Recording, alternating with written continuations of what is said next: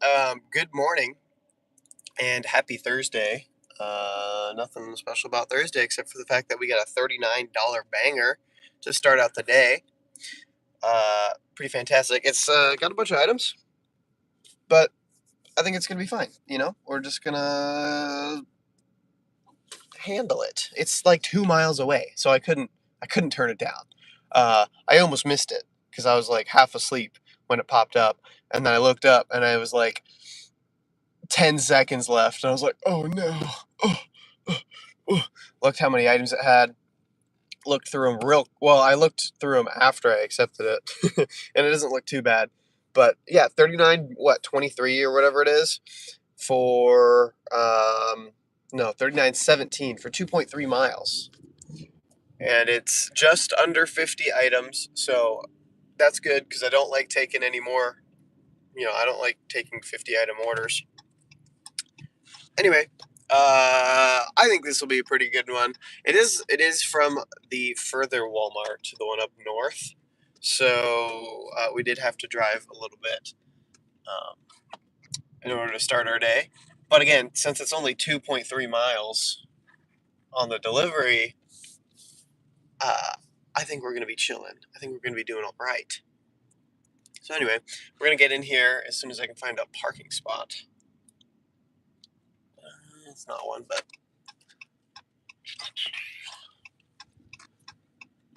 we'll get started. And it's also only 2 stops instead of 3, which is very nice because it's kind of like kind of a pretty big shop. So separating it out is going to be a little bit easier since it's only 2. But I'm going to definitely need to grab a basket. So, quick little overview. Here we are 39. Oh, that's the screenshot. I'm a silly goose. Confirm arrival. Here we go. And we've got maybe preview shopping path. There we go. So we got 2 shops, pretty much the same size on each. Um, Drag that up. There we go. It's like definitely some bulky stuff. Nothing too crazy though. No like water cases. Definitely a bunch of produce. Oh, and the app crashed on me, so that's fun. What is up, guys? Good morning. Good morning. We've just arrived here at our first one of the morning. Um, do do do do. There it is.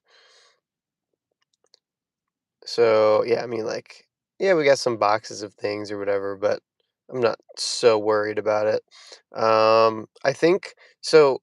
Typically, I'm going to put all the produce items in the top basket of the shopping cart, but B has a bunch of like other weird items that I don't think will fit well um, with the other basket we're going to put in. So we're just going to kind of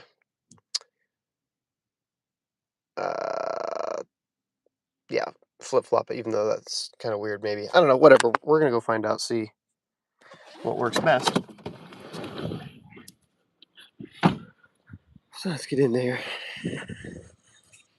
What is up? What is up? All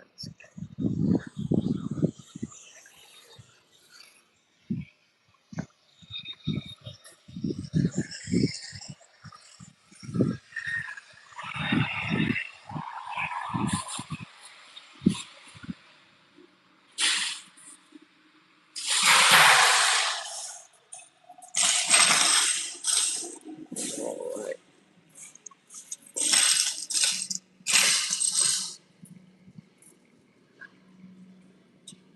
So here's how we're going to separate it. Grab one of these, and let's see. So yeah, I think we're going to put B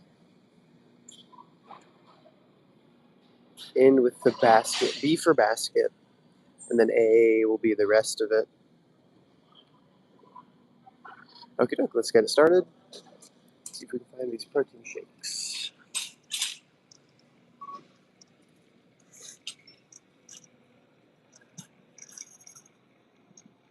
Oh,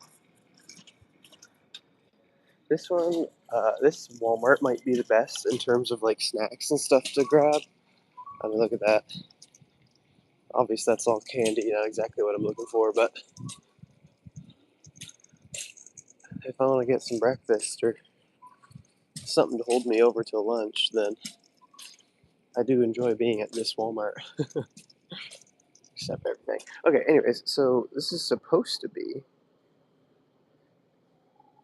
Oh, does this one have the new map? It does not.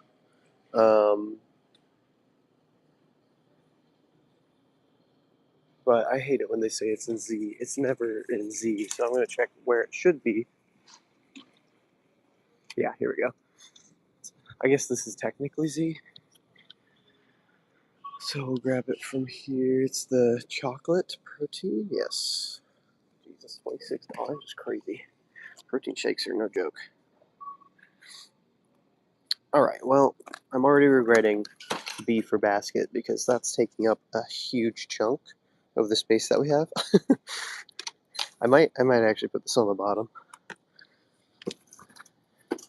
There we go. I think that's better. And then FT. Okay, see, now it's going to take us around to the featured aisles, which is also very obnoxious. Or, actually, this might be it. This might be it. Let's hope. Plus, what is this? The B6 vitamin? Omega multi. Well, this is actually where it's supposed to be. FT1, section 2. I don't know if you can see that. But they don't have it organized at all.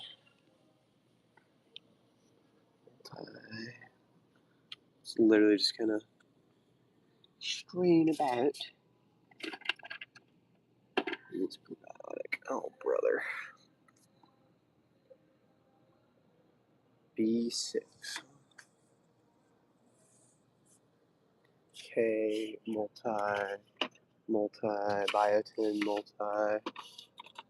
B12? Wait, is that it? Nope. Needs to be B6. I almost found it. Gosh dang it, man. Good morning, everybody, by the way. We're attempting really hard.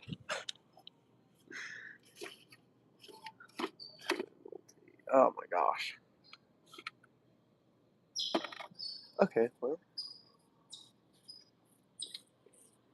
Can't find it. Let's see if it popped up somewhere else. It sure did. New location, G9.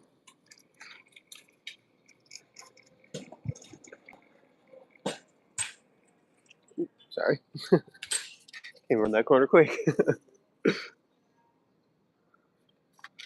There we are.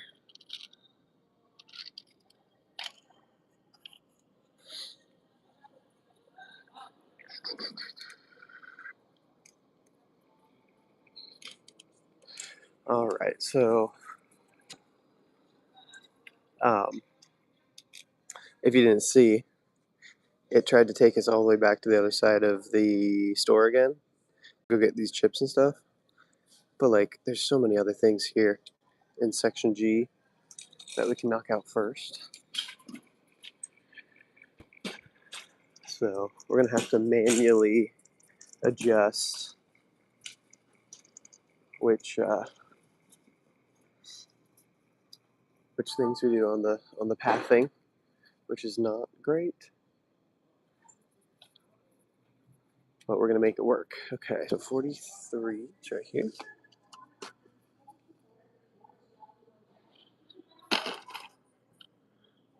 And then scroll through Z, A, J. Nope, not quite where we're at. GR. C, A, J again. Okay, that might actually be everything.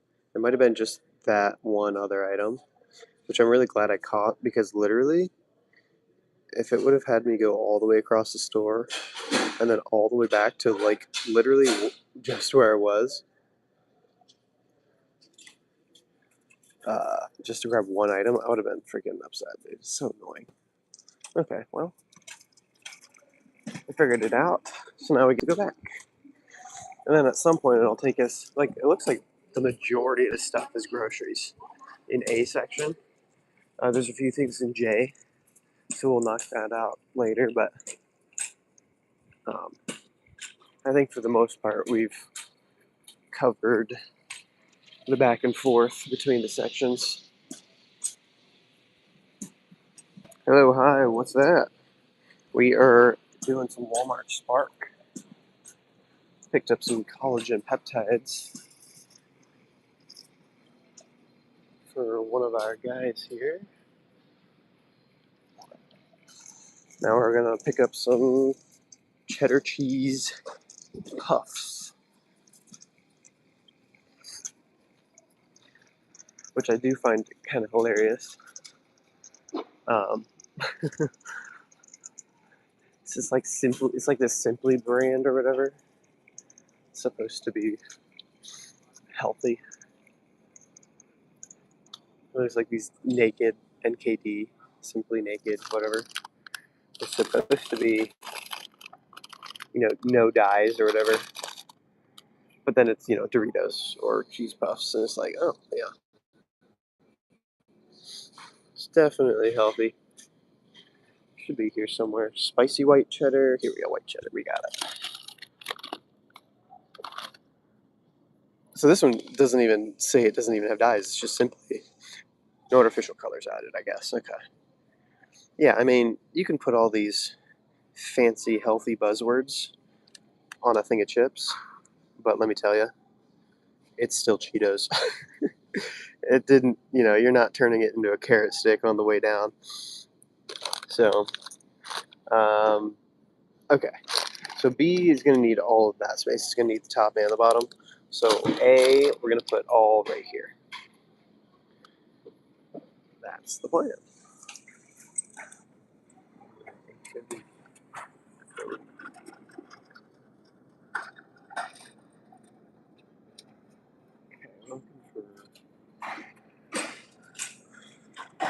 Box of chips is 31.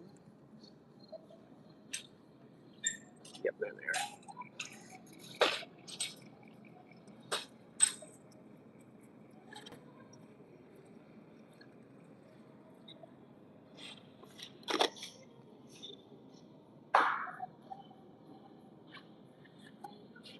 All right. Yeah, it's going to be a lot of like weird bulky items like this that are going to take up a lot of space. It's going to make it a little bit more difficult. But I think it should be fine since it's only two orders instead of three. It'll be a little bit easier to separate them. But anyways, okay, so I was right. This is the new updated map, and it has like the pathing now. Do you see that? So it tells you exactly where it is, which is great because so many of the stores are just slightly different. But it's like, oh, okay. At least it gets me in a general direction, and then I can use the aisle section modular system. So yeah, that made that one a lot easier, not gonna lie. Sometimes it's off though. I have noticed that at the other store. But again, that's just when you use the normal aisle section module type thing. We already passed it. There we go. 4-pack. This one. There we go. Dang it, yeah, we're getting totally fine on its own, but I have to stick it in a basket to take up the majority of the space. Alright, J10, 11. Also right here.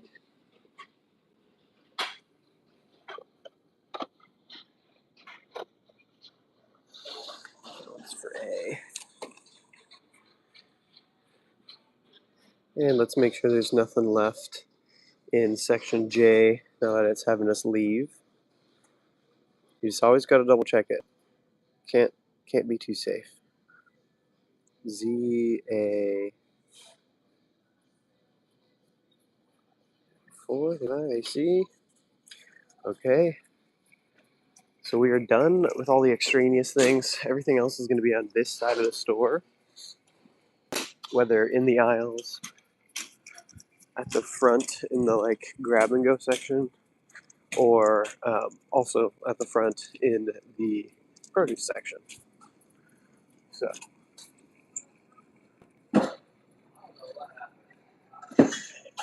anything that happened in that week, I don't know. I was on vacation. Ruffles, Cheetos, not hot Cheetos.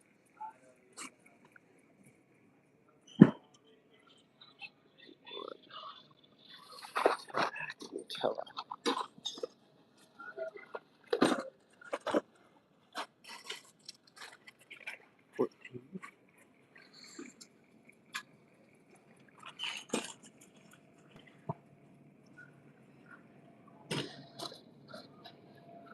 I mean, if you just think really, if you think hard enough, if you will it into existence, then sure, you can turn a hot Cheeto into a carrot stick. After you taste it, though, you have to taste the Cheeto, and then you like grunt like Wally, and then it turns into a carrot in your like throat, and so that way you get the enjoyment of a Cheeto, but the health benefits of a carrot. It's foolproof. It's genius. Just do it, as a wise Shia LaBeouf once said. All right, A14.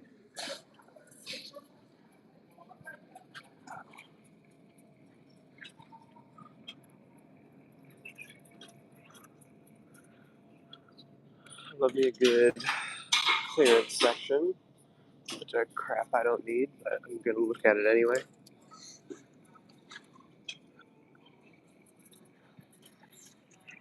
So here we get one of these. This is for A. Hey, yeah, A has all these big boxes. It's kind of going to be impossible to fit anything else. Depending on how B goes, I might actually start using this for A. Since I am using the bottom for A. Anyway, we'll see.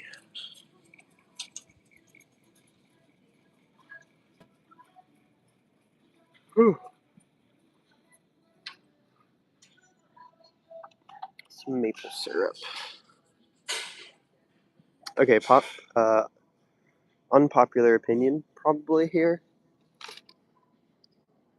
but I'm not like a big pancake fan. And I guess to be fair, I'm not exactly the biggest breakfast fan in general. Um, or I should hold up. Let me clarify before y'all jump on me. Breakfast food is elite.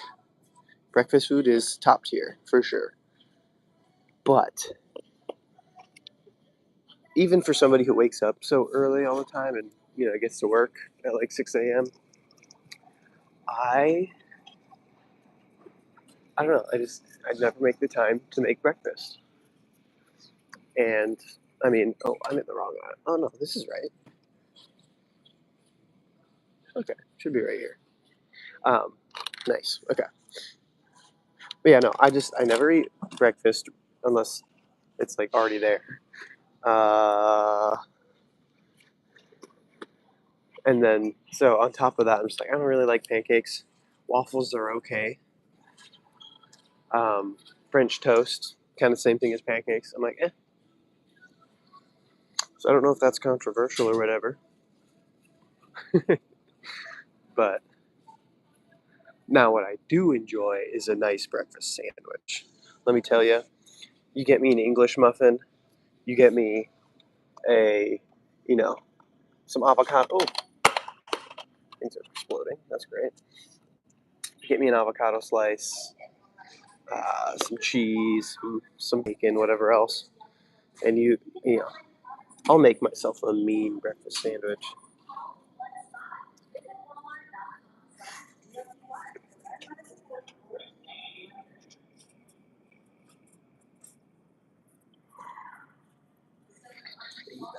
Section 10.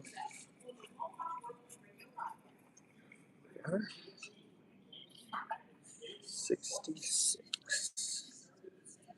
Should be right here.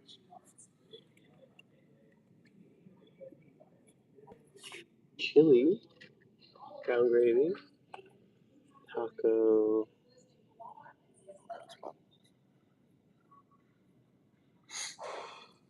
Yeah, that's right there. But brown gravy is in the way. A lot of it. There we go. We found one in the back.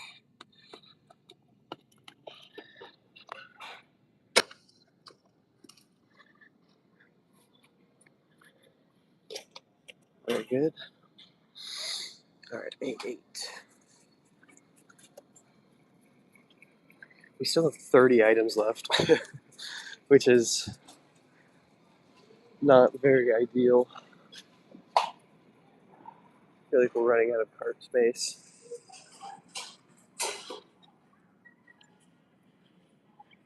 Let's see here. We're looking for these. Also for A.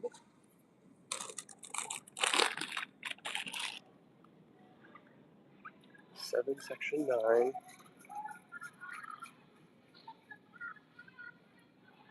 Got some tortillas. So, this one. Cool. B here. Trying to see how much I can fit in there.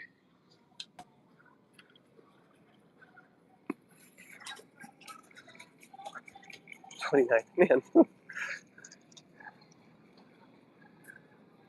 3. Got some other Spark shoppers in the area.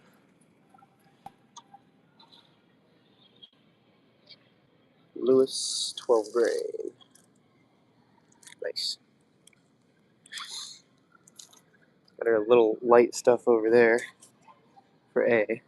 Okay, now we're going to produce. Grab some bananas. Right here, nice. 4. 4 is an awkward number. Oh, well, actually, right as I was about to say, you can never find a bunch of 4. Look at that. A bunch of 4. It's not like the ripest thing in the world, but it's literally the only one. Now we need to find a scale.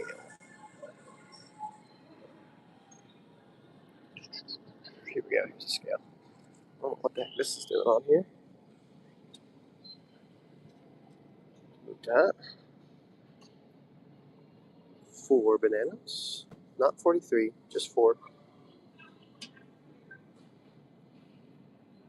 Very good. Alright, that is also for A. So, see what I'm saying? This is where I'm like getting worried. I'm gonna have to put things on top of other things.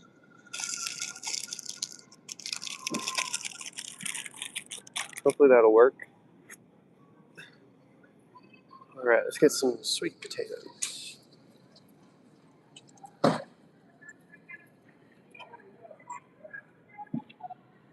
we're gonna have to weigh these as well.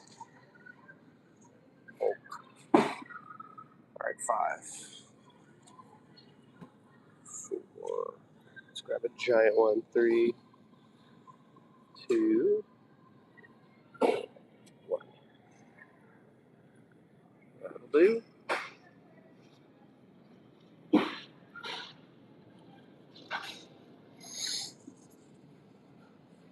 Love the Simply Cheetos. I haven't tried them yet, actually, so I can't hate on them. Not that I was hating on them, but all right, 8 pounds. I have tried the Simply Doritos, and they were. I feel like there definitely was a difference. Like, you could tell, right? But it's subtle enough that it's like, okay, maybe it's worth it to not have the dyes in there. But unlike the other, oh man, unlike the other chips, like the regular chips, they don't really ever go on sale that I've seen. Like regular Doritos will go on sale for buy one get one or 2 for $6 or whatever all the time, but not the Simply ones. I haven't seen those on sale pretty much ever, actually. Now I think about it.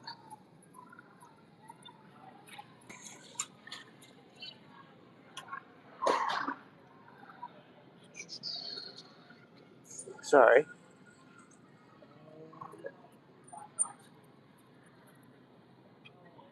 There we go. I was right by it. Didn't even see it. We're looking for some purple onions. But yeah, I'm doing good. Just one. That's a weird one. It's also black. There we go.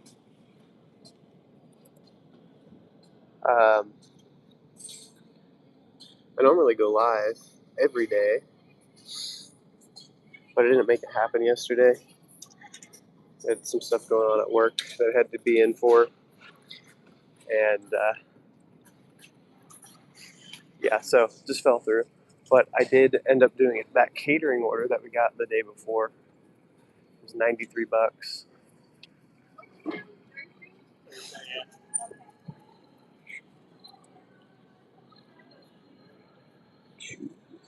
Limes. So yesterday was pretty good. Yeah, ever since my son hit summertime, it's like, what are you doing here? Oh, these are Roma tomatoes. Grab some of these.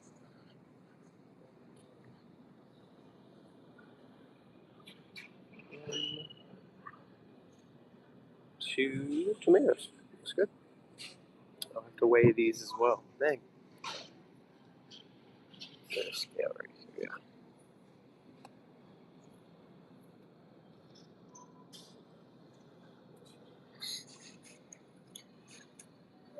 Yeah. Okay, 2 avocados. Okay, they're either literally rocks or. Dude, look at that. That's disgusting. It's like squishing actively. Oh man. Which ones do I grab here? Actually, this one's not bad. This one's fine.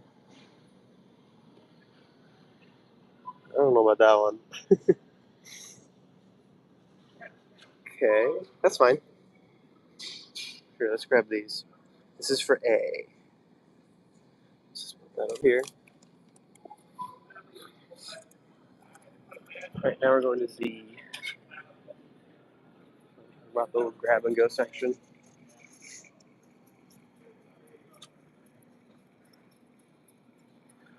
$1 for Powerade. What is that, Caesar? Need 3 of these guys. Also for A. Yeah, so A is like, we're pretty much out of space. We're playing Tetris over here. Okay, that's fine. And back over there for the cilantro. Yeah, no, I mean, yesterday got us almost to $500 for the week, which means like we're pretty much there in terms of our goal at 625 every week. Um, like between this order that we're on now and whatever else we finished this morning, we might actually be able to like get there maybe today, but if not, I mean, we can hit it tomorrow. Grab one of these, and that's how we did it last week. Is we ended up hitting our weekly goal with our first delivery on Friday, which was largely in part due to the help of that giant catering we did last week as well. So again, I mean, very similar weeks, and we'll beat our goal more than likely, at least. Again, so that's good because we keep spending too much money. We're not budgeting the best right now. That's okay.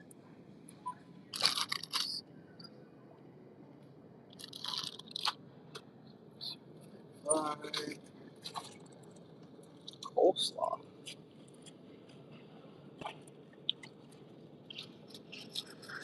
Interesting.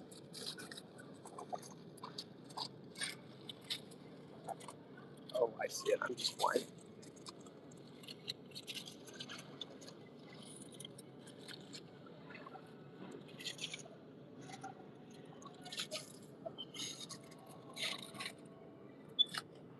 Sorry. Excuse me.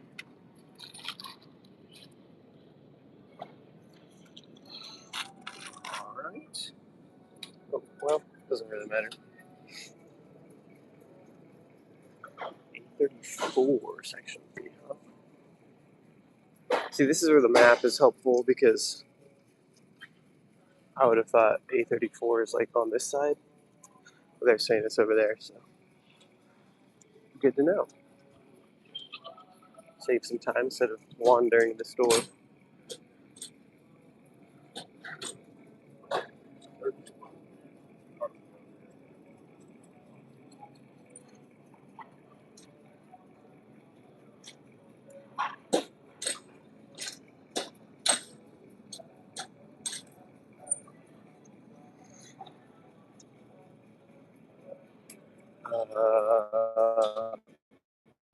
Coquito.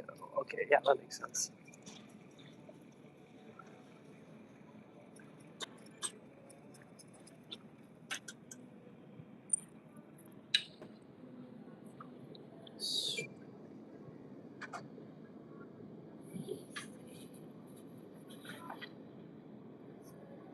I may be blind. Soccer.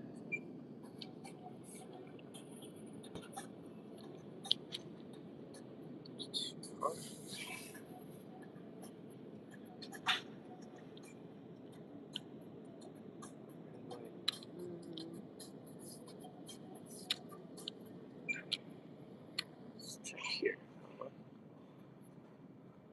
Yeah, here we go.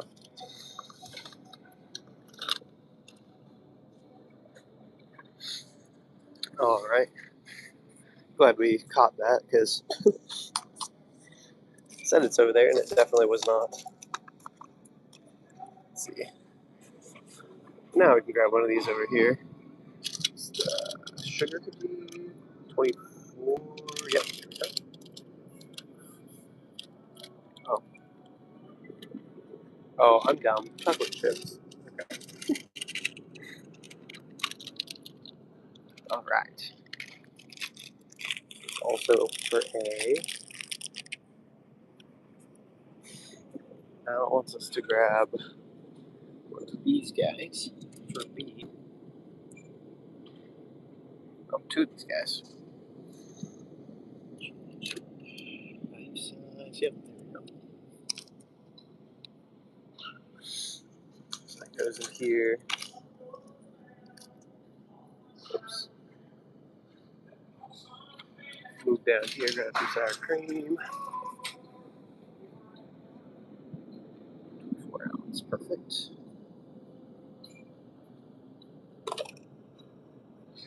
And yogurt. All right, we love it when a bunch of items are all right next to each other. We're knocking out these quick. The key lime, is that what I'm looking for?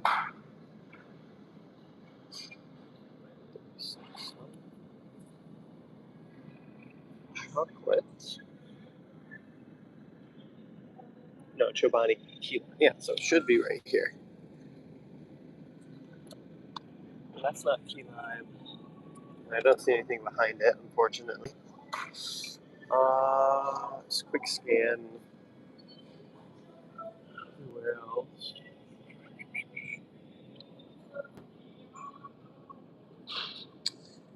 I do not see anything.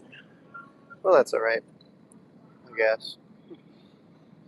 Okay, so they are saying a mixed berry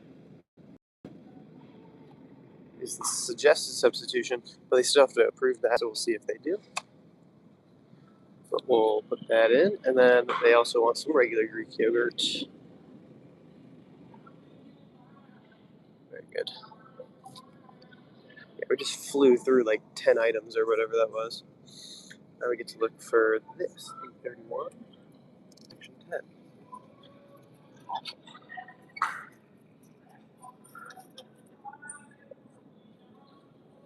Sour candy grapes.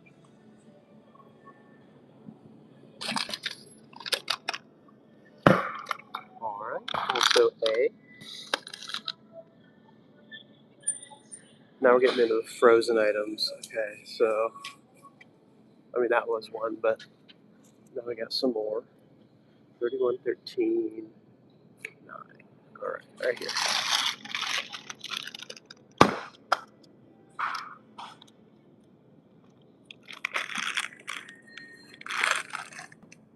Okay, that's not it, apparently.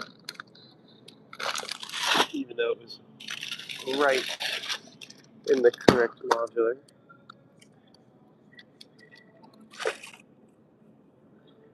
Milk.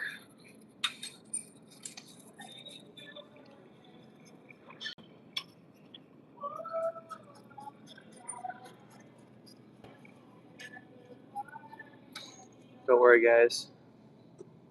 I'm just out getting some milk. I'm definitely coming back and not abandoning you.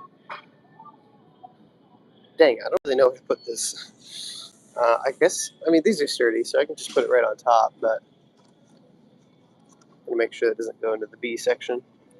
Stuff on the bottom's still fine. Grab some butter.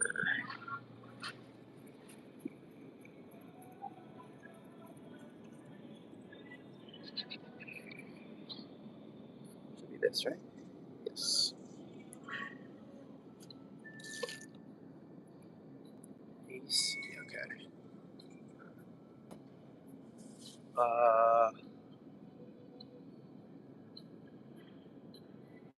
Okay. That's weird.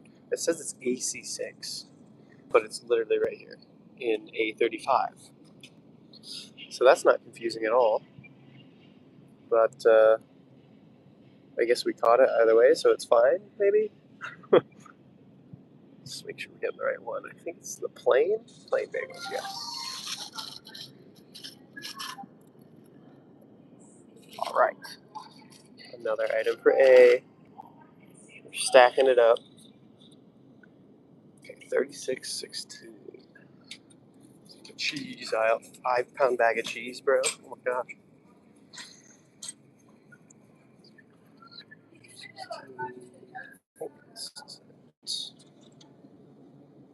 Sharp cheddar. That's cool.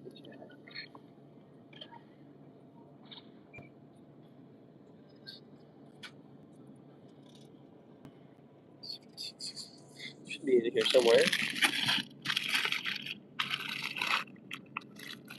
Just dig in there. Nope, that's also 2-pounder. That's a little more.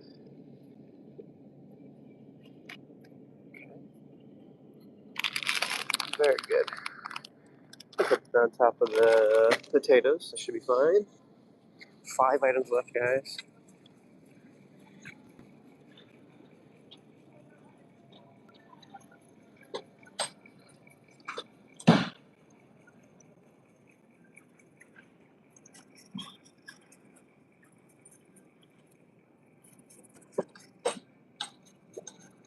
Okay, Tyson thighs.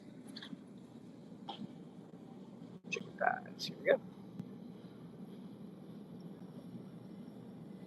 perfect. Um, yeah, we're definitely running out of space. I think we can put these down here. That should be fine. Man, just don't want the chicken to squish anything or like ooze onto it. You know what I'm saying? All right, let's go get some pineapple chunks.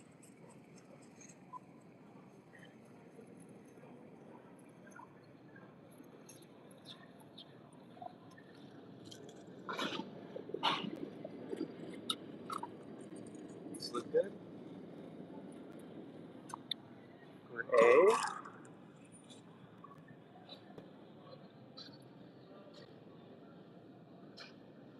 Oh, no. Let's find these strawberries.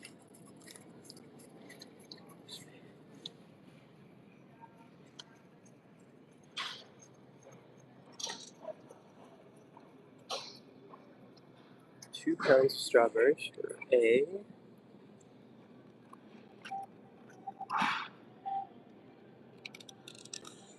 These look alright.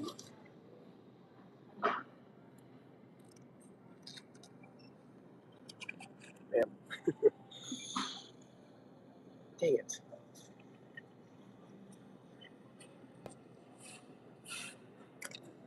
Sorry.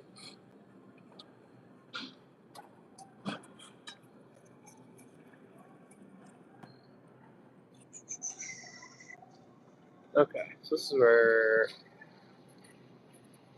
well, it should be right here. Well, I was gonna say the map is wrong, but it's just got a location wrong. This is the right spot where it is. I thought I was gonna have to go all the way back, but it just thinks we're still in the back. But looks like we're good. Pepperoni cubes. Yes. All right, that's that, and then the salami, which is right next to it. Very easy.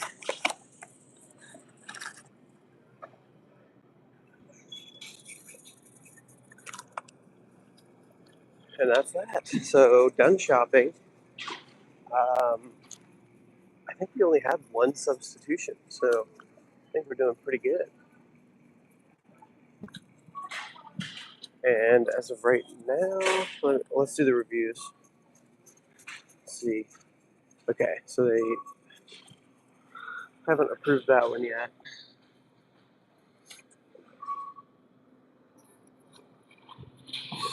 They call my name, and I must answer. Am I even that tired? Not really. Am I gonna drink one anyway? Yes. Okay. Well, let's give them like a few more seconds here. So A, no substitutions. B, it's just that one thing. Check here. Sometimes, yeah.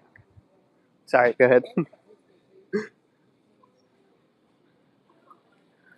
I'm keeping my eye out for the new flavor, new Alani flavor that should be out by now. But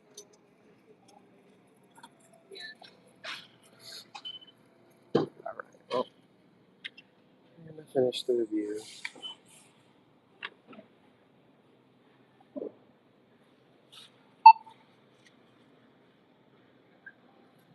That.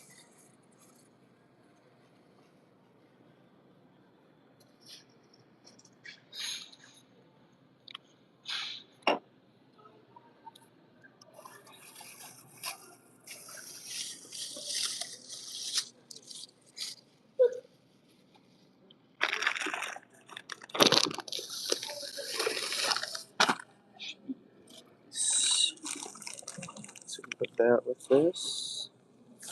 Should be fine. Okay, we're gonna have to like reorganize here. Let's do some light items together. Grab the onion. Somebody's making some guacamole or something. Didn't grab avocados though.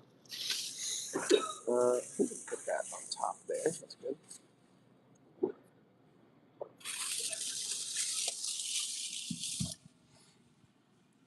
Bop.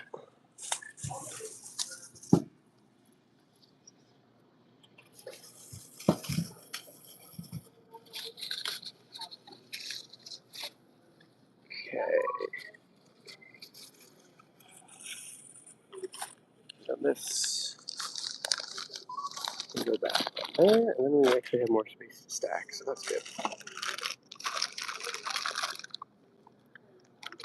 They didn't technically approve the yogurt substitution, so hopefully they don't yell at me. But they did not have key lime.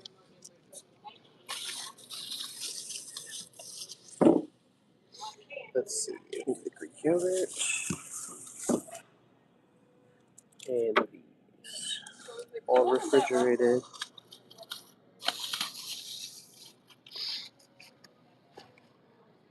Okay, trying to figure out how to do this because I'm not allowed to take this with me.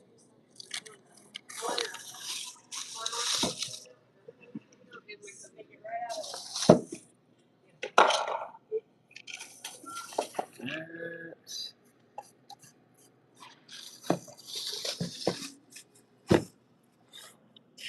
And this.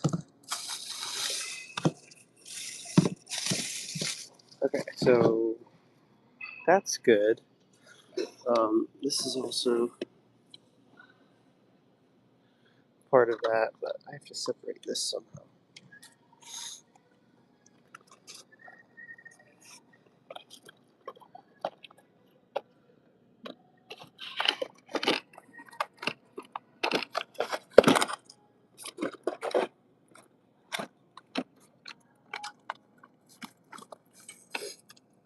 Oh my gosh.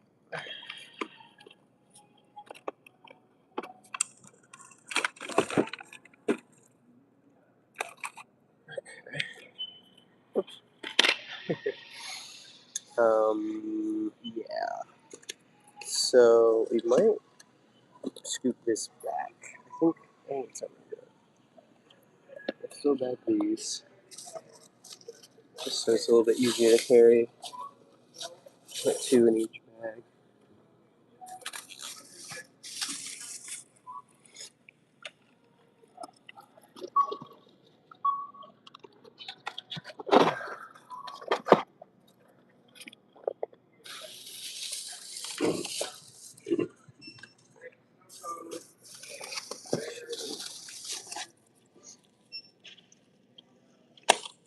That's fine. I feel like we were playing Tetris, stacking it in the cart, and now we're playing Jenga to get it back out. And then Tetris all over again to load up once again. So, oh my gosh, this is a lot.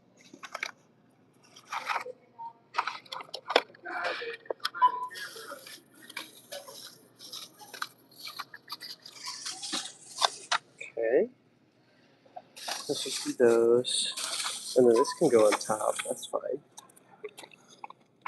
Salads. The salami lid. Okay, that's fine. We stack that on top as well. Should be fine. Crossing our fingers here. Okay, bananas. Avocados.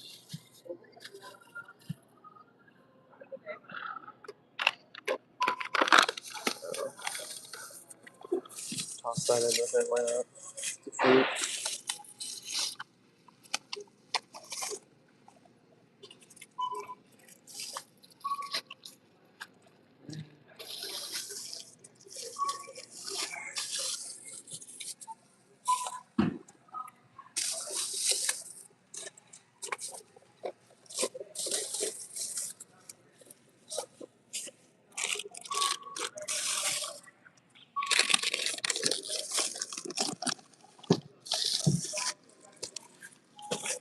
Okay, so that's all that one. We're just gonna have to remember the three up front are for B. I think that's everything. And before I forget, let's get this first off.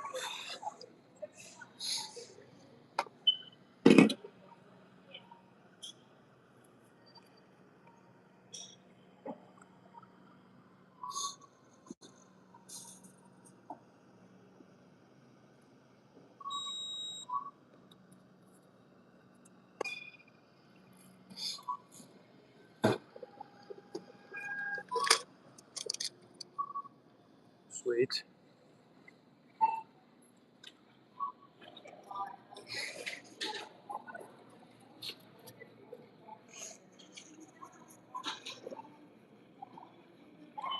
Sorry. Excuse me. Ooh, I was fully not looking where I was going. All right.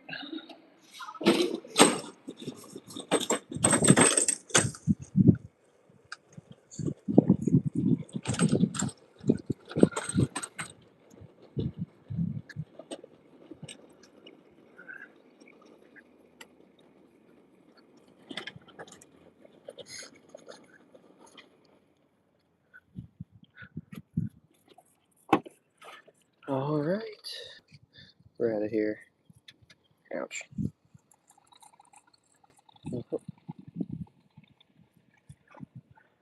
All right, so again, these front three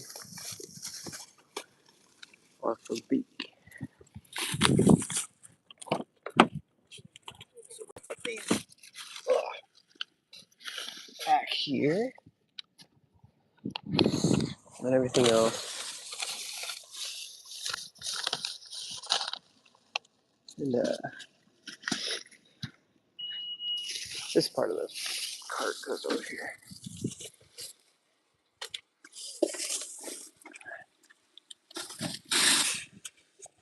And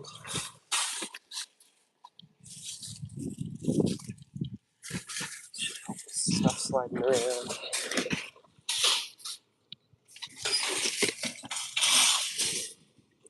Everything there.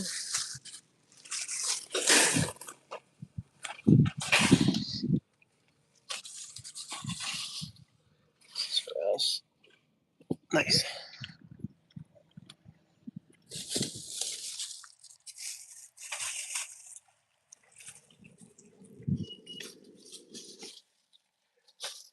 All right, and now just this.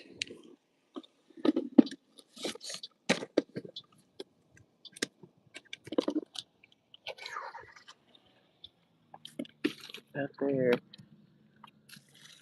a good spot. Good enough. All right. What in the world is happening here?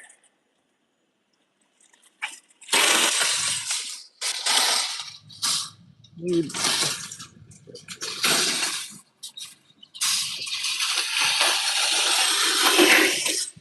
It's not that hard.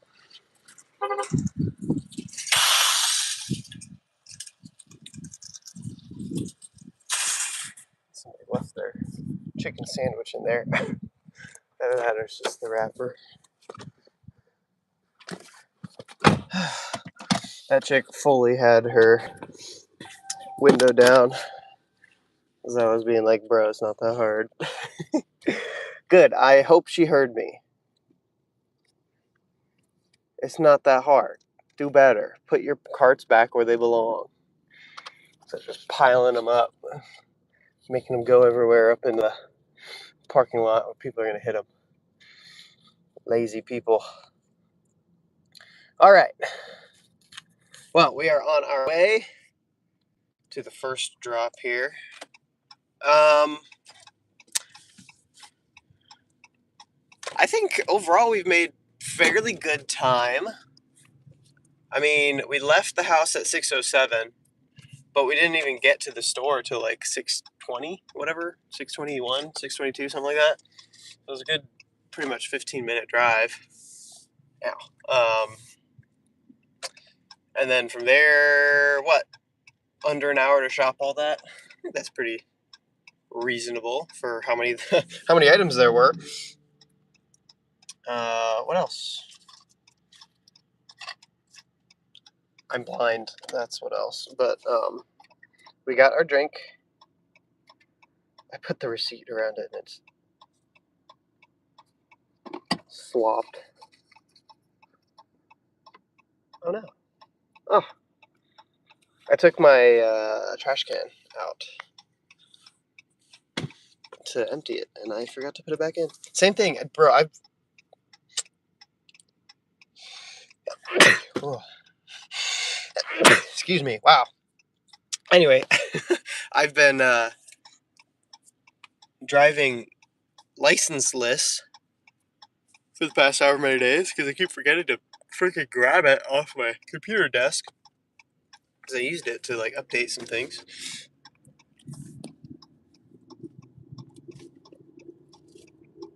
There we go. Excuse me. So, oh well, yeah. Hopefully, we don't get pulled over. Let's see. What is gas down to now? $3.22. Very good. It's actually cheaper at some other places. Sam's Club, it should be even cheaper. So we do need to fill up today.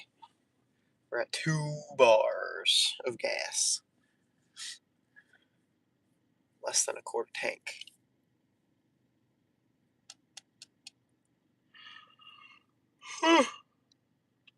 Oh, man.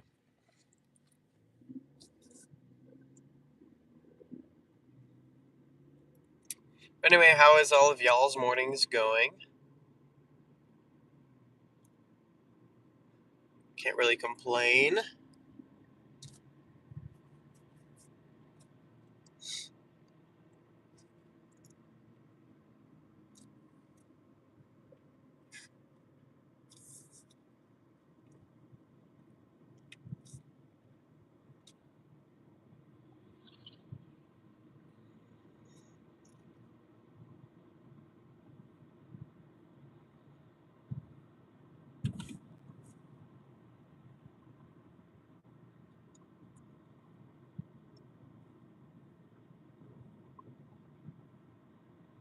Yeah.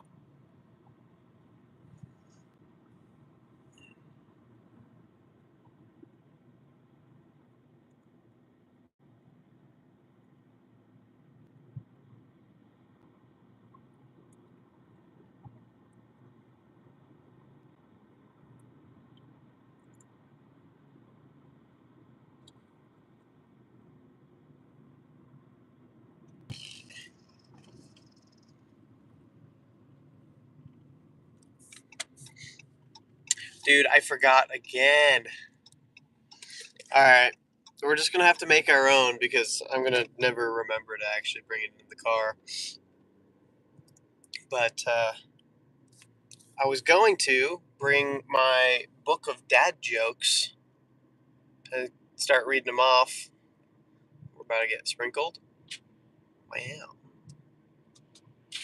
Wow. Call me Owen Wilson.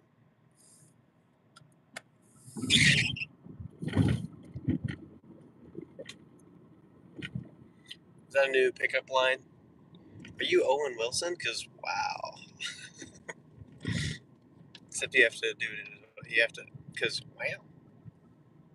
Wow. Wow.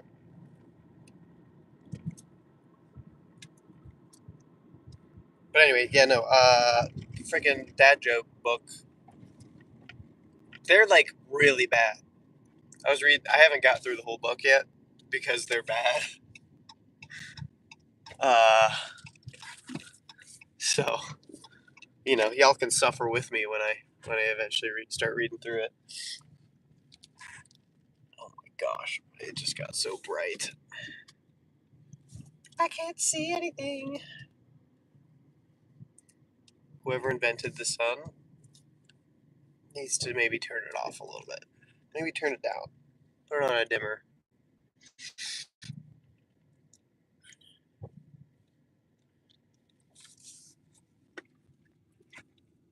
Alright, 181.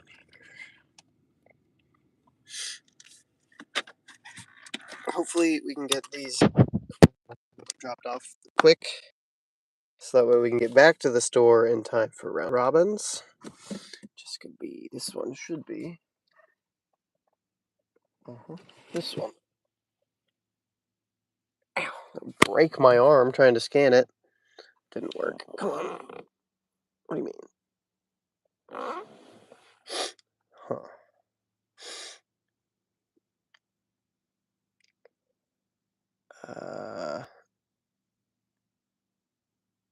Oh. Okay. Oh, wait a minute. What? Peanut butter. Yeah, okay. So that is the word on the back.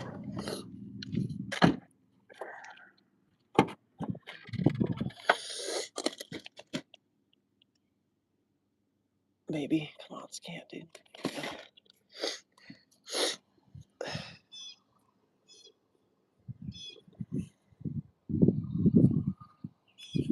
Okay, very good. Yeah, for the most part, that held everything together pretty well. Loaded Capri Suns. Stuff not fall over. You know, I might be able to do this in one trip. So I can get this here. Oh, maybe not. Come on, I believe. Let's do this.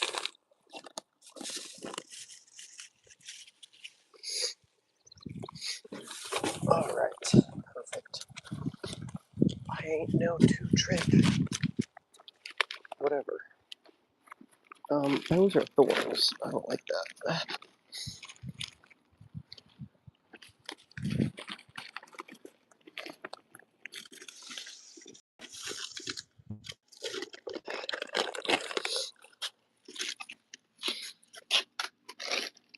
You're swinging. We need to stop swinging. There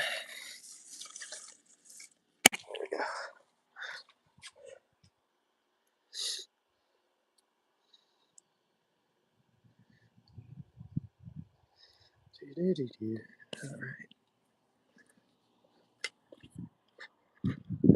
Alright. Have I complained about this yet? I'm pretty sure I have. Let's do it again. The amount of buttons that you have to press to drop off an order from arrival to like when you've actually taken the picture and swiped confirm, it's kind of ridiculous. I mean, look at this. Navigation, great. Love that button. Thank you for that button. But here, we're just around the corner, so I'm gonna show you. I'm gonna show you how many buttons we have to press, and the fact that we have to scan the second order, I think, is the dumbest thing ever. So anyway, once we park, I'm gonna show you what we deal with every time. Oh no, I have to touch a touch screen multiple times. Yeah, I know, I'm annoying, but still, it is annoying every time. Could shave off a whole like 5 to 10 seconds every stop.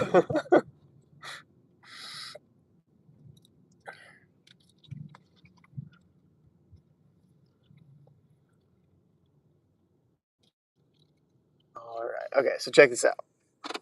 Not even including navigation and all that, we do confirm arrival. Then we start scanning. First of all, why do we have to do this? And this doesn't need to pop up every time, too. You can confirm this order by scanning items. Yes, you told me that last time, and every time before that. I don't need that reminder. Like, yeah, I got it. I got it the first time after the last 1,000 other times I've done it. Anyway, so then I press that again. And then, again, we already did this. It's like, this is the last order in the car. So it should know that. And it's like, you know, the whole reason you're scanning is so that way you can confirm that you have the right one, but it's the last one, so I can't mix it up with another one. Anyways, and then I hit yes, I'm here, which is weird to do that after you've confirmed which order it is. Like, maybe you should confirm where you're at first. That seems weird. Drop off notes. Got it. There weren't any notes, so maybe I can skip that if there aren't any. And then drop off location. And then front door. And then submit. Like, there's just so many redundancies on this thing. And then I have to take a picture. And then I have to submit. And then I have to swipe to, like, finish. I'm just like, oh my gosh, dude. Please. Please streamline this, Walmart. You could remove like half of the buttons easily.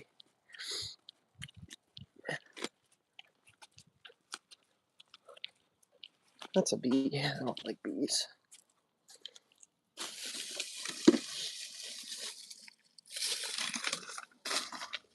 That. I probably could have done this in one trip, but I was too busy complaining. But you know, I guess it's fine.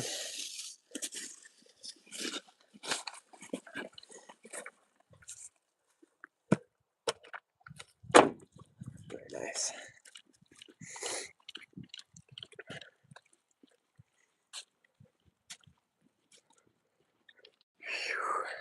All right. That is it. Take the picture. Use photo. Complete drop off. Skip, because I'm not rating my freaking experience. Not happening. And then we're finally out of here.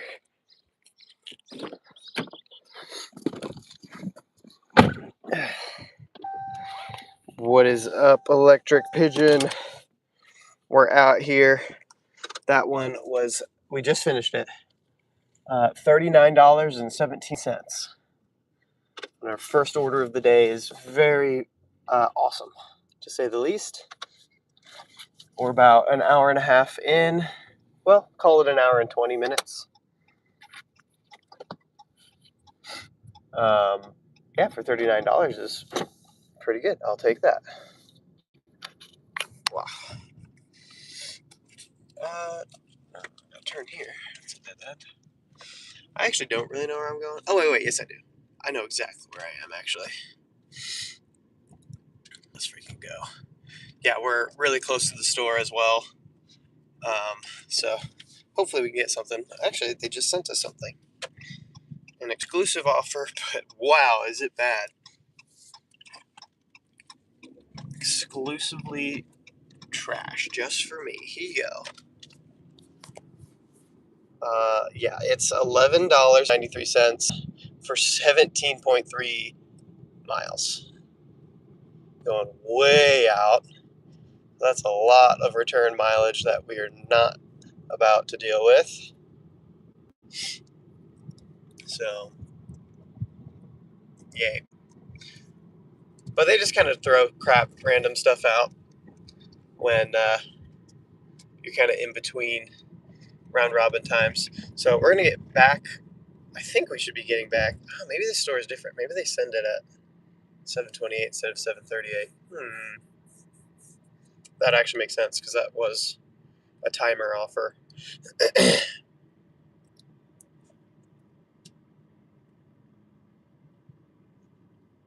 Well, whatever. It's fine.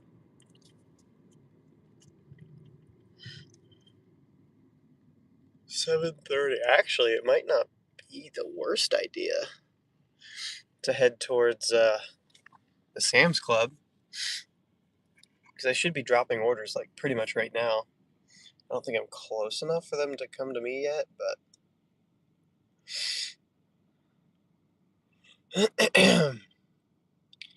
let's see. Wait, what? Not too late. Anyways, it's no catering today. We don't need to be in the office till about noon, but we'll probably go in a little bit earlier just to work on some other things. Excuse me. Get ahead on some other things, some like background projects that aren't, you know, time sensitive at all. But it's just like, if I have the time, might as well get them, you know, worked on. So, um, yeah, I don't know. We'll probably try to be in by 10:30, 11, hopefully. So we've got a good another 3 or 4 hours to work this morning shift.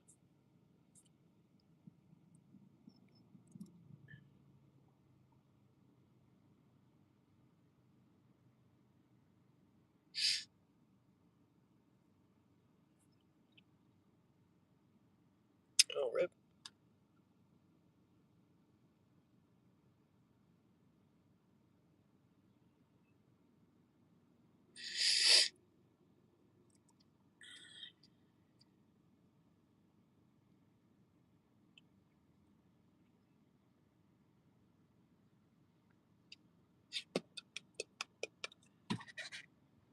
Huh.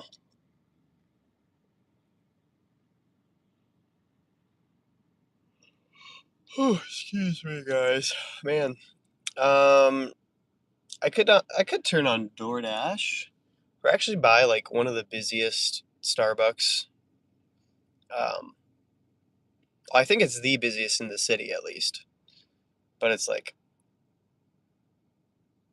I think it's kind of pretty up there in terms of volume. Maybe it's the state or something. I don't know. I remember somebody saying it's a very very busy Starbucks. It's like right on the way. So many people commute off of this road coming into town. So anyway, we're gonna turn on DoorDash. I don't know if we're gonna take anything. Um, yeah, I don't know. I mean, holding out for some round robins at this store.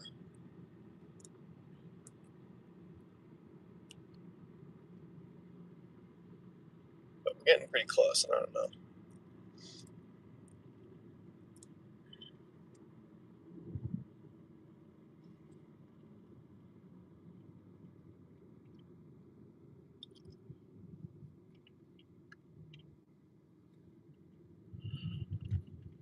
Hmm. But I mean, what's up with y'all? Again, for me, it's just same old, same old. I feel like we're kind of having a repeat of last week, where we had a really big catering order yesterday. Um, it was $93, so a little less than one from last week, but whatever.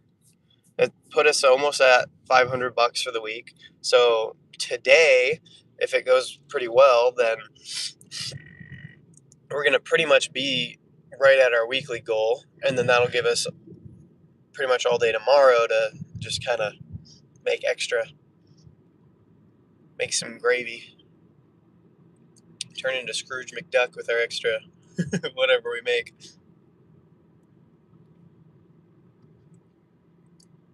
Um, so I mean, yeah, the week's going good, but how about y'all? What are y'all up to?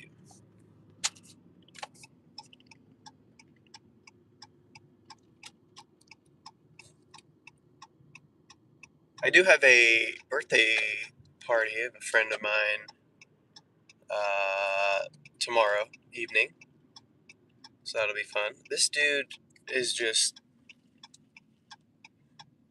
all up in the freaking road.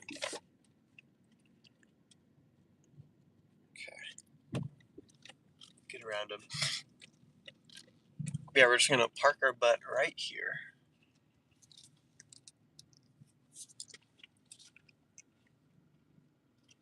Very good. Oh, I'm trying to decide when I want to eat this. Go eat. Excuse me. When I want to drink this ghost, I caved and got it. I guess since I'm yawning, I should probably drink it now. Hmm. I don't know. If I drink it too early, I like explode.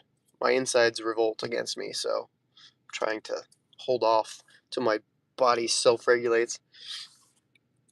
Again, well, hey, and that's what I was talking about earlier. Is like I'm not normally a breakfast person, but that's pretty much why. It's like I wake up and then my body's like, if you put anything inside of me, like it's, bad juju time for you.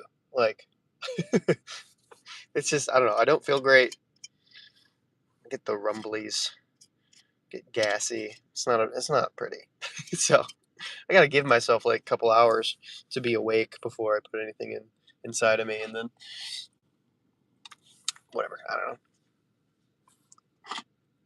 Especially when it comes to 200 milligrams of caffeine. You know what I'm saying?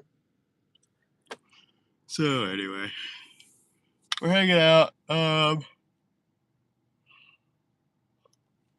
gonna give this like 4 minutes, literally. If I don't get an order by 7:40, we're headed down to the Sam's Club. That's what we did last time we came up here on a morning order, and it worked out because we ended up getting a Sam's Club after. So hopefully that'll happen if that's what comes of this set of round robins. But also hopefully we get something better here. What is this? Actually, no, I know exactly what that is, and I need it. Oh boy. Come on. There we go. Okay, I got this thing. I don't know what it's originally for, but today it's going to help us get this little thing. That's probably pretty much impossible to see, but there's a little thing stuck in our speaker, on our phone, and it needs to come out.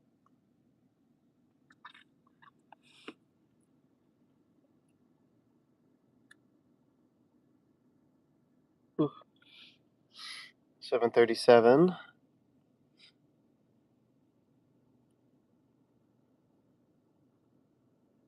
Dang, man.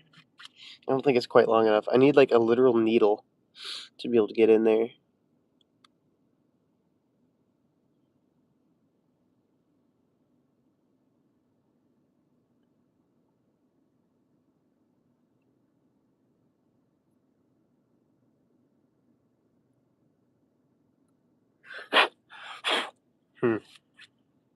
All right, we got something. It's 7 stops. I really hate that, man. But they're all pretty close to one another, and it's not that many items. Well, I just know if I don't take this, I'm not going to get anything for a whole nother hour. So we're going to not be picky. Let me go ahead and show y'all. We've got $23 for 7.3 miles. It's not that far of a trip back either, so what, maybe 10 miles in total? Pretty solid. I just don't like doing that many stops, but we're not going to complain. We're going to take it.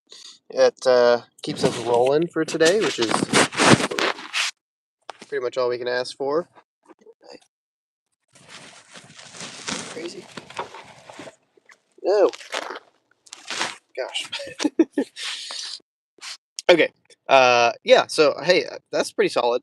Again, 39.17 was our first one, so this is going to put us at $62. Pretty good. It does estimate that it's only going to be a 36-minute, uh, 36 minutes in total, which I believe it. As long as they like load me up quick, should be fine. Excuse me, guys, man.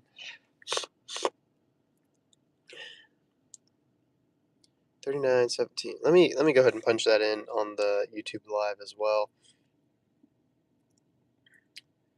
We've got this. Here we go. So today's earnings.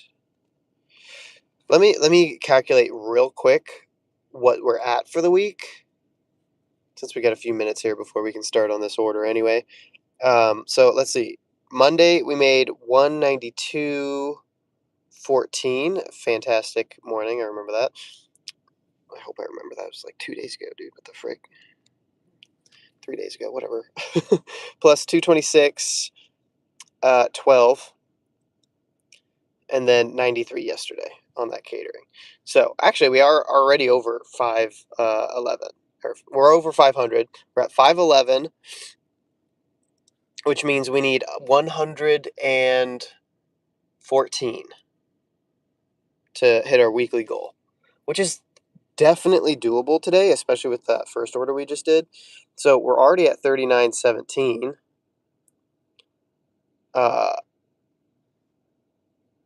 So I mean, yeah, let's put that in today's earnings. I guess we could do our goal. Yeah, is 114. That's totally doable. We can do that before we go into work today, as long as we keep things rolling, and that's what we're doing now. So let's say today's goal.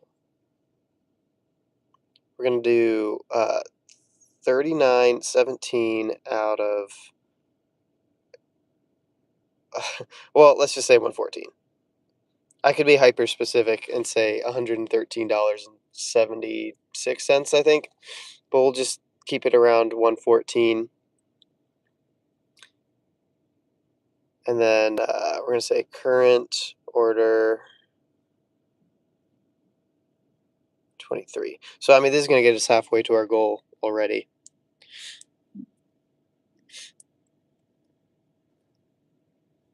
Which is fantastic. So, I think we should be able to start trip. Not quite. Gotta wait one more minute. That gives us one more minute to try to get this thing out of our freaking speaker. I don't think it's actually going to happen. I think I'm legitimately going to need to like get a needle or something. Oh, wait. Oh, I think I made it worse. Oh, I think I stuffed it in there even further. Great. Okay, well, let's maybe not mess with that anymore. Okay, all right. Anyways, I think we can start trip now. 23. Yep, we sure can. Let's get on over there. Yeah, and I mean, once we hit our goal, we'll have not all day tomorrow. I'm pretty much all day tomorrow. So like we could still work a good 10-hour shift or whatever tomorrow, and just all of that would be gravy. That would all be like, you know, because last week we already beat our goal. So technically we could be done now. Like we wouldn't even have to do any more orders, and we would hit our 2 week, whatever. But I mean, might as well keep it rolling. I mean, kinda. So depending on what the heck. Well, not actually. With insurance, she was on a maternity plan, which has like way more benefits, and that lasts through the end of this month. Excuse me. So, um, she's like realizing how many benefits and things she's gonna lose at the end of the month. So she's like scheduling tons of different um, what do you call them? Oh my gosh, tons of different appointments that are all over different places that she gets on this plan that she won't get in literally like 3 weeks. So one of those was an eye doctor, and she went and like did her yearly checkup thing because she needs glasses anyways, and she just like never wears them. So she she did that, and then ended up buying two pairs of glasses, which was weird because one of them was like more expensive but covered by insurance, like, or like, I guess maybe it was a better pair or something. I don't know exactly how all that works. um I forgot to confirm arrival here, but what ended up happening is that like it would have been more out of pocket for her to get the one that was covered by insurance, so she went with the two cheaper ones and ended up paying pretty similar. just not being covered by insurance. So it was weird. But she got the doctor's visit thing. Anyways, she spent like $200 on glasses, which is fine. That's like, I feel like relatively cheap for glasses. I don't know what I'm talking about when it comes to glasses because I don't need them. But 200 seemed mild. And anyway, so what I'm trying to say is we're spending a bunch of stuff on things that aren't necessarily in our normal budget. So tomorrow, being on the gravy train with earnings this week, is helpful in covering that. That's all I'm trying to say. Cool. Morning. Got 2379.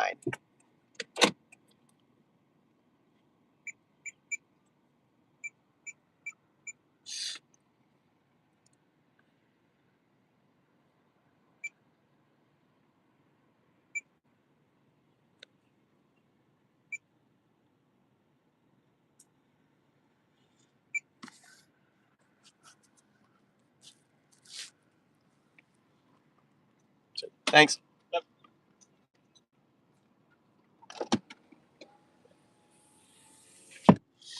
All right.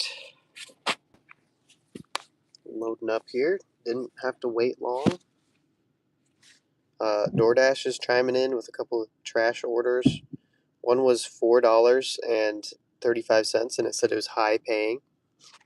That's literally insane. And this one is $4.10 for 6 miles. No, we're declining that.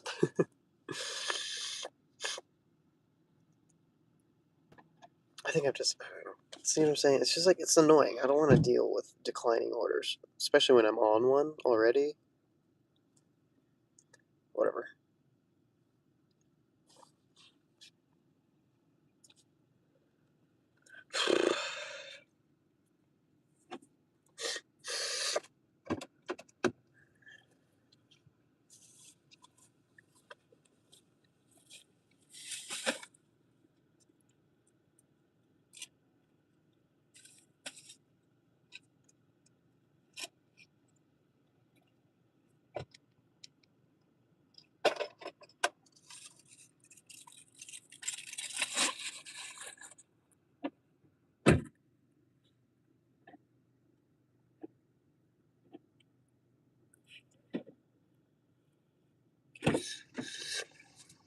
Trunk. Thank you. Back seat.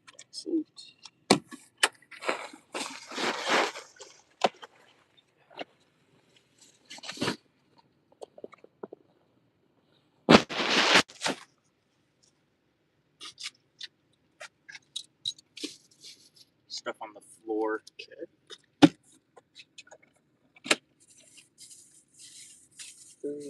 And then all the GMDs. Okay. That'll do it for you, man. Thank you much. Have a good one. You too. Scan. So annoying.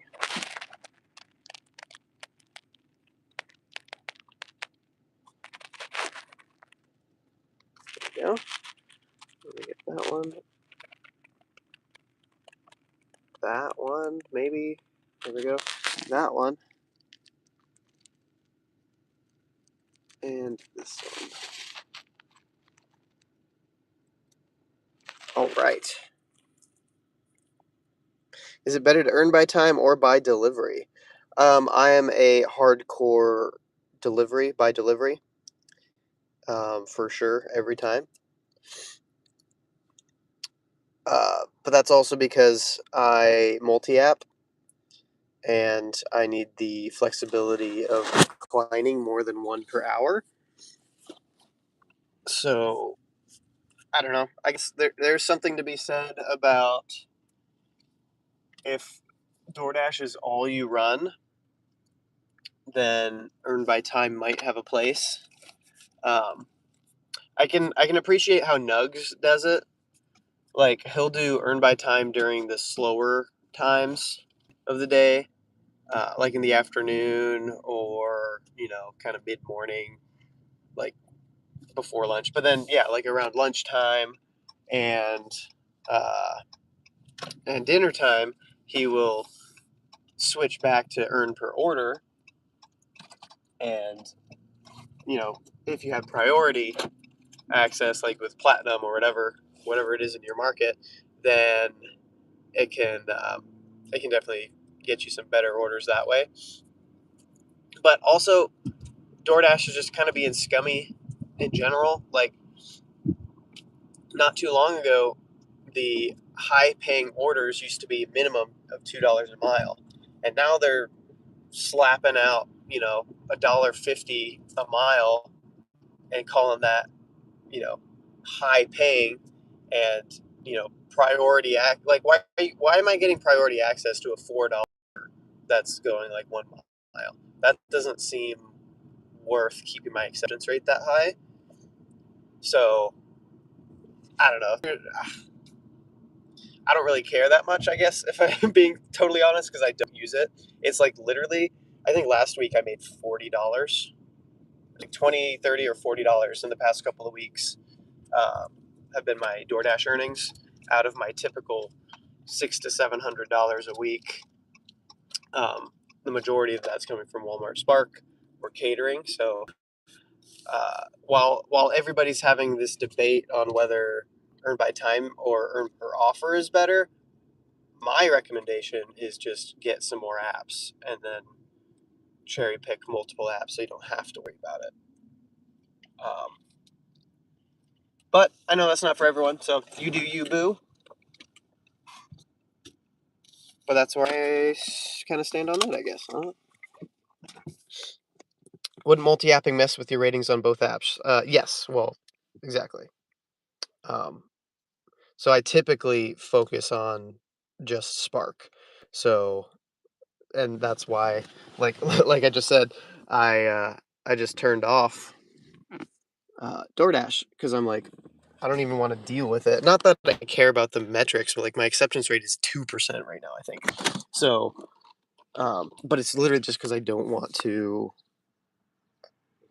deal with declining it while I'm driving on another order. Like, there's 100% chance that I'm not going to be able to do the order that you just offered me, even if it was good, because I have 6 people's crap loaded into my car right now, and it's paying me $23, so it's probably going to take me 30 minutes. Let's put that here. So I don't know. I just don't really bother with DoorDash that much these days. I mean, obviously, again, I'll turn it on, see if I can make something happen, but it's just not my priority.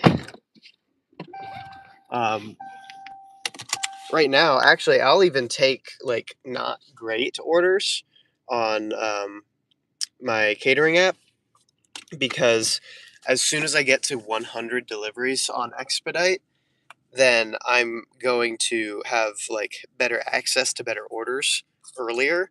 Um, and that's like a game changer on the app. Like, every time that I've done that, whoa, I have progressively gotten better orders more consistently. So I'm looking to get to that final tier. And so even if it's like just a $20 catering, with not that many, or like it's actually a lot of food, so it's like more of a hassle to deal with, I'm going to be more willing to take that over, like, you know, I don't know, dealing with whatever DoorDash shenanigans are going on.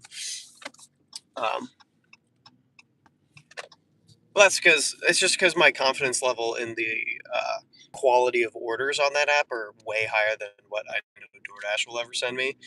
And obviously, I know people are doing like crazy numbers with just DoorDash, but it just doesn't reflect in my market.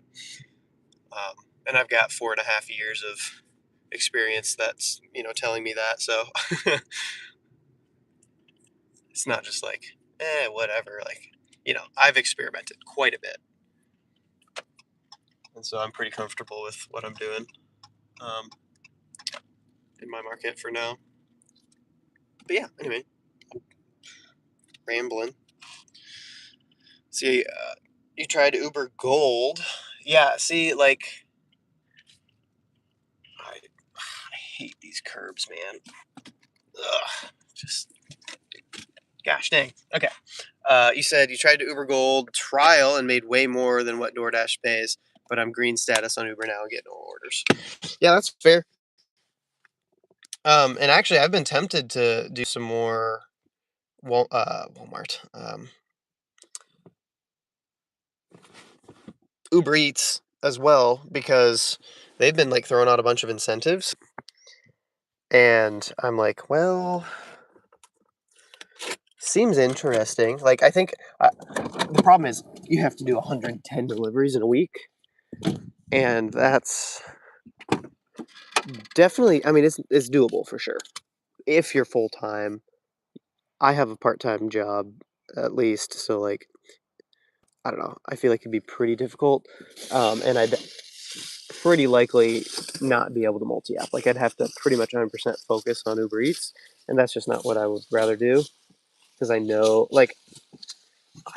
if I wake up at 6 or 5:30 in the morning, like I'm gonna get a good order on Spark, and that's what we just did. We just did a $39 order on Spark that took us a little over an hour, and then now we're on another one, and we're gonna be at $60 for the day. Before what 8:30. And even with the like bonus, the mission or whatever it is on Uber Eats, I'm just like, I don't think it's worth it because you have to um, not decline a certain amount. If I had unlimited declines, then maybe I'd go for it. But you only get a set amount, and the type of orders that Uber Eats sends is just like it's like a war crime, dude. It's so bad. I'm telling, like they have what $1.50 base pay, and they will straight up poker face send that to you, and then be like, "Yeah, this is going 11 miles for $1.50." So I don't know. I don't want to deal with that. And you're telling me I only have a certain amount of declines, so they're like, take it, take it, take it, take it. Otherwise, you don't get your extra $5 for this order. So it's like even if I did take it and I got the incentive for it, like it's an extra $5. That still doesn't make that worth it. That's $6.50 for 11 miles. It's still garbage. Anyway, yeah, I'm railing on it a little too much here, but I just feel like pretty much none of the other apps just feel like it's worth it, even hardly to like turn on anymore. Um, I do, I'm always constantly like checking to see what's out there, what the other apps are like, so that way if I need to pivot, I can, and I know the next best option. But Spark is the more I lean into Spark, the more the better I've been doing, and so it's been Spark and catering is like the vast majority of my income these days, and it'll ebb and flow. I'm still hoping that Amazon Flex will make a comeback in my market, but ever since they opened up the new warehouse here, I've seen pretty much nothing but base pay. So don't like that because they send you out 100 miles or whatever for a $60. Can you move? Oh my gosh, that rabbit was trying to commit seppuku right there. What the heck? He was just strolling. We almost made some rabbit stew today. Holy crap. We dodged him. It's fine. He's okay. But dude was taking his sweet time, just literally like walking across.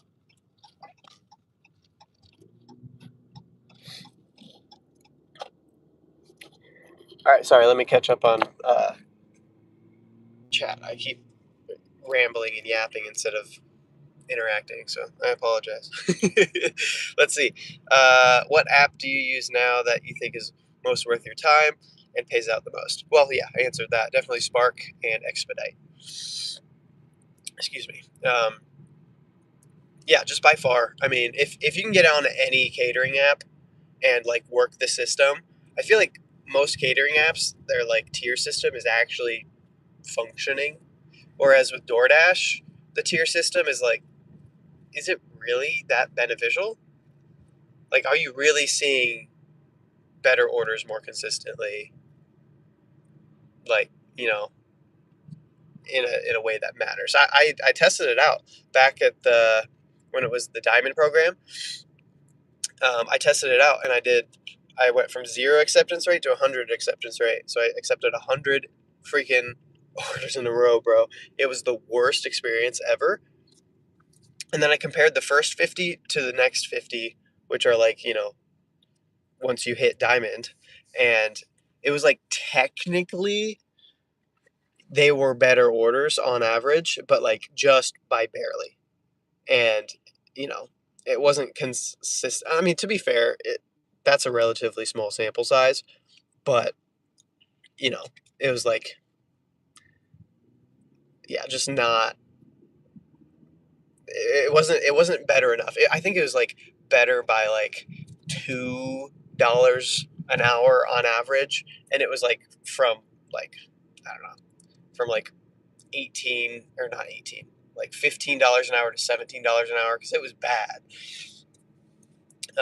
Typically, I'm making 20 plus an hour multi-apping and doing all this other stuff.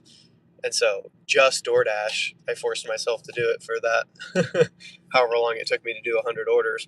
And it was rough. So in my, I mean, I've tested Platinum to a certain extent, and it's pretty much the same, where it's just like, maybe it's technically a little bit better on average, but it's not better enough to deal with the downside of having to accept a certain amount of things or to worry about like not canceling and taking a different better order that you got on a different app. Like, I'd rather just multi-app and have the freedom rather than like stressing out about my metrics so much.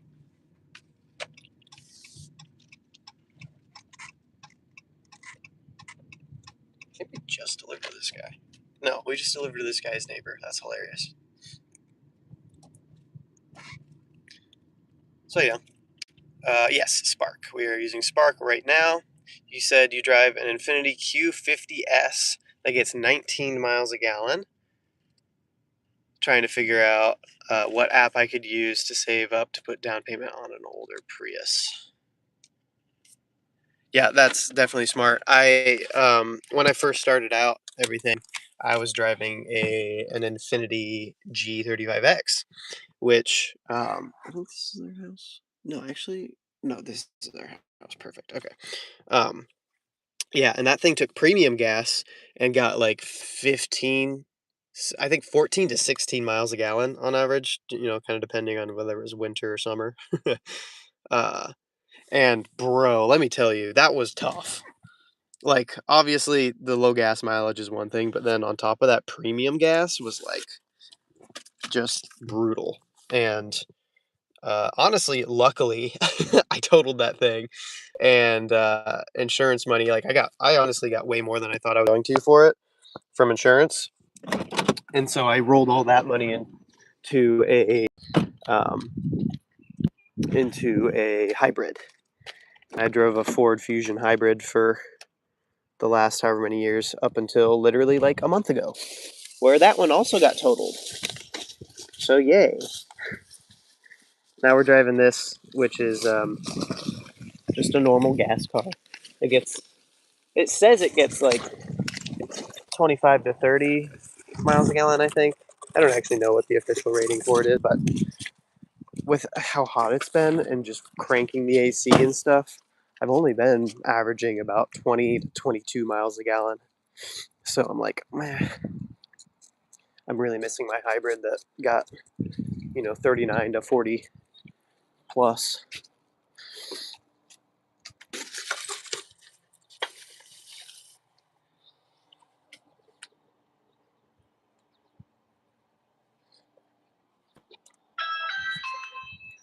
But yeah, Prius on top of that is just like cheaper maintenance.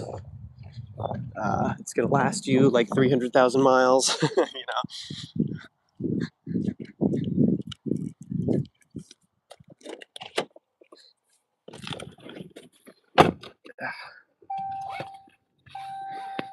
So, anyways, in terms of like what apps, I mean, 100%, just like any catering app.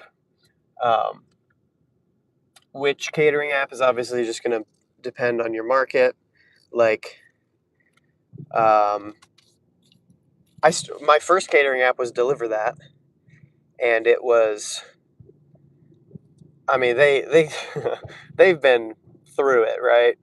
I think they started losing some of their contracts to other apps because pretty much all of them are just easy cater, pass throughs. So it's like you can lose your business at any moment if you aren't doing things right, and they were not doing things right because the drivers, like, they did the tip pool, which some drivers hated, some drivers loved. I was actually a big fan of the tip pool, but they got rid of it, and then everybody freaking revolted because they also took away all the priority from the veteran dashers, or like the people with better ratings and stuff, and they just, like, I don't know, they messed up so many different ways. And they recently brought the tip pool back under some circumstances, and those are actually the ones that I get excited about. I'm like, oh, I can do this for you know 30-35 bucks, and it's literally going to take me 30 minutes because most of the orders are like from Potbelly, so it's just like a bunch of sandwiches, pretty much no setup. They're always ready and whatever. And so, like, I do keep it around. I never delete apps because you never know when they're going to update or change for the better. But most of the time, they're changing for the worse. So, anyway, but yeah, they like lowered the base pay. They're like, uh, it was actually my first. I had a 200. I think it was a $212 catering order. Like, I got paid $212. It was like over $1,000 of food, and I was like, holy crap! And then literally like a month after that, they changed everything. And I had just gotten to like the like preferred, whatever you call it, like status with them, where I was seeing orders like that more consistently, and then they just took it all away, and I was like, bro. But then I got really lucky and got on Expedite, which used to be called something else, and I can't ever remember. But um, like I said, yeah, once I get to 4 Emerald status there, then I'm hoping to see more orders consistently. Like, I already see them almost every day. It's but just like sometimes they're like $20, sometimes they're 30-40 bucks. But like, yesterday it was 93 bucks, and last week was 105 bucks. So there's definitely some bangers, and that's going to be the lowest mileage, like highest margin type of delivery you can get. If you're not on Spark already, Spark is obviously great as well. Um, they are kind of going downhill a little bit more. Like, literally just a couple months ago, they came out with an update that just kind of destroyed a lot of things. In terms of profitability, like, is way down compared to what it was, but it's still better than DoorDash in my experience. So I haven't had to quit yet, but I am I am looking at some other jobs right now and potentially getting out of this work for at least for pretty much, yeah, for the foreseeable future. We'll see. I don't know. I haven't done the application yet, but I am potentially going to be applying for an apprenticeship at an electric company, to become an electrician, get my journeymans and everything like that. So we'll see. Let's see. Let me catch up on a few other things. You said, I feel like a car really good on gas would make any delivery app worth it. Yeah. Yeah, for real. Well, I mean, it straight up is how I've been able to do this for so long. Like, I feel like without the hybrid, like I think I remember my gas, like not my oil changes and other expenses that go into a car, not the depreciation, like how much value I lost on the car from all the miles I've driven, like just gas was 10 to 15% of my gross income. And when I switched to the hybrid, it was like less than 5%. So I basically gave myself a 10% raise just by switching to a different car. So, uh, yeah, and it's like in an economy that, a gig economy that you can pretty much only expect base pay to go down, and you have to work more hours in order to like make the same that you did last year. Like it's it was, a breath of fresh air to actually like have more uh than less for once. um but yeah, I don't know. With all the updates again, we're kind of fighting that gig entropy of reduced earnings year over year again.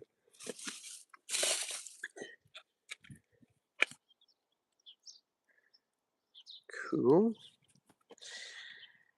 Said, do you live in Florida? I do not. This is Indiana. It is freaking hot here. It was 91 yesterday, which I know is like still not even any. My brother just moved out to Nevada, and whew, and he's got friends in like Phoenix, Arizona, and everything. And it's obviously like insane out there, but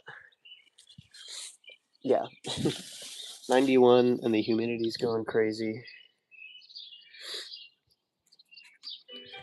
It's not been pleasant. I mean, the mornings feel great right now, but I think it's supposed to get up to like 86, 87 today. And it just rained earlier, so again, the humidity's not making it any better. Certainly not a dry heat. Um, but yeah, northeast Indiana, Fort Wayne, second largest city in Indiana, but obviously Indianapolis is like, I think they're like right at 900,000 people. But interesting. Customer notes: do not put items directly in front of the door, as we have trouble opening the door if you just place it in front of it. Just place the items at the side. It's really sad that people have to leave that note still. It's like the most basic thing about delivery is don't put it in front of the door, you idiots. Don't, like, it's not that hard. Put it to the side so they can open it. Just assume every door opens outward and then place it to the side.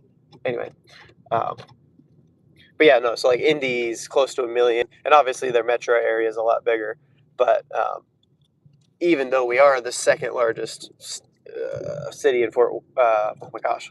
second largest city in Indiana, it's like not even close. I think we just passed like 275,000 in the city, and then the metro area is like just over 500,000 or something. So, like what, a third, maybe even a quarter of the size of the Indianapolis metro.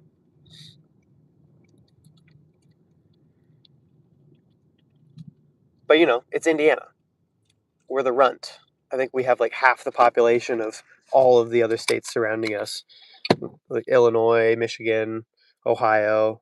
Like everyone have a lot uh, bigger major cities and stuff. So we're just kind of chilling. But it's a surprisingly decent market. I mean, it's not anything like amazing, but I don't know if you watch Grind for the Dollar. He's been doing that $500 in every state challenge, and he came here when he did Indiana. He came to Fort Wayne. It's not too far from where he's in his Michigan home market. We're pretty close, but relatively close. I think like 2.5 hours. And yeah, he made over 500 here, which I still haven't done myself actually. Um, so that's kind of like my it's my new goal is to reclaim my market. Don't have some random dude coming in out of state and beating my personal record in my own market. It's crazy. To be fair, he has better.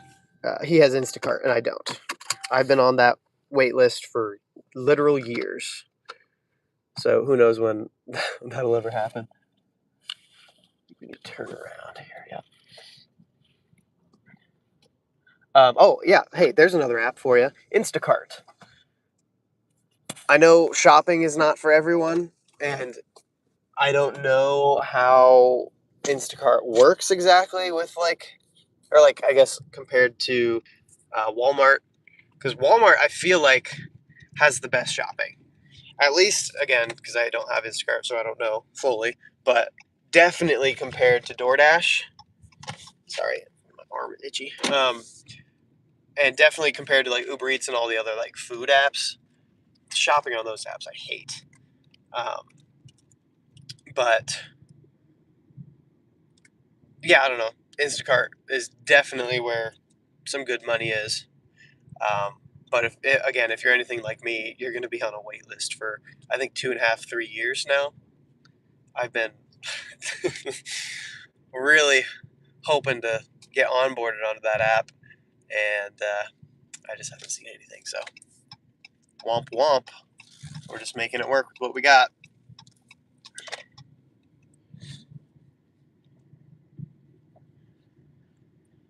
Let's see. I dash at night time to boost my fuel economy up. Not having to run at AC at night is a plus. Oh yeah, that's smart. I mean, if Walmart like had orders at night, if they were 24/7 Walmarts like they used to be before COVID, then shoot, I'd probably run midnight Walmart runs too. But unfortunately, I only see them, uh, at 6 a.m. So, all right, this is our last stop of this set, which is very good. That's a good time here. What is up? Sorry, I'm still catching up on comments here. I'm driving and yapping a lot. Yeah, you said my man Huncho.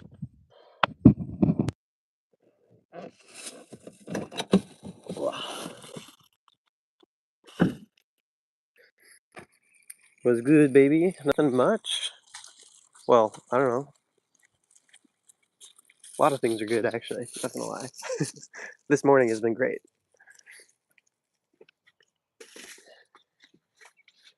Smoking that good stuff. Always.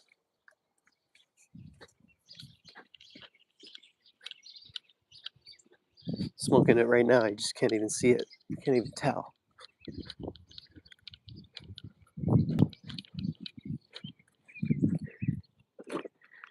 Alright, how do we get back? I think we'll just go this way. Okay, 7 minutes out, 2.2 miles. Hey, so I was right. Actually, even better. It's less than 10 miles round trip on this for $23 is fantastic. And we did get it done in less than an hour as well. Said popping any perks. I'm currently smoking and popping perks. Currently. I'm just doing it so fast that you can't even tell. You can't see me. Oh, already got some orders coming in. Take a peek. And it's a crappy Sam's Club order. Getting wasted on the sidewalks. I'm on the sidewalk right now, dude. Chug, chug, chug. Chugging on that lean. See, bro, I live in Daytona Beach, Florida. I kid you not, I make $28 an hour minimum on DoorDash. I am gold status. Sometimes I've made 30 an hour, but the very bare minimum I make is 15 an hour. Yeah. If I go to Orlando, Florida, that's 40 minutes away. I'll make 180 in 8 hours, which is not bad, but it's kind of far away. Yeah. Yeah, unfortunately, Fort Wayne is like the hub, and like you'll see, especially at this Walmart that we're going back to, they send orders way the frick up north into like all our little satellite suburb cities, whatever you want to call them, or commuter. I don't know, friends all come in from out of town, and what am I saying? Yeah, so like if I want to go to a different, bigger, theoretically better market, I have to drive a good 2 hours to Indy. Or I mean, I honestly, we're in a good area where it's like I could go to Chicago's 3 hours away, Indy's 2 hours away, Columbus I think is 3 hours away. Columbus, yeah. I don't know if I would want to go to Detroit, but that one's only like 3 or 4 hours away, 3.5 I think. And then anyway, so we got like a ton of major cities like within a day's trip of us, but I don't think that's worth it to drive 2 3 hours somewhere, 100 miles, 120 miles, whatever it is, just to, unless I'm like making a weekend out of it or even a full week out of it. Like that's so many extra miles that it doesn't seem worth it for an extra couple bucks an hour. Um, anyway, but yeah, so like all of our like smaller cities around us aren't going to be big enough for me to like make it make sense to go there to a different market to try to work it and be better. That's what Fort Wayne is it's the market that people from Auburn, people from Churubusco, from freaking I don't know, Kendallville, Avila, like they all come here because it's the better market so they can work it, and it's like close enough that it like kind of justifies it as long as you're here for the full day.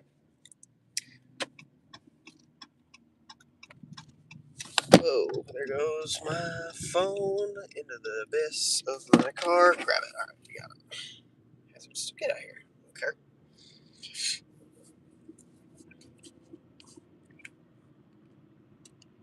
Yeah.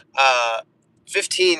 I had a $15 hour day, and like usually when I have a 15, when I'm making $15 an hour, when it's like a rough day like that, it's usually for a couple of hours, and either I'll quit because I'm like, well, it's not going to get any better, or it's just like I'm only working a couple hours anyway, and it was like just a crap lunch rush or something, and I'm like, okay, well, I was out here for 2 hours, I made $30, womp womp.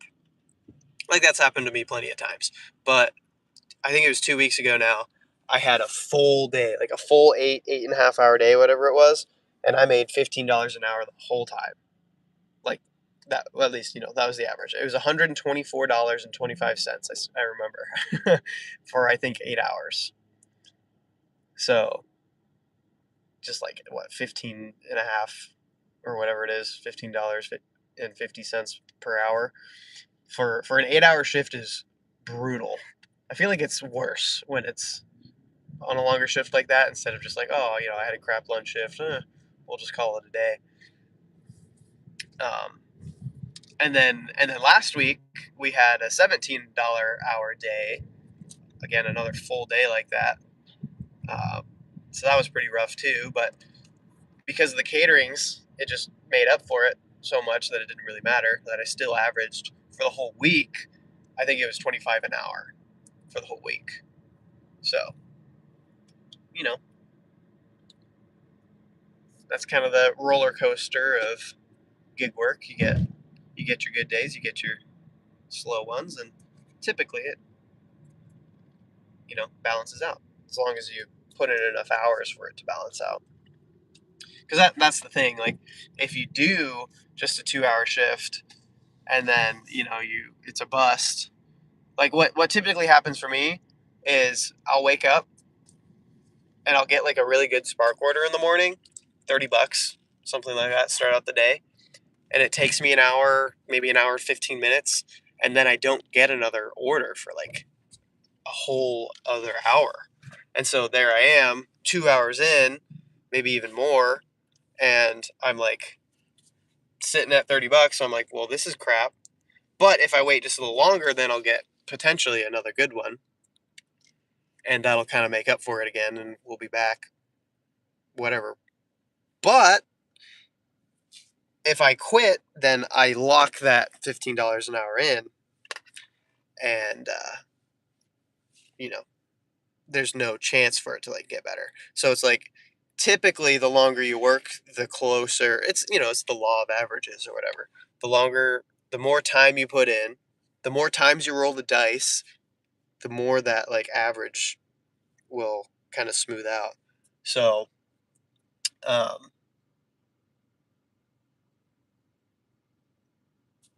you know, if you're having a bad day, typically if you stick it out for a couple more hours, it'll get better or average out. Um, but sometimes it's just rough all day, like it was. Uh, we had 2 of those days in the past couple weeks where it never never got better.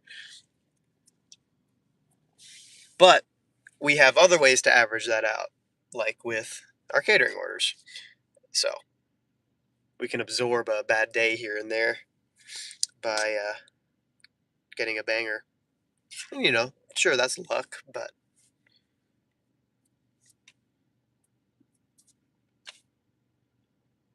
a lot of people won't even go out of the way to like onboard to even try to get on a catering app like that. So I don't know. If you didn't do that, then don't complain, I guess. Whatever. Anyway, we are here. We're chilling. There's a $37.35 order sitting here, uh, which sounds great, but it's going 40 miles, and we're not even there. It's at the Sam's Club, so we'd have to drive another 3 or 4 miles there. Oh my gosh! And look at that. That drive back would be crazy. I think that's a good 18 miles, close to 20, something like that. So really, this is 60 miles round trip, and for not even 40. No, thank you. I could turn on DoorDash again, but I'm just gonna get upset at the orders they send me.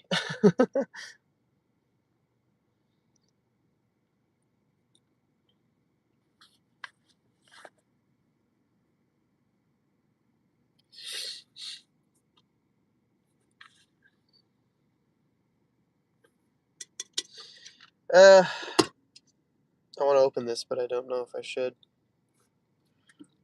Typically not a good idea to have that on an empty stomach, right? Man.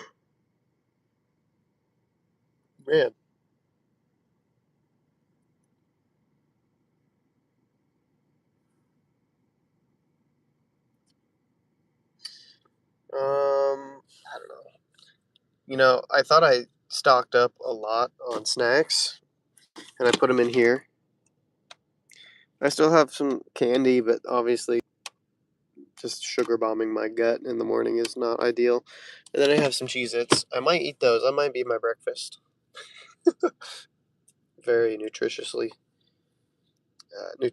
sound. Nutritionally? Hmm. Maybe I'll go get Taco Bell breakfast. That's a good option, right?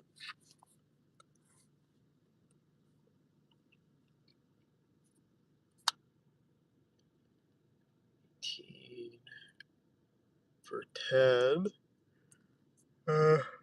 Sam's Club, too many giant items.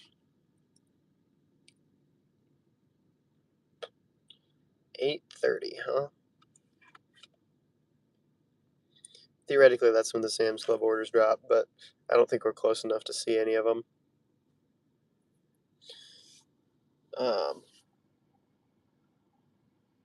But we got around. So like, I feel like again, this store is really hit or miss.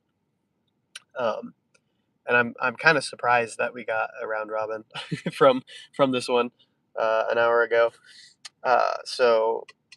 Which by the way, I need to update that. So let's see. Plus, it was 23, right? Yeah. So we're at 62.17 now.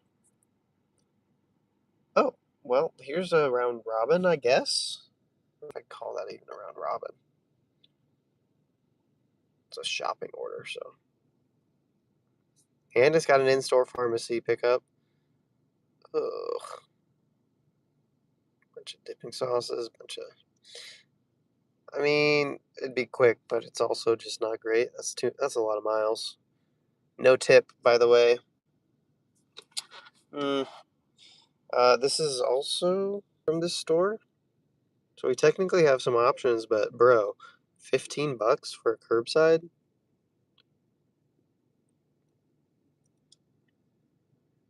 It's gone way up there too. That's gonna be a good 12 miles round trip. Not doing that one either. We're gonna hold out. Hope we get something better. Excuse me. Well, let's go ahead and update this.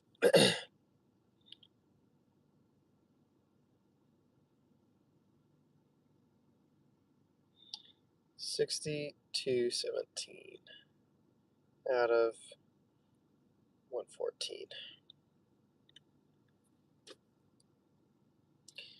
So again, very weird hyper-specific goal today. But that's just going to put us at our weekly $625 goal.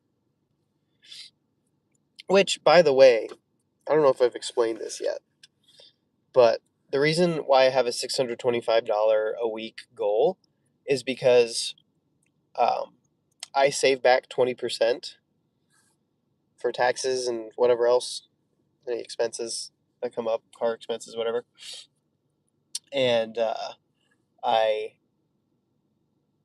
pay myself every 2 weeks. So $625 every 2 weeks is $1,250, and 20% of $1,250 is $250. So I pay myself, my take home is $1,000 every 2 weeks, minimum. That's my minimum goal.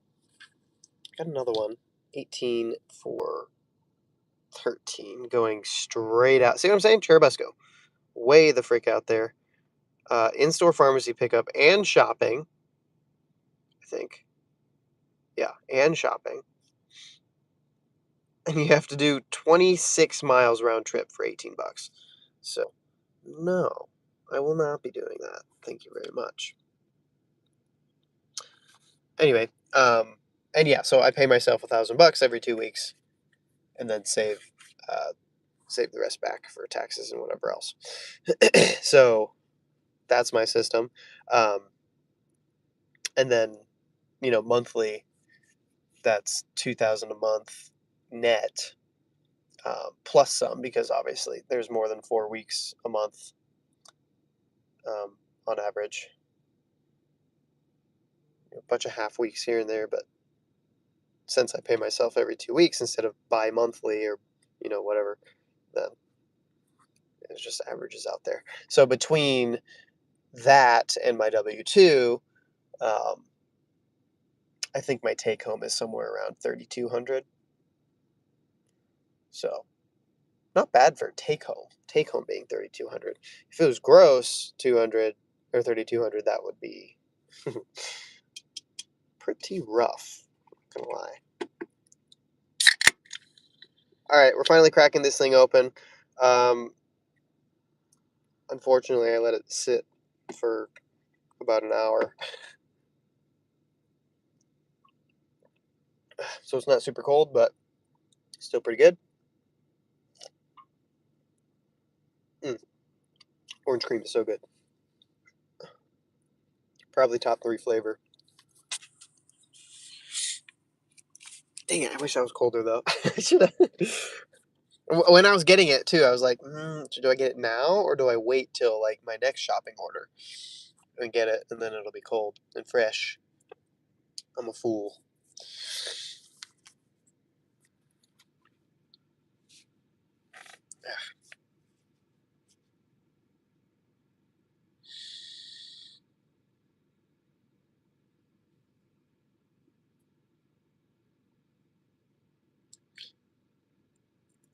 Well, we're still waiting. Theoretically, we'll get one here in a couple minutes.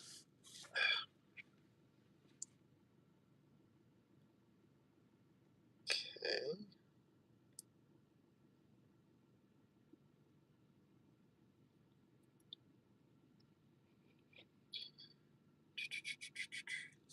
You know, with Taco Bell, I'm not gonna lie,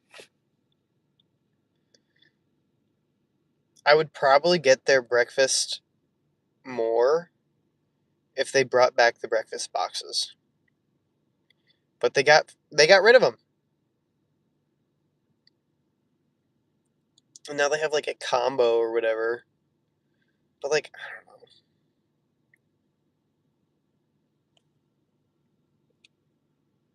The only good thing is the breakfast crunch wrap. You get the breakfast California crunch wrap, and then you add like the sausage or whatever, um, or the bacon. Yeah. You add the sausage patty and then add the bacon crumbles, and it's perfect. It makes it really expensive, but yeah, like just the crunch wrap now is $5. And they used to have like a breakfast crunch wrap box where you got that, the Cinnabon delights, and a drink for like I think $5, maybe $6 with the modifications. But it's just getting so expensive. I'm like, bro, I'm not trying to spend lunch, you know, prices on a breakfast thing, dude. Ugh, it's annoying. So anyway,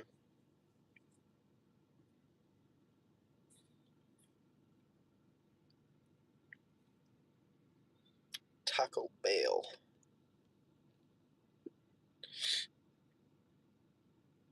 Oh, interesting. Okay, here we go. Round robin came in. Ooh, well, okay.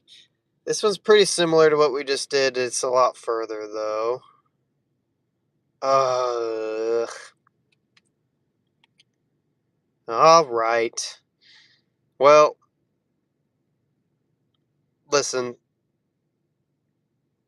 I say this every time where I'm just gonna not worry about mileage so much, and now I have an opportunity to actually do that.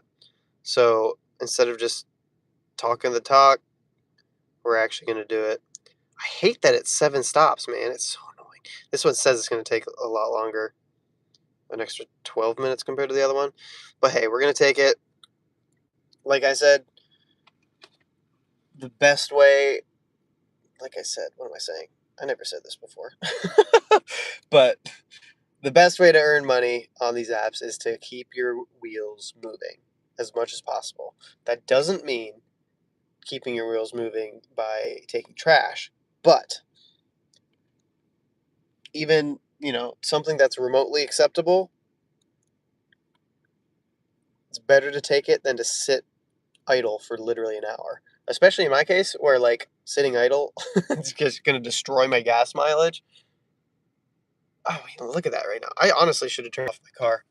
We're at 21 miles right now, by the way. So we have mileage to spare because we're at $62. We're basically at $3 a mile, which is actually kind of crazy. But that miles per gallon, man, kills me. Hold on, I gotta zoom back out. Excuse me. Yeah, it's usually like almost double that in my old car. We could have saved some by turning it off. Actually, you know what? Let's do it right now. We're gonna turn the car off right now for the couple minutes we have till till we have to pick up. Yeah. Let's see. So let me think. 21 miles a gallon. We are gonna have to fill up gas here in a second. Um,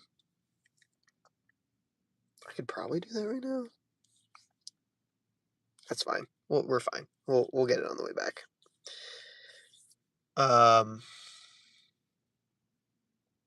Right. So what round trip on this? Worst case scenario, this is $1 a mile on this trip, but that'll even out because we are already doing so good. But let me put that in. It's $24.97.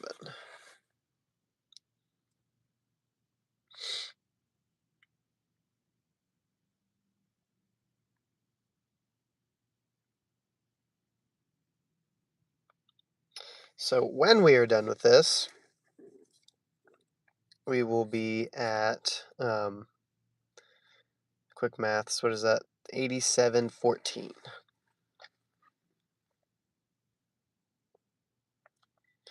For again, even if this is $1 a mile, this will put us at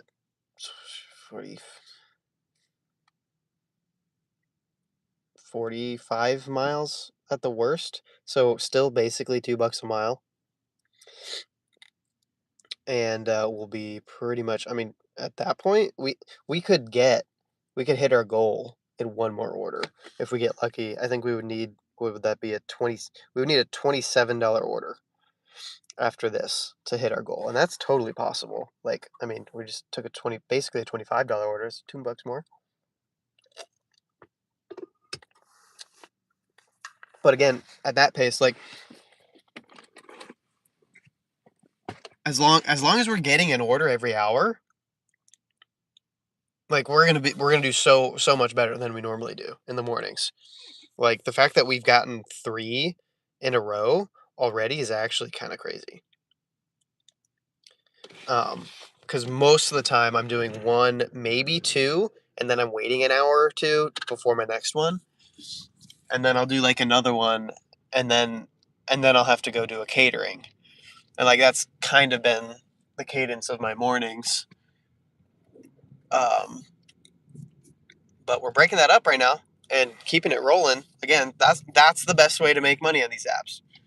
Even if you don't have like the greatest order to take, like I would not say that this is like the best order ever. Just mainly because of where it's taking us. Like it's not anywhere close to another Walmart or taking us anywhere remotely close back to where we're going. So, or to this store. So it's like, whatever. But in terms of cash flow and, not having to sit around, it's like miles better than sitting around. So in my book, we're doing pretty good. And they just said it's ready already. So let's make sure I hit my parking spot. There we go. So again, if we can get another one after this as well,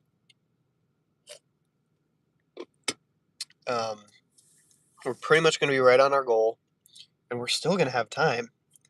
Like, let's see, this will take us to about 9:45. Let's just say it takes an hour, right? So 9:45.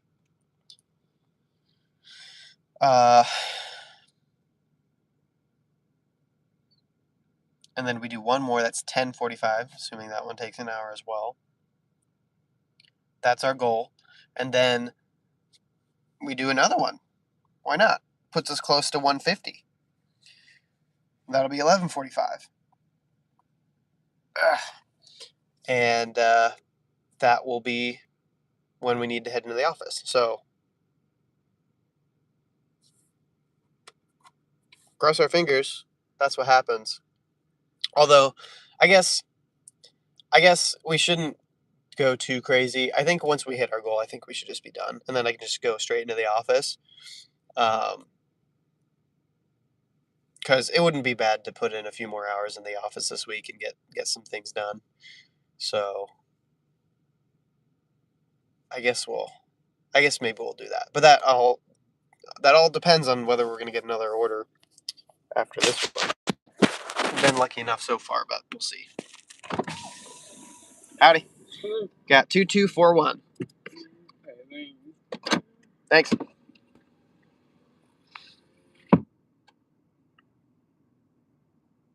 All right. right, 3 GMDs. Each one of those are pretty small. And 2, oh no, I lied, 4 GMDs and 2 groceries. So one's going in the trunk, one's back seat, and he'll probably pile all the GMDs. And, well, actually, he might pile all the GMDs in the back seat and then do the small grocery up in the front seat here. We'll see. We'll see how he decides to do it.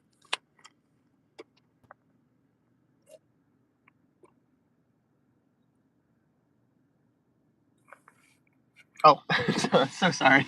Back seat, Back seat then front seat. and front seat. Perfect.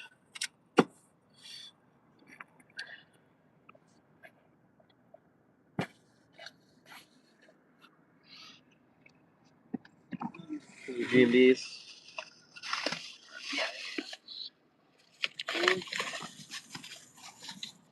Then this is the back for the front seat. Okay, perfect.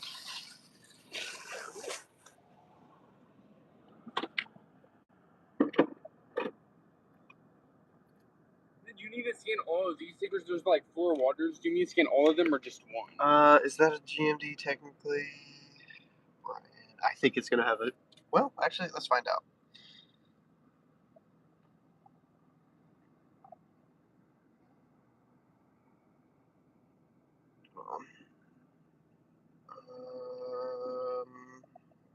It does want me to do all of them.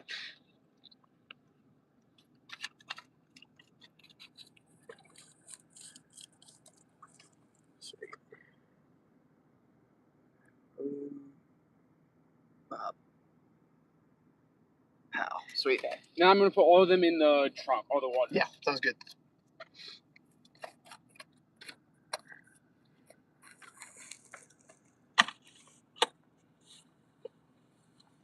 Cool.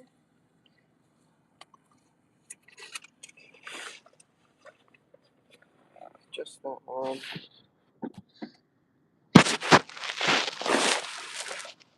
Okay.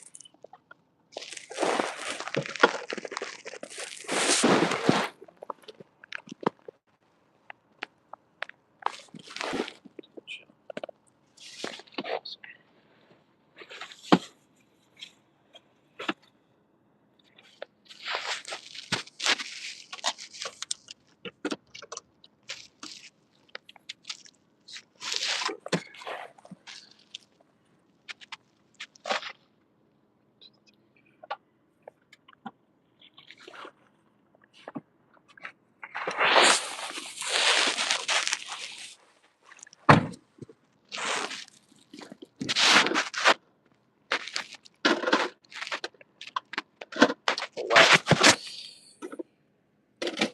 Okay, that is everything.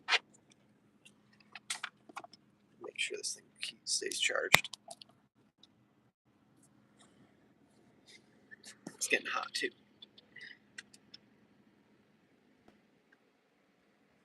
The clouds have been keeping us not super hot today, but the sun is starting to peek through, so.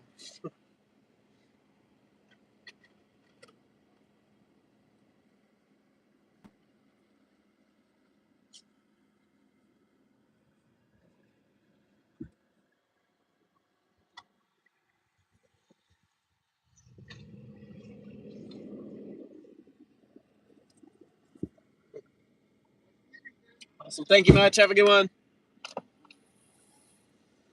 All right. Pretty good. First stop is 1 mile out. 3 minutes. Yeah, let's get going. Got the AC on a little bit higher now. Again, trying to fight the sun that's starting to peek through the clouds a little bit. And then also, my phone is like, bro, the battery is dying so freaking fast. So I'm plugging it in, but it's already hot. So it's like, anyway, gotta keep that in check. So I'm just putting it right in front of the AC.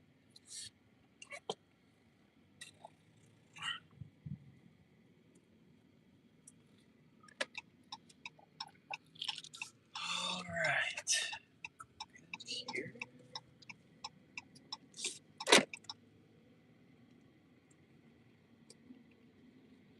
McKenna should be on her way with Bellamy to his appointment. He's got like pretty much a full body rash right now, which is not fun. He was running a temp, doing a little bit of coughing recently in the past week because we just took him in for his 1 year appointment, you know, a week or two ago. And he said we didn't even, at least I didn't even know when we were taking him in, but they caught him running a temp during that appointment. And so now it's kind of been on and off since then. But the rash is a new thing. So anyway, I mean, it's probably just, a viral, whatever. Not going to be much they can do. Just let it run its course. It's not like there's an antibiotic or something that. I have to pull a U here, I think. All right.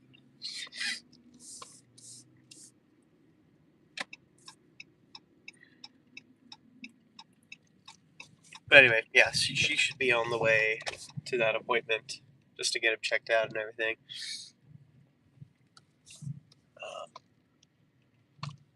So, thank you, McKenna, for taking care of baby.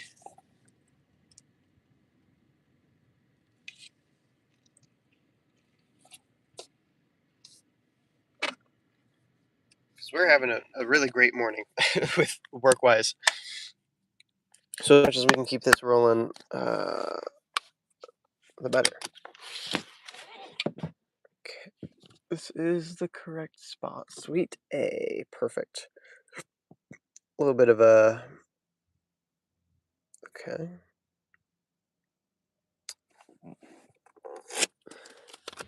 What am I saying? The office dropped, so just a bunch of waters, unfortunately.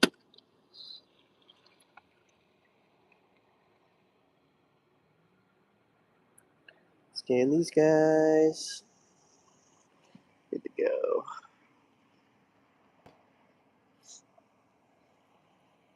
All right, we're gonna do 2 at a time. Since it's 24 packs instead of 40 packs, which is nice.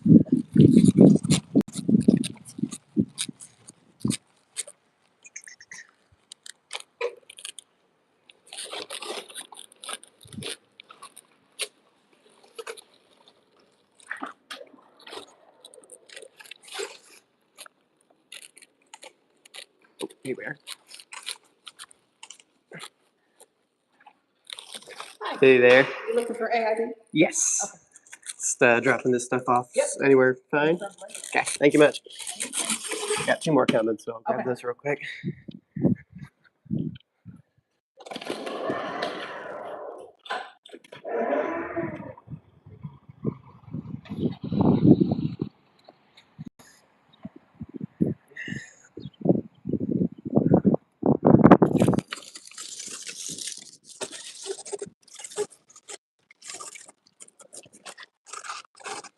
Hello, Billion. What is up?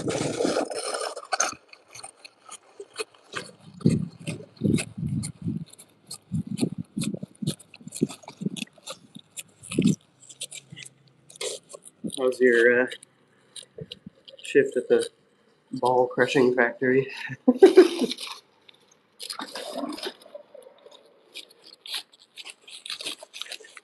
Thank you. You're welcome.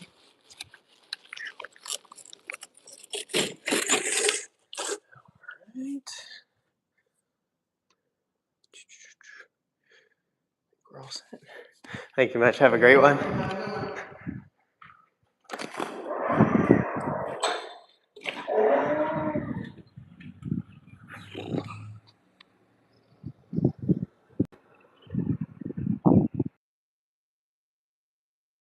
All right, first drop done.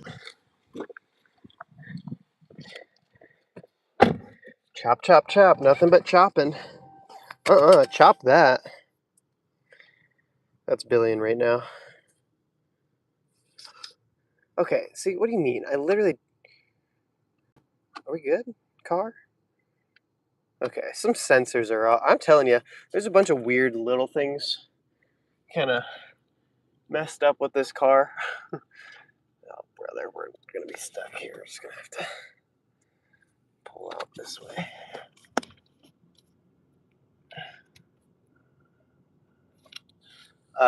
The shocks, for sure. The rear view camera and screen keep, like, glitching the heck out. And then now, like, doors and the trunk and stuff will say they're open when they're definitely not. Like, am I sure? Like, are they latched? But I definitely shut that. Anyway, I'm gonna dump a bunch of money into it. So good, I'll be getting paid tomorrow, so I'll get to see how much I make. Nice. It's always fun being in a little bit of a mystery of being like, I actually don't know how much I'm gonna get. Like, you know how much you're gonna get, but you don't really know, you know, you know. You don't know how much is gonna hit the account until they take everything out for the first time, you know. That's awesome. Have you been enjoying it down there? Or up there, I should say?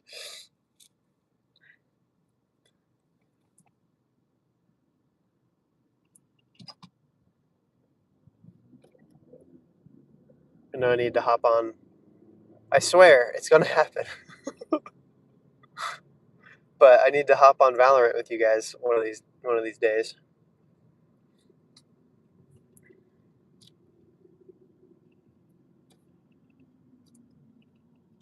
It's very hard. Slay the Spire has been absolutely soaking up any game time that I get. Um, so, you know,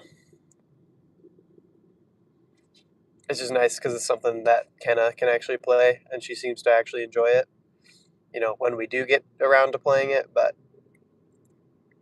like, I haven't played Apex in a long time, much less, like, Risk of Rain or even really Minecraft or anything else like that. So, I don't know. But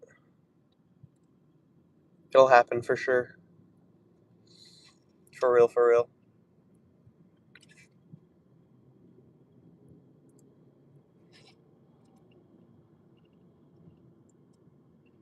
Or a mile out on this one as well. The first couple ones are pretty close. Oh man, my back is crunchy.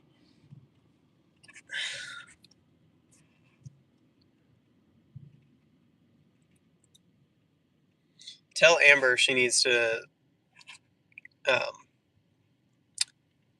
come sit on my back or something, because I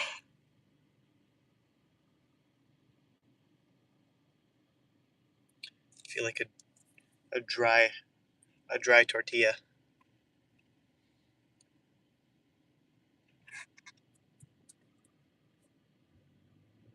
I got in the hot tub too, and it didn't really do much. Didn't really help.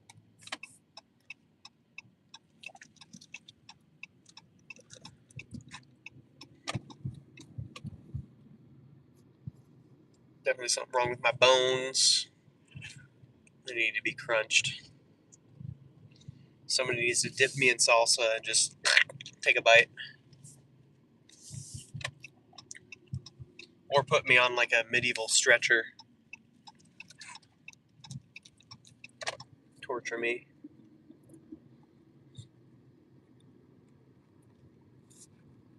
But I guess it, you know, feel good. Probably.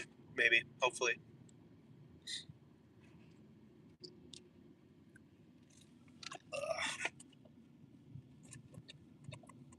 doggies. Lots of doggies in this neighborhood getting walked right now. LOL.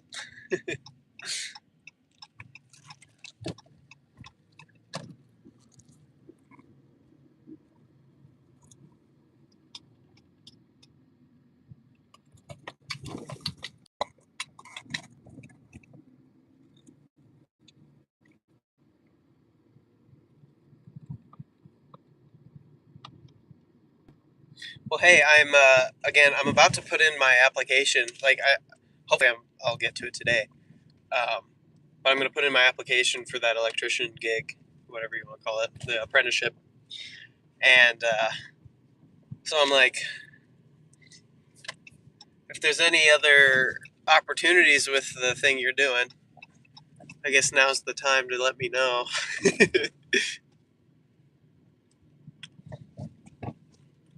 Because it sounds like you're probably just going to buy out the location that you're working now. So if, I don't know, I would assume that's probably something you would just want for yourself instead of splitting it with somebody. But also, like, even if you did want to do that, I guess I don't think we really want to move up to Michigan. So I don't know. But if you know of any other locations, maybe around Fort Wayne or something, then that's something I would consider.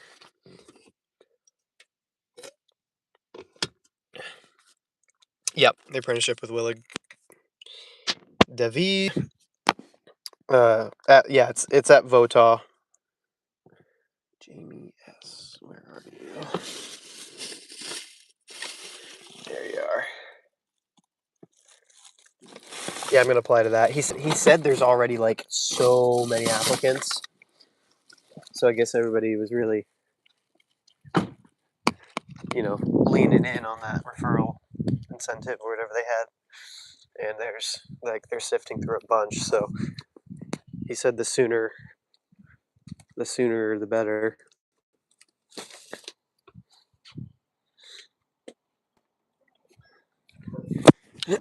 But he said if I put him down as a reference and everything, and like with the referral, then there's a potential like kind of getting bumped up in the priority list for them reviewing my application and potentially getting a interview and stuff like that. So again, I want to try to do that today. I was asking him stuff about my resume and like what I could do to help it stick out, because I've got a decent resume, just not for that. I'm like, I don't know if they really want all this marketing jargon on there. I mean, he did say just even having a degree on there in the first place is going to be a huge help. But I'm just like, technically, I have some experience with like, renovating and like light construction work, kind of here and there. Um, Nothing, like legitimate, but I'm just like, I don't know how the heck I would put that on a resume. So I think I'm just going to submit it as is, which is again very marketing focused and has all that kind of stuff on there. And hopefully, like, I'm very confident in my ability to like do an interview and be like, yeah, you know, like here's the kind of work I've done. Here's my work ethic. Here's and hours is like a big thing. Like I can be like, yeah, I've been working long hours, and I know you guys are looking for overtime, so like I can handle that. That's what I want. That's what I'm looking for.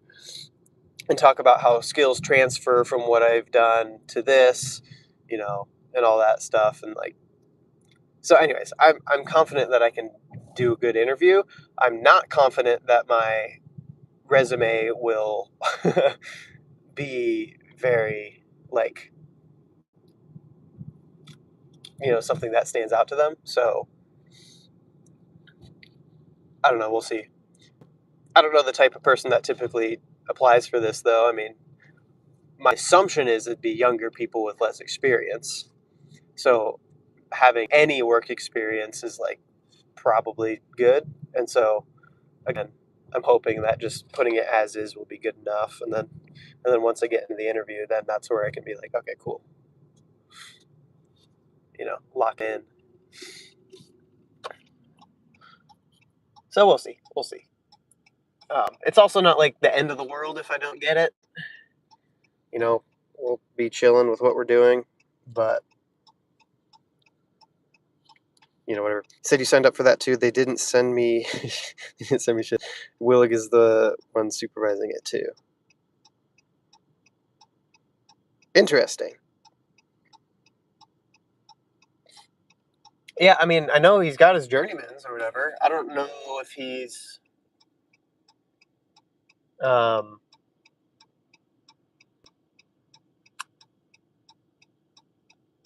I haven't talked to him much about like the projects he's working on, so I don't know if he's like the foreman or whatever. I can't imagine he's in charge of like the actual hiring process, because like you'd have to be part of like the HR team in the company to do that. Like I don't, because he's as far as I know, he's just like a journeyman, just like another whatever part of the company, and maybe he does some foreman thing, and like he leads some things, but um, again, as far as I know, the hiring process is for the company in general, so it's not like he actually has any control over who gets the job or not. Um, yeah, he just told me it would be a reference, uh, or that I could put him down, one as a reference, and two that the referral would theoretically boost you in the like selection process or something. I think. I don't really know. But shoot, if he's actually in charge of it, that's kind of crazy. Didn't get. He said, "Hey, apply for this. I'm in charge of it, by the way, of hiring, and I told you to apply, and now I'm not going to hire you." That's actually crazy.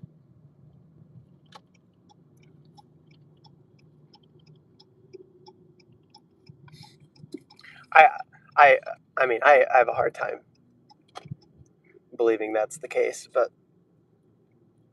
I don't know. Anything's possible. That's crazy.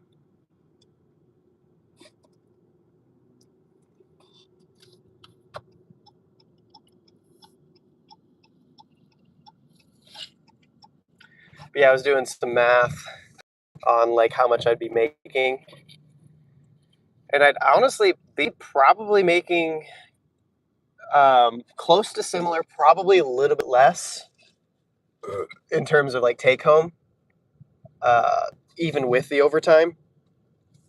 But I don't think,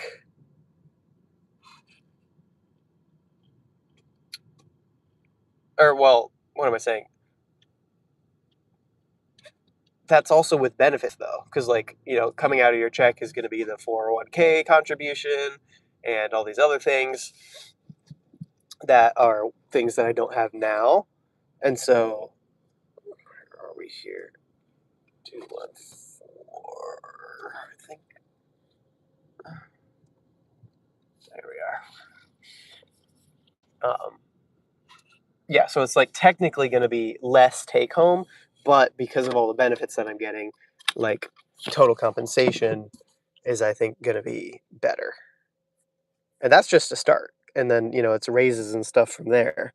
So, assuming I do my job well and actually I think the toughest part is just going to be um, the the classes and the homework that come with that. Let me make sure we're at the okay. On top, like 50 hours a week is one thing, but then also having to do classes and stuff on top of that—that's another. And so it's definitely going to be a lot for the first couple of years. Here we go.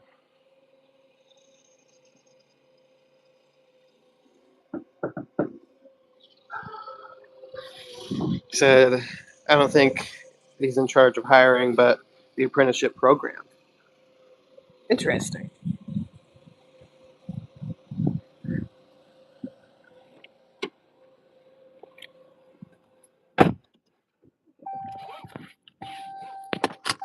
So like maybe like he teaches some or something. That'd be kind of cool. I haven't heard him say anything about that though, so I'll have to ask him about it. It'd be kind of cool. See him in class, Professor Daddy.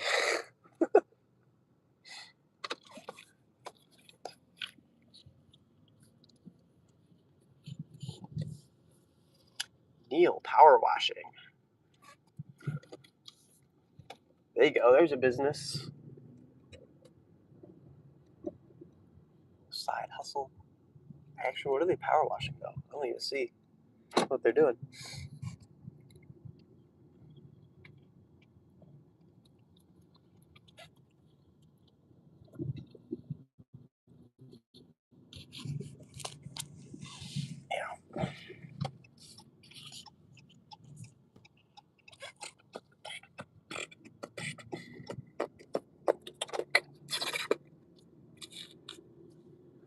But yeah, I mean, the way I'm looking at it is just that if I do the same, whatever that I'm doing for the next 4 or 5 years, however long it usually takes you to get your journeymans, um, like in 4 to 5 years from now, doing the same stuff, still doing catering, like even assuming catering gets better, but like I think over 4 to 5 years, all of the base pay and everything is just going to be obliterated even more.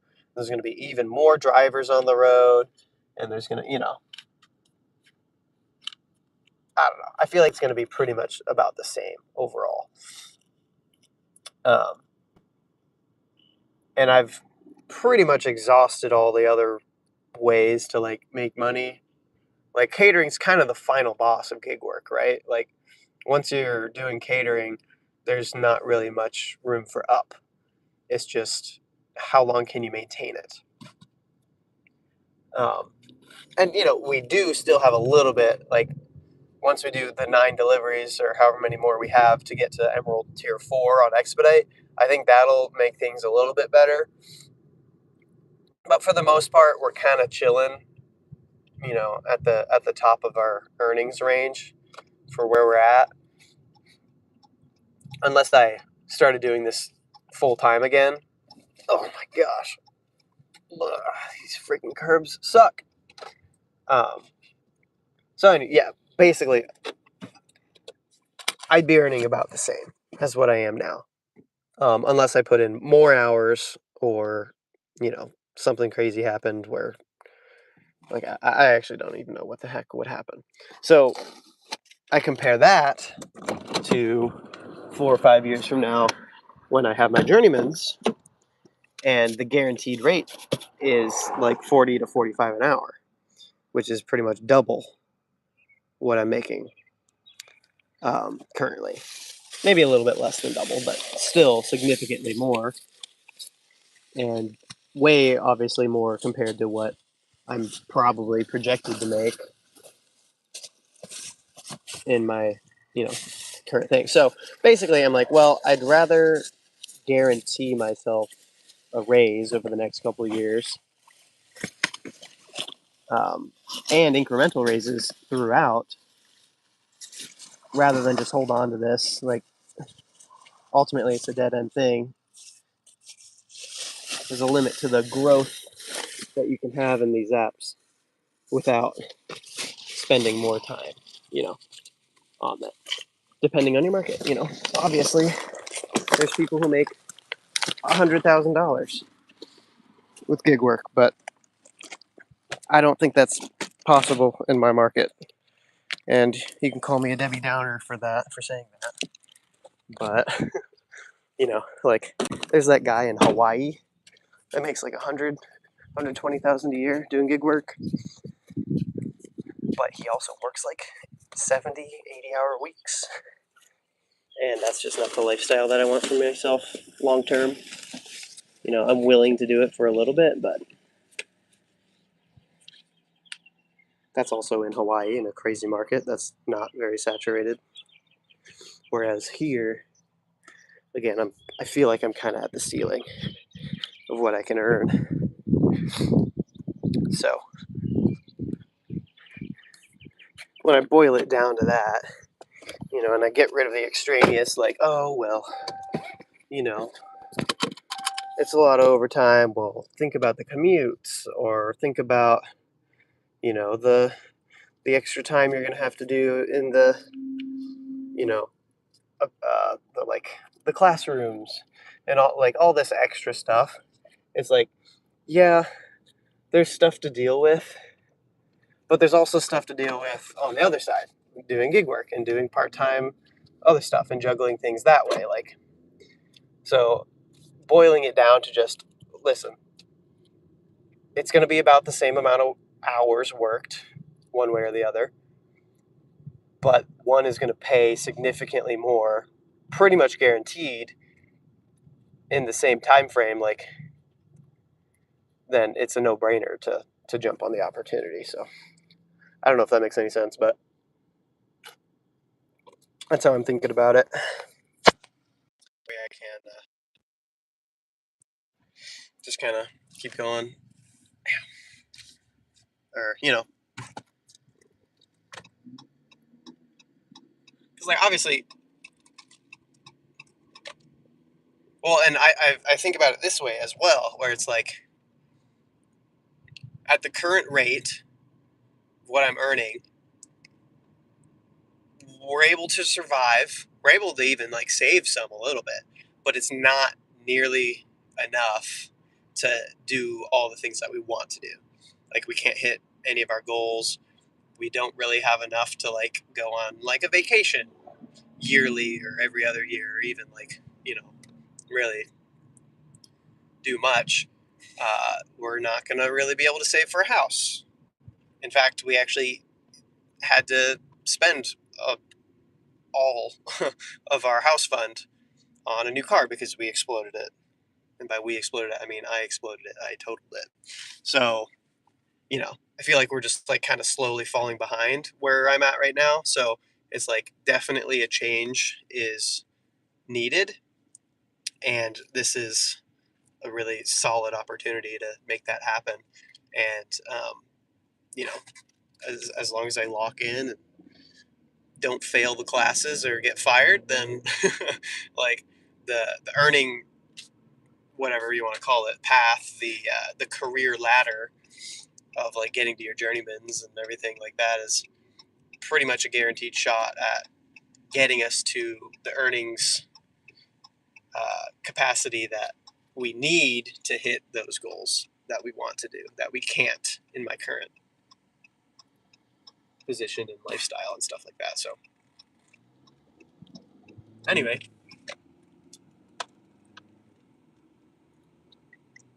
that's kind of why, I want to go for it.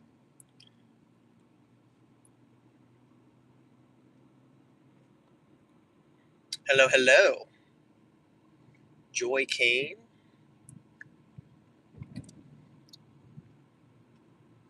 How are you? Talking about career changes and stuff. We're not even making bad money this week. We got a decent opportunity in front of us, and we're thinking about hopping on it. So obviously, it's not guaranteed, but we've got a good reference and referral. So, and I'm confident in my ability to do a good job there. So, this dude, yoink. You're good, awesome, good to hear. Oh, you said. Oh, I missed out on this. I don't think you said I'm thinking of buying this small store and saving for a store in Indy. Oh, okay. Possible to make 15,000 a week after royalty ends. Oh, wow. Okay, 15 a month. Oh, okay, yeah, a month. I was like, man, 15K a week after expense, like 15K net after everything is crazy. But $15K a month is still awesome. I think that's fantastic.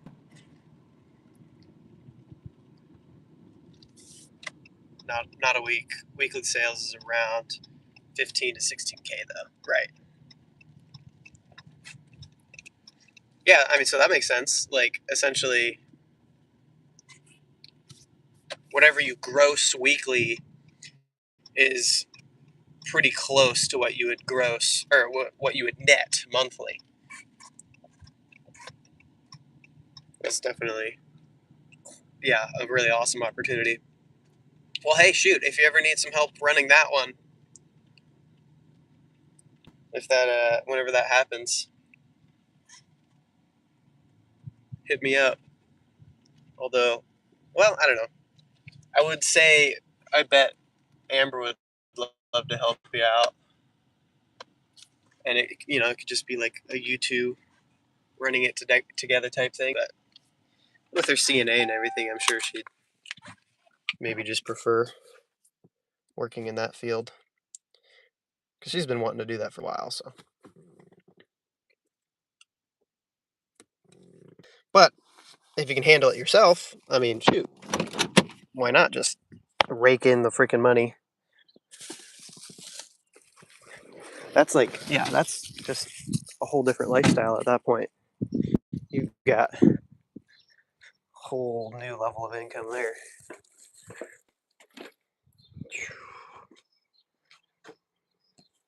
Yoink.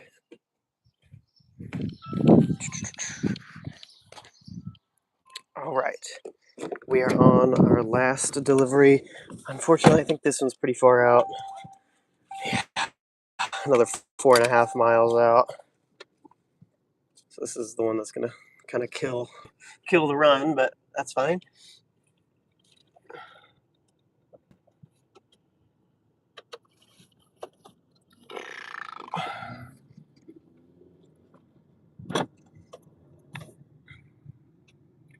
Indie stores are very expensive. One sold at Fisher's for 120K. Yeah, that's tough. You have a lot higher buy-in. But I mean, like, think of it this way. At 15K a month net, assuming that's after taxes, I don't know, whatever. But like, if you just live off of $3,000 a month, or no, say $4,000 a month. You live off $4,000 a month, and then you put all of the rest towards that. That's 10, 11 months that it'll take you to pay that off. So basically, lock in for 1 year, and then you're debt free on the business. You've got $10,000 cash flow extra on top of your normal like $4,000 expenses, whatever, right? And then you're freaking chilling. Put half of that, save half of that. Say you have like a $4,000 baseline, and this is excluding any income that Amber would bring in, right? So you'd have $4,000 baseline, so that pays for rent and groceries and whatever else, your car insurance. That's just your base income, and then you put $5,000 towards investments every month. So you're saving $60,000 a year. Just be absolutely vibing. And then $5,000 for whatever the frick you want. Buy a boat. Buy like a fancy new car. Buy whatever the frick you want at that point. Oh my gosh, what is happening over here?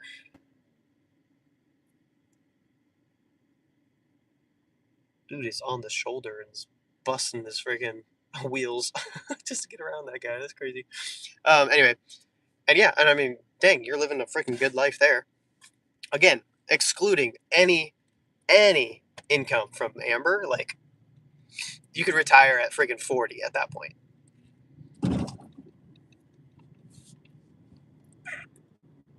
Let's see, 15. Let's say you work for 15 years, saving $60,000 a year. At, 5K a month, putting that away. That's 600,000. That's $900,000 that you've saved back. Just like that's without interest. or like compounding interest, putting it in the stock market, right? So you're probably looking at a good 1.5 mil at least, maybe 2 mil.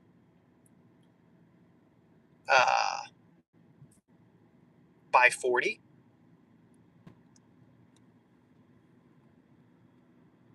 And you could retire off that, or like do like a coast fire where you could just like start working less, and there's a lot of options there.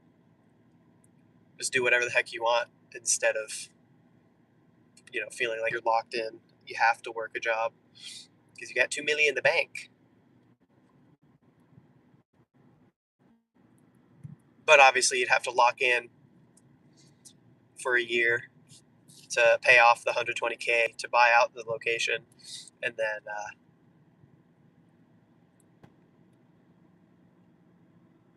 but yeah, I mean that's only saving 5K a month. Like if you save that full 10K a month and live off of $4,000, and then plus whatever Amber brings in, like you split off of that 4K from you, and then I'm sure she'd be making at least 3 or 4K a month with her CNA climbing up, especially in Indy. Like there's definitely going to be some opportunities there. The hospitals and the health networks around IU and whatever else down in Indy, like you could definitely find a good job there.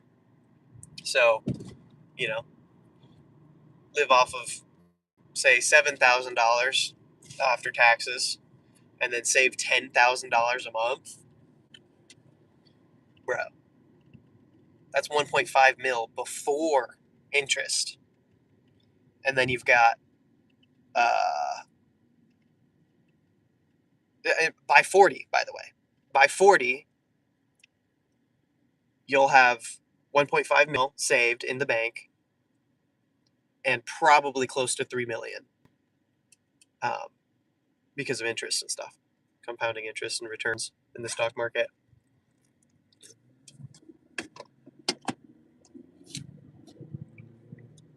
And then you can retire off of 120K a year from there. So you literally could just retire, make 10K a month at 40 years old, and not do anything ever. And that's with a safe 4% withdrawal rate. I guess since you're 40, maybe you'd bring it down a little bit. Say live off 100K a year, which is closer to probably 7K take home, 6 or 7K take home.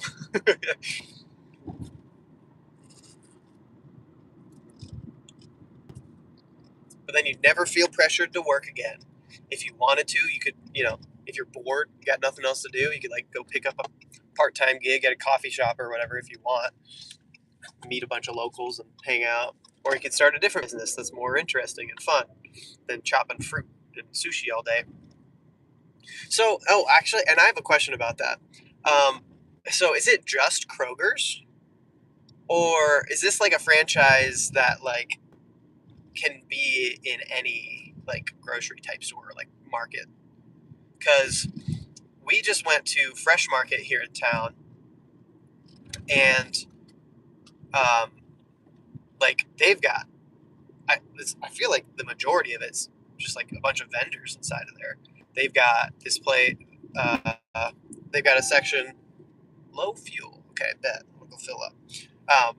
They've got a section of like sushi. They've got a dessert section, like pastries. They've got a meat section and a I don't know, like sandwiches and deli items, and then of course fruit and fresh fruit and stuff like that. So I'm assuming that operates in a similar fashion to what you're doing, where you got the contractors coming in and just like being hosted by the store to use the space, and then you pay the royalties or whatever to the franchise, and then you pay the host store fee. So, anyways, but like Fresh Market, the food seems similar. Like it's made by somebody back there. Like you can watch them do it. And then but like because it's Fresh Market, it's like a fancy, uh, it's a fancy store. Like it's not just Kroger or Walmart. It's like, Fresh Market. It's all where all the rich white people shop. Everything costs so much more, and so I bet you do a lot more revenue in somewhere like that. So, anyways, I don't know if that's like available or if that's part of where your franchise operates, but like getting into a rich mucky muck type of uh, grocery store is going to be definitely more profitable, or could be more lucrative if that's a possibility. Oh, I forgot to charge my phone. I'm at 20% already. Okay. Let's see. Kong back again with the banana. Oh, banana. Let's freaking go. Thank you so much, man. Bro, that's 4 bananas. I'm keeping track. We have almost got a whole bunch of bananas. Turn it this way. This dude's got like a crescent driveway, which is nice, but there's a car in it, so I can't pull all the way around. I'm going to pull in right here. Yo, thank you so much for the support. It means a lot.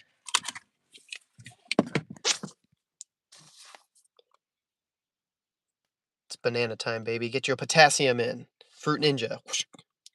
So different companies have different contracts with other stores. There's a company that sells sushi in Walmart. Our company does sushi and fruit in Kroger. Fair enough. Okay.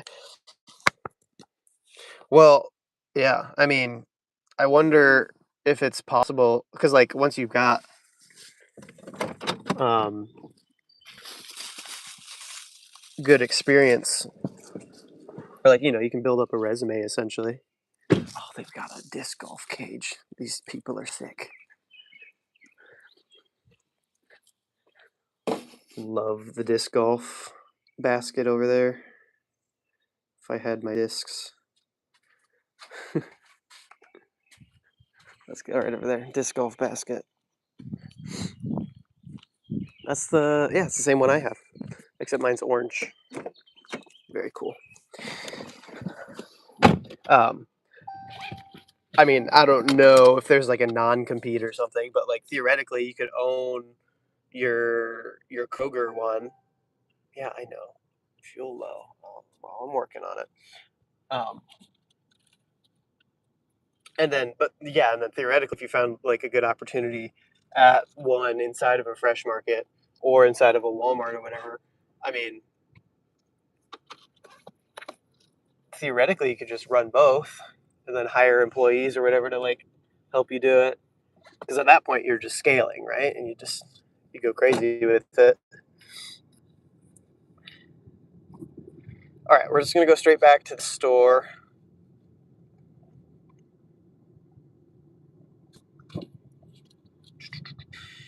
Okay. I'm gonna check on chat once again.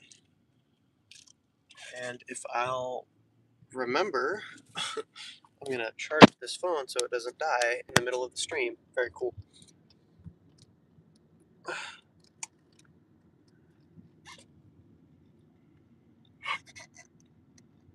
Dono Kong, baby.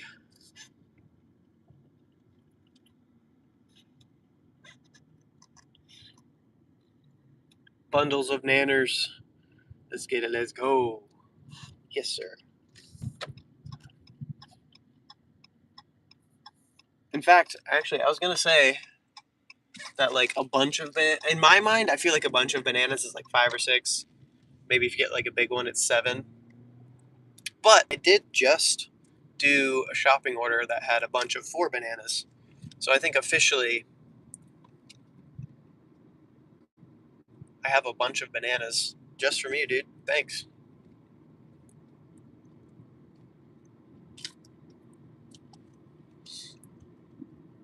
The Kong crew. Up to a bunch of monkey business up in here. All right, first come, first serve. What do we got here? Spark driver. $15 for 6 miles. It's express shopping with way too many items and 2 drops. at the store that we're not going to. So I don't think we'll be doing that. No thanks. What's up? What's up? King of Veteran Dashers. He's back in the house. I don't know how to pronounce your name. I'm sorry, man. Uni Exote. I'm just gonna call you Uni. But you've been in and out, so thanks for popping in. Good to see my live stream regulars, especially on a great morning. Again, we've been having a really great morning. We just finished out this one, which was basically $25, $24.97. Cross traffic does not stop, so let's not get broadsided by a freaking truck or something. Oh my gosh, that was actually a little bit scary right there. the view, it's like on a hill there, so you can see just fine that way. But this way, I was trying to inch up. And as soon as you start going, you see the top of the car coming, and I'm like, oh! But it's fine. We're good. We're alive. All right. Let's see. You said we're working up to a bundle of bananas. I feel like Donkey Kong at the end of the game when he checks his big like banana stash, his banana hoard. At the beginning of the game, like that's like the opening sequence. You go into your big banana storage thing and they're all gone and you freak out. So you go hunt down King K. Rool, grab your bananas back, and at the end of the game, we're stocked up, and that's what we're doing. We're getting our bananas.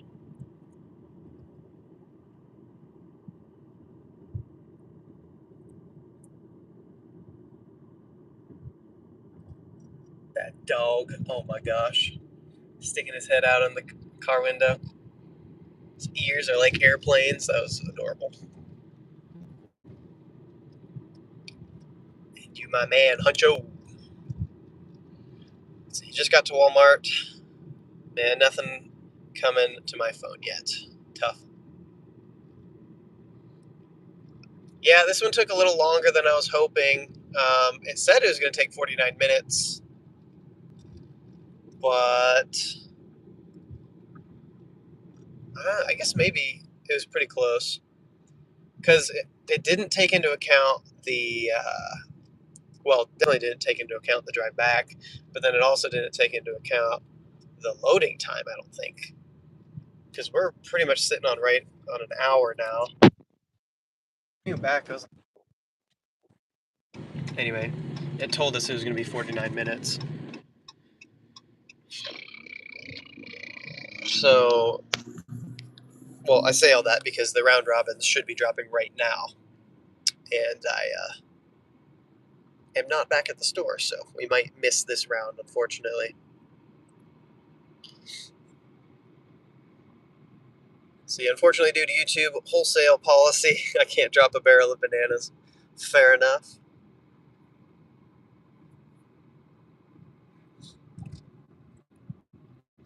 Must drop one at a time. Well, I'll be there to pick them up. I'll eat the banana, and then I'll leave the banana peel for somebody to slip on, Mario Kart style. No caters today. Nope. I was looking at a few yesterday. A few came in, but I was like, I don't know. One, they weren't that great. I mean, they weren't bad. You know, it was like 30. I think one was like $42, but it was a lot of items, and it was going to the SEG place that I really, really don't like delivering to. It's quite the hassle to get back down there, and it's pretty far. So just like I don't know, lot of reasons I didn't really want to take it, but also mainly because it was so close to when I needed to be into the office today, and I didn't want to stress myself out. So, um, yeah, I ended up turning them all down. Um, I don't know. Yeah, I could have made it happen, but nothing for today. Hopefully, we can lock one in for tomorrow. Again, I mean, if we hit today's goal, that's pinned in the messages, then we'll be at our weekly goal already, and we won't technically have to or need to work tomorrow, but I will, and we'll be on the gravy train there. So, have you had any weird experiences while gig working? Weird experiences. Um, Weird.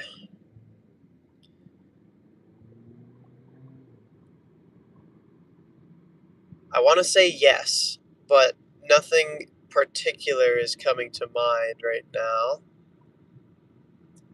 Like, I know I've definitely had some weird things. I mean, I've totaled my car while driving. I wouldn't call that weird though. Hmm. What's the weirdest thing that's happened to you while gig working?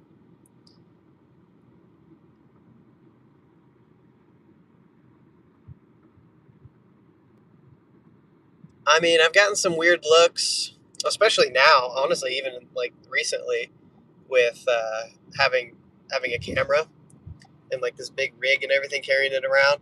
I feel like everybody's giving me the big side eye. Everyone's sus, but I don't know. Nothing like honestly too out of the ordinary. I've delivered Plan B a handful of times, but I've never. I think it'd be kind of hilarious if like you do a Plan B, but it's a hand to them order.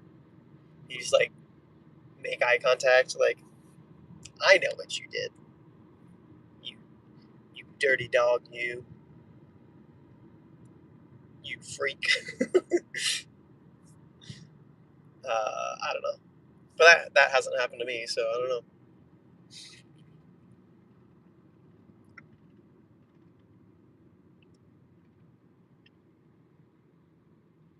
Yeah, I don't know. Not necessarily weird.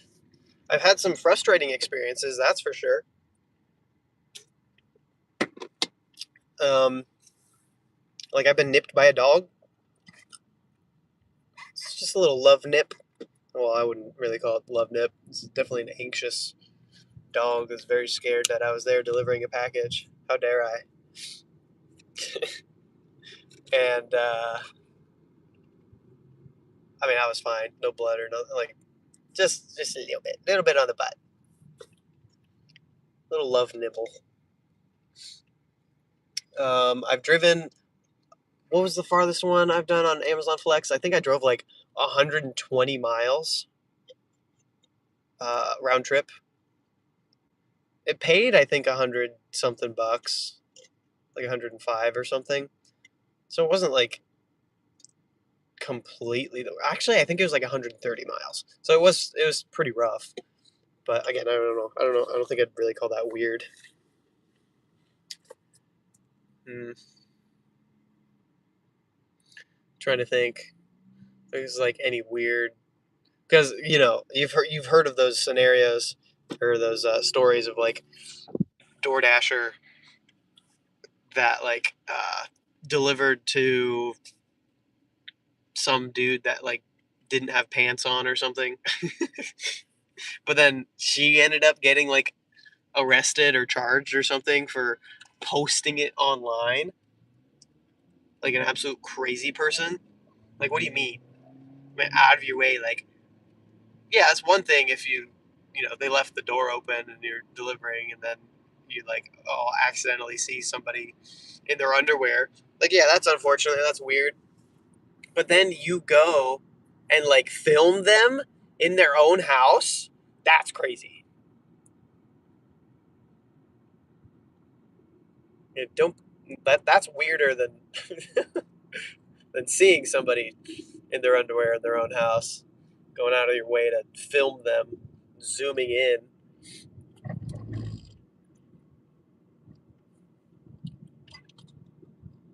So I don't know. No, I feel like I've had a pretty tame gig work experience. some sketchy nighttime deliveries in the not great part of town.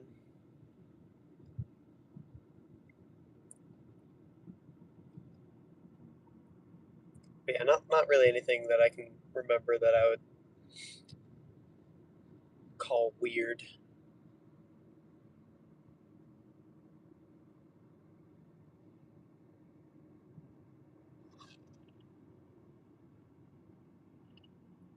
How about y'all? Y'all got any weird experiences?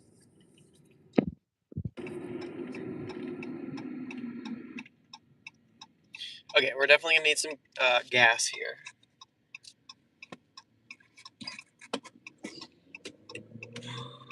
Yoink.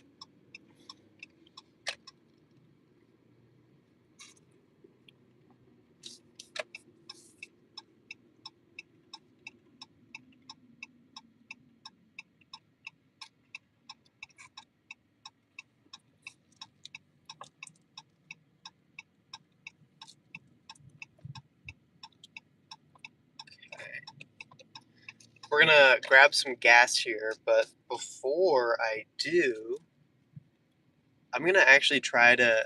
I think both of these guys right here are Spark drivers, so that's fun. But before we do, I'm gonna try to, activate the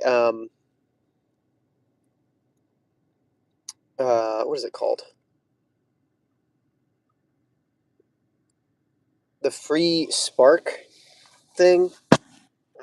What is it called? Oh my gosh, free Walmart Plus that I get for driving Spark. There it is. Congratulations! Rewards, discounts, and perks await. Enjoy a 1-month membership of Walmart Plus. Gas savings up to 10 cents off per gallon at 13,000 plus stations. So, okay, first of all, let's crank the AC a little more. But yeah, we're gonna redeem this because we already have like an account.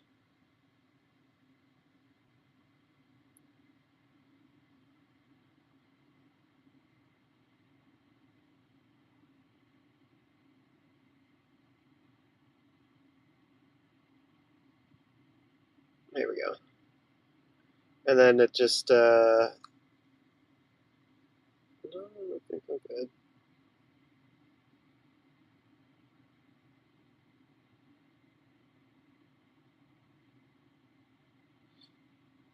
Okay, there's a code somewhere in here.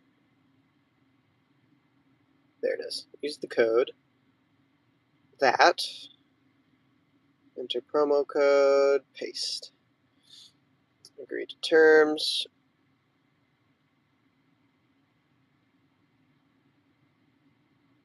By redeeming this promotion, you agree that your membership will end after the 1-month term.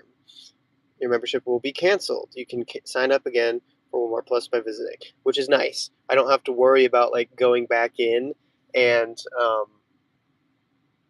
making sure that it doesn't auto charge me every month.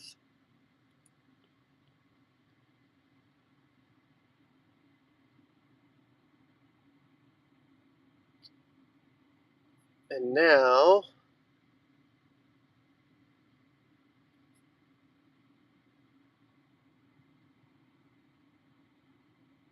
that I have that, there's a code or something that I get where once I fill up at like a Walmart station, like a Murphy USA or whatever, then I can get 10 cents off a gallon.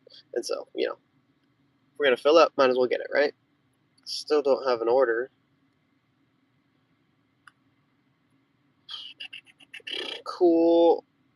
So we got Walmart Plus, and now there it is. Start enjoying your benefits. It ends July 11th.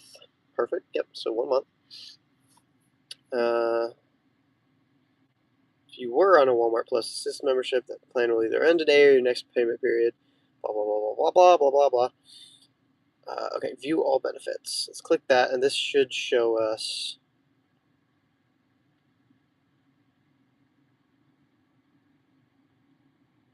shipping, free pharmacy delivery, video streaming,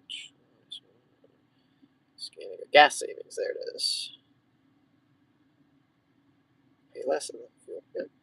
Let's try to. Okay. Okay. Okay. At a Murphy station. Use that discount code. All right, we found it, guys.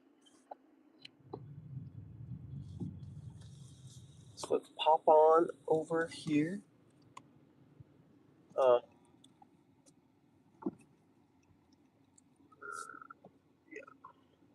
Zips up around. Oh my gosh.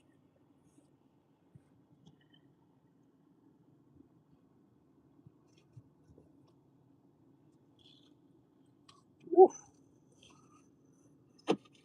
Yoink. Okay, a couple orders are coming through here. I lied. They're not. Nope. All right. Well, let's grab some gas.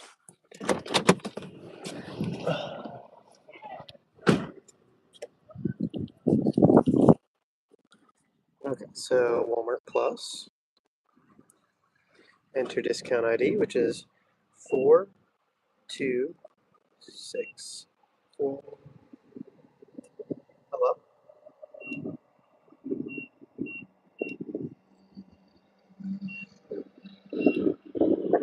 Are you for real? Okay. Well, it's being annoying. Okay. Try that again.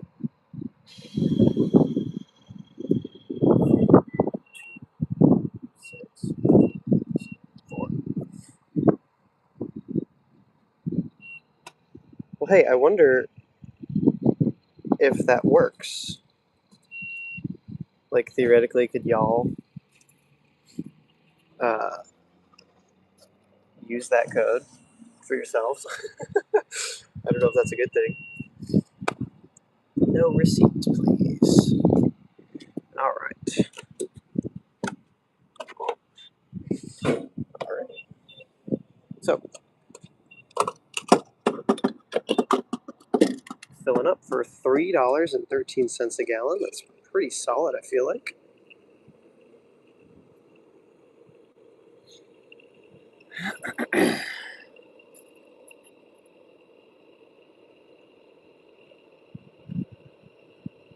That's crazy. Do you see that?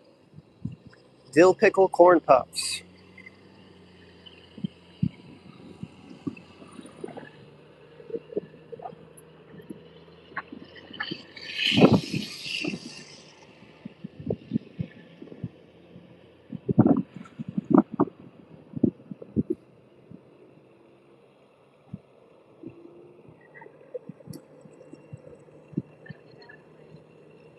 $87.14. Let's put that in as well.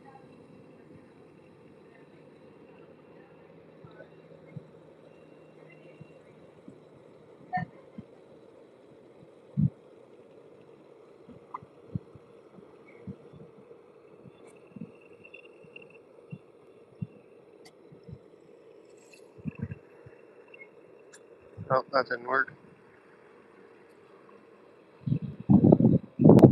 Try that again. No.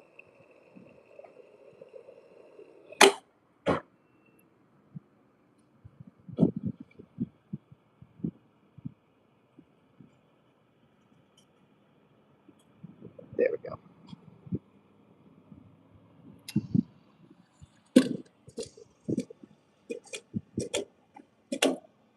Cool.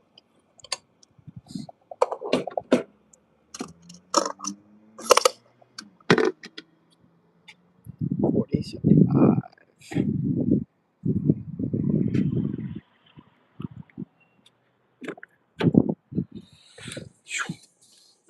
Much better. We still spent $40, almost $41 on a fill up, even with the extra 10 cents off, because we were thirsty. we had pretty much nothing left in the tank. That was about 13 gallons, I think. I've definitely filled up for more. But yeah, $40 for a fill up does not feel great.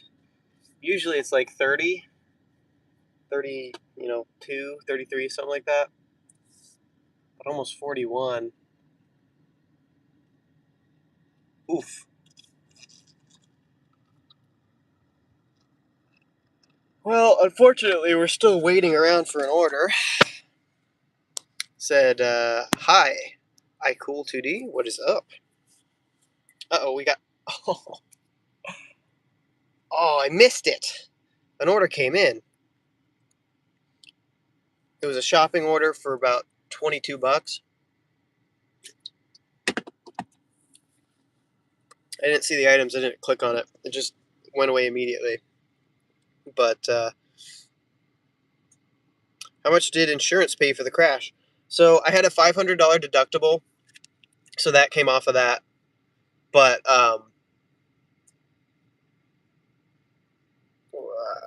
what am I saying?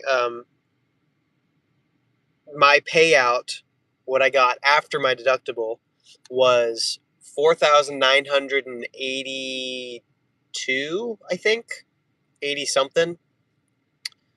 So pretty much $5,000. Oh,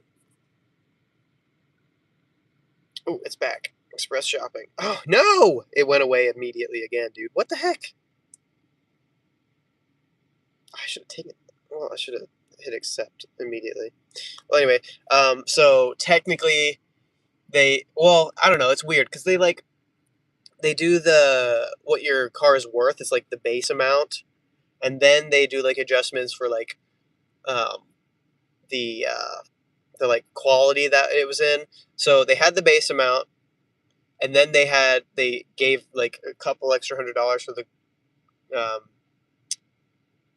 what shape it was in, which is a weird thing. I don't understand that because it's totaled, so it's not in good shape.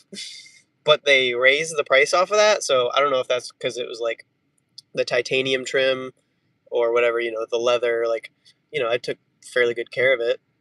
I feel like, I don't know, uh, and so anyway, so that bumped it up a little bit. But then they also reimburse you for like your titles and um, your registration or whatever for like the amount that you didn't use for the year, since you pay for the year anyways. And so since it got totaled and it's done, they like reimburse you a little bit for that. So anyway, that was about 5,480 bucks, whatever it was, after everything.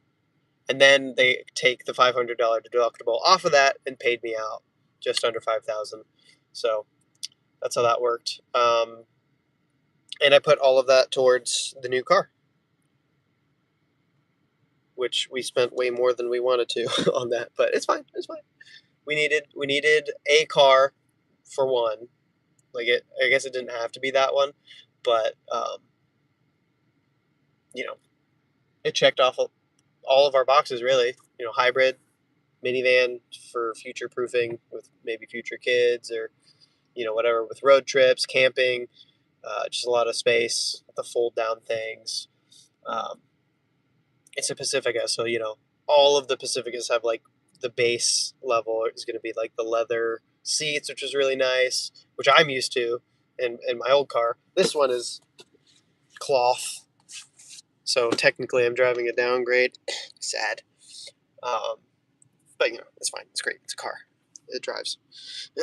And then and then again, like when we went and bought the car, there were things that we didn't know, like they weren't on the listing. So like we knew it had heated seats, which is huge, but we didn't know it had cooled seats. And so that was like a bonus. And then it also had heated steering wheel, which we didn't know either. So, there's a bunch of little bonuses here and there. Like it had um, three key fobs, which is cool. It had like the trunk. if you like swipe your leg under the thing, under the bumper, then it sees that and then it opens the lift gate automatically. So if you're walking in, you've already got your hands full, you can't like quite do the thing, or you didn't click it on the fob, then you can just swipe your leg on it, under it, and then it'll open for you, which is really nice. Didn't know that was a feature actually until after we got home. We found that out after everything. And another thing was it came with WeatherTech seats, like mats and stuff on the floor. So there's a little extra protection there. Um, so basically, yeah, there was like a lot of extra bonuses um, that kind of justified a little bit of us going outside our budget. So, but we're blessed to be in the position to be able to pay cash for it. Don't have to take out a loan or anything, and it's ours outright. Very good. The one thing though is that it didn't come with the charger, so I bought one, and it still hasn't come. I'm kind of like, what the heck about that? I think I bought it like a week ago now.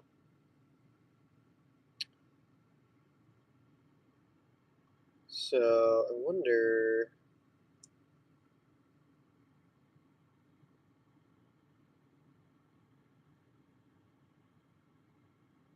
Cool.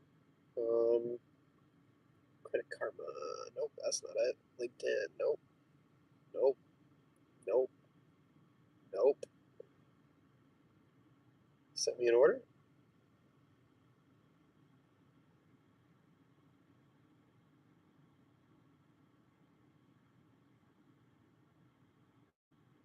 Nope, they didn't send me an order. Nothing was loading. Okay. TikTok. Oh wow. This house that I've been looking at for a little while. Not that I can afford it now that we just spent like 20 grand on a car.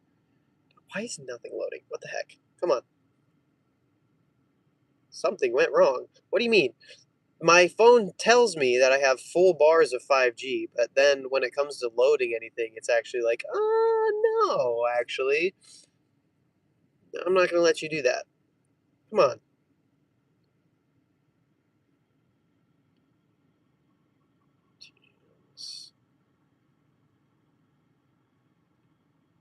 Is anything going to load?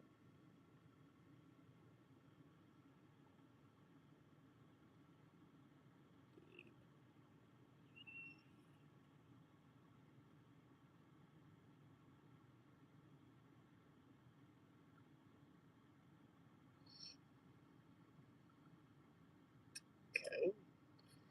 Another thing I have to do. Ooh, what's this? Match day, buy one, get one Thursday after 3 p.m. June 11th after 3 p.m. in restaurant. Wear any soccer jersey. Thursday, June 11th after 3 p.m. to score a buy one, get one free entree.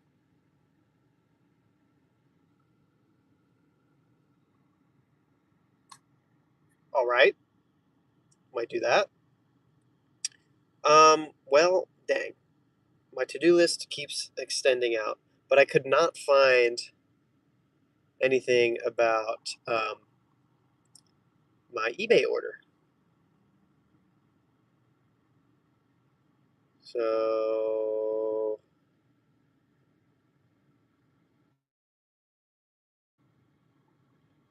I guess we'll just look up eBay, see.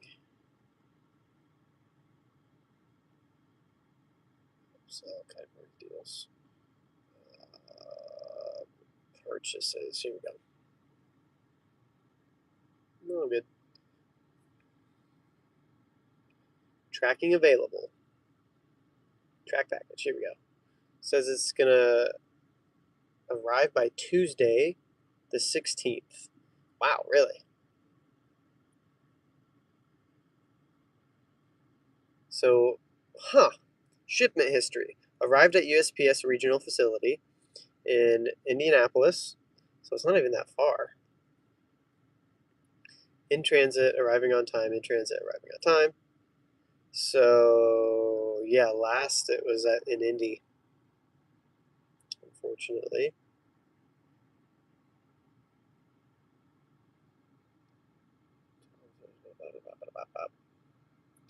All right, whatever.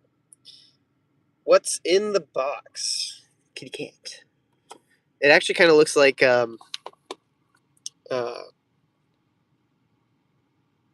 what's the Finn the Human from Adventure Time, like his little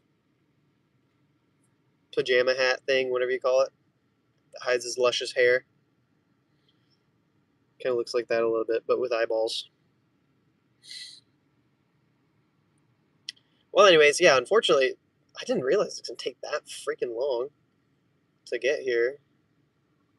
It says they tracking number provided June 5th.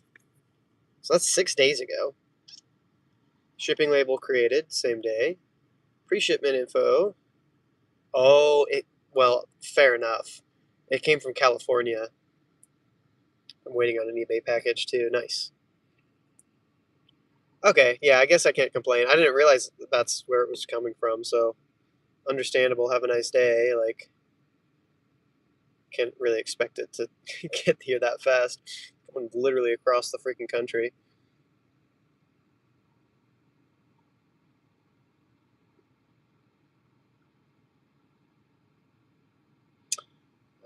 Let's see. Still no orders, by the way. But let's see. Yeah, so and then June 6th, USPS picked it up. And then regional facility in California, Bakersfield. And then Santa Clarita, California. And then from there, it took almost 2 days to get to Indianapolis, which obviously makes sense. LMAO, that's funny. I'm waiting on a beanie that kind of looks like his hat. It's got horns though. Nice. Like a Animal Crossing type deal. Question mark?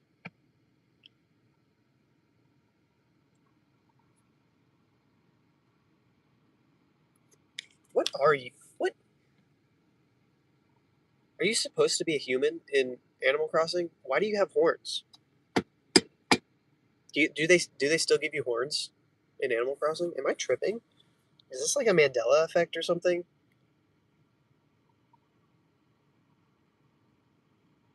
Horns, Animal Crossing. Yeah, like that's default, right? Like everyone has that. Or are those? Is that a cosmetic? Like in the older Animal Crossings, like everybody had that, right? Or am I crazy?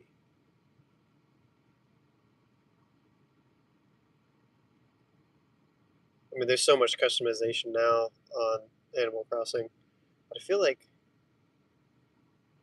I gotta be tripping, right?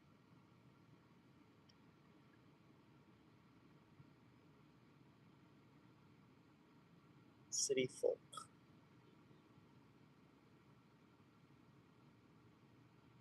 Red horned hat. Huh.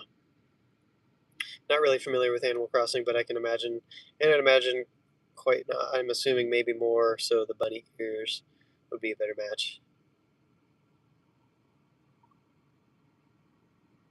Bunny ear beanies. Yeah. Yeah, City Folk was pretty much the last one I played. All the new ones came out like on the Switch and the DS and whatever, and I just didn't ever have one myself. And I started playing more PC games, so honestly, I would maybe, I don't know. I'd maybe play some more of those types of games if it was just like on mobile, on my phone. That'd be nice, but I don't know. Should the oversized ones that should be here today? Nice.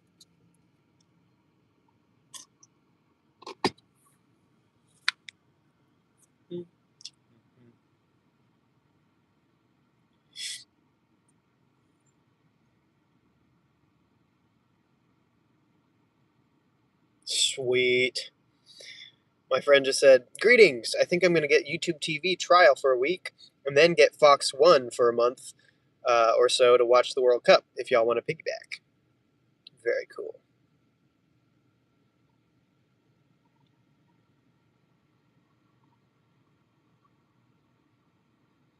Go to his house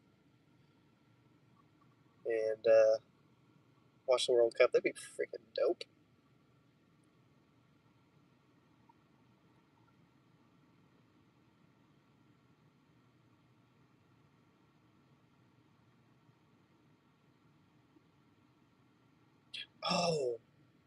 Oh, shoot. I forgot about. Oh my gosh. Hold up. Wait, I need to figure this out real quick.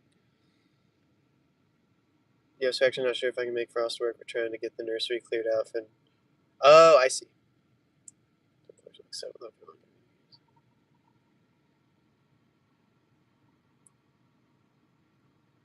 Okay. I forgot we moved board game night from yesterday to today, but looks like we're shifting it to something else potentially.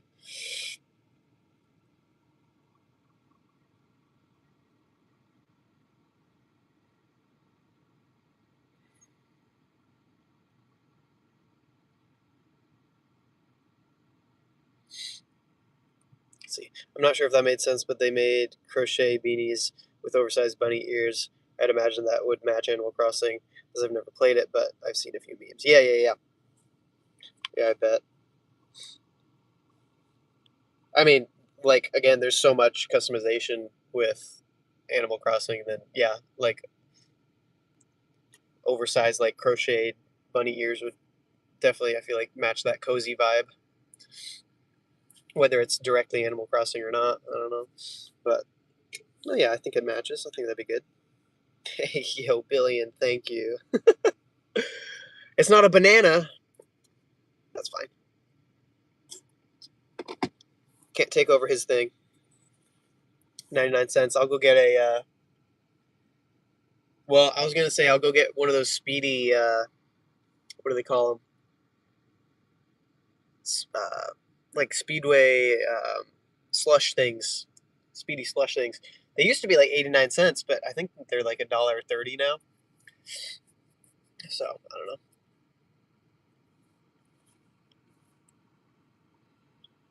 Said I remember the grandma who clocked in like 20,000 hours on Animal Crossing on her Nintendo DS. That's crazy. But honestly, goals, bro. I would. One of these days I'm gonna be that like gaming grandpa, and I'll clock 20,000 hours on something. Have to find a game I'm obsessed with again. Well, not it's not that I'm not obsessed with any games, it's just that I can't freaking find the time to play them.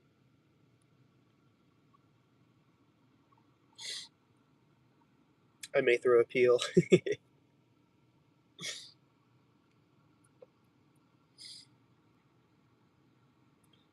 And they made a character for her. Oh, yo, that's now okay. That's like legendary status right there. Because there's like all those streamers out there who get like a brand deal or something, and they get their skin in Fortnite or wherever else. And that's just like, whatever. That's boring. That's just paid content bullcrap, right? But you're a real gamer if you just play enough and get holy butts, dude. I almost just witnessed a crash. That's actually crazy.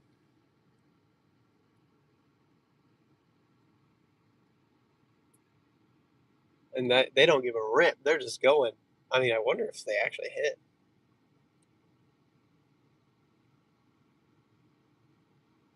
That's wild. Dude clearly had the right of way here.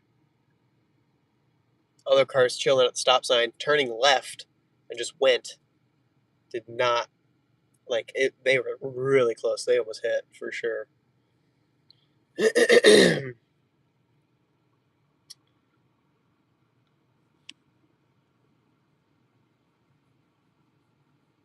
Dang. Um, I was saying, oh yeah, but like for real, like just getting famous off of just being you, just being a grandma with 20,000 hours and getting a character made in the game for you is crazy.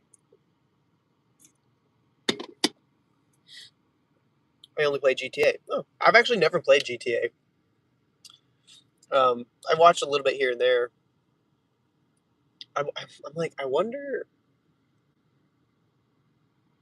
I don't know. I feel like with franchises like that, like with GTA 6 coming out, whenever it actually ever comes out, um, I'm like, would it be fun? I'm assuming the game design is going to be, like new player friendly. Um, but I just like, I feel like with games like that have so many installations, for a new player, it can be so overwhelming because they build off of like the previous games and like they kind of assume that the player has like a knowledge of the previous ones. So it's like without that knowledge, since I haven't played them before, I'm like, I wonder if I would enjoy playing it when it comes out. Um, so I don't know. I don't know if I probably won't get it because there are a lot of games. Like I still haven't played Silk Song. I would love to play Silk Song because I've heard it's really similar, platform or whatever, but like kind of similar to that Metroidvania type thing. Which those are like some of my all-time favorite games: Metroid Fusion, Metroid Zero Mission. Um, so, and then two of my buddies have played that quite a bit, and it's like also some of their all-time favorite games: Silk Song, and Hollow Knight. And like, I don't know, I just have a hard time. Like, I think if I just forced myself to buy it, maybe I'd play it. But I don't know if I'd be able to play it consistently enough that it's going to hold my attention, if that makes sense. Which is why I get drawn towards games like Apex or like Slay the Spire 2 or Risk of Rain or whatever, where it's just like you can do a run and it's not like, you know, you can just do a run and be done. Um, or you could do 3 or 4 runs and play for hours. Whereas like a story based linear game like Silk Song or something like GTA where you have like I don't know, a storyline. Yeah, mainly storylines is like kind of the problem because I feel like I'll start it and then I'll not really have the time to finish it out. So I'll just be like, well, I'd rather not start it because if I feel like I'll get lost somewhere in the middle, and then by the next time I play it, I'll be like, wait, what's going on again? And it's just like isn't the best experience. Um, so I don't know.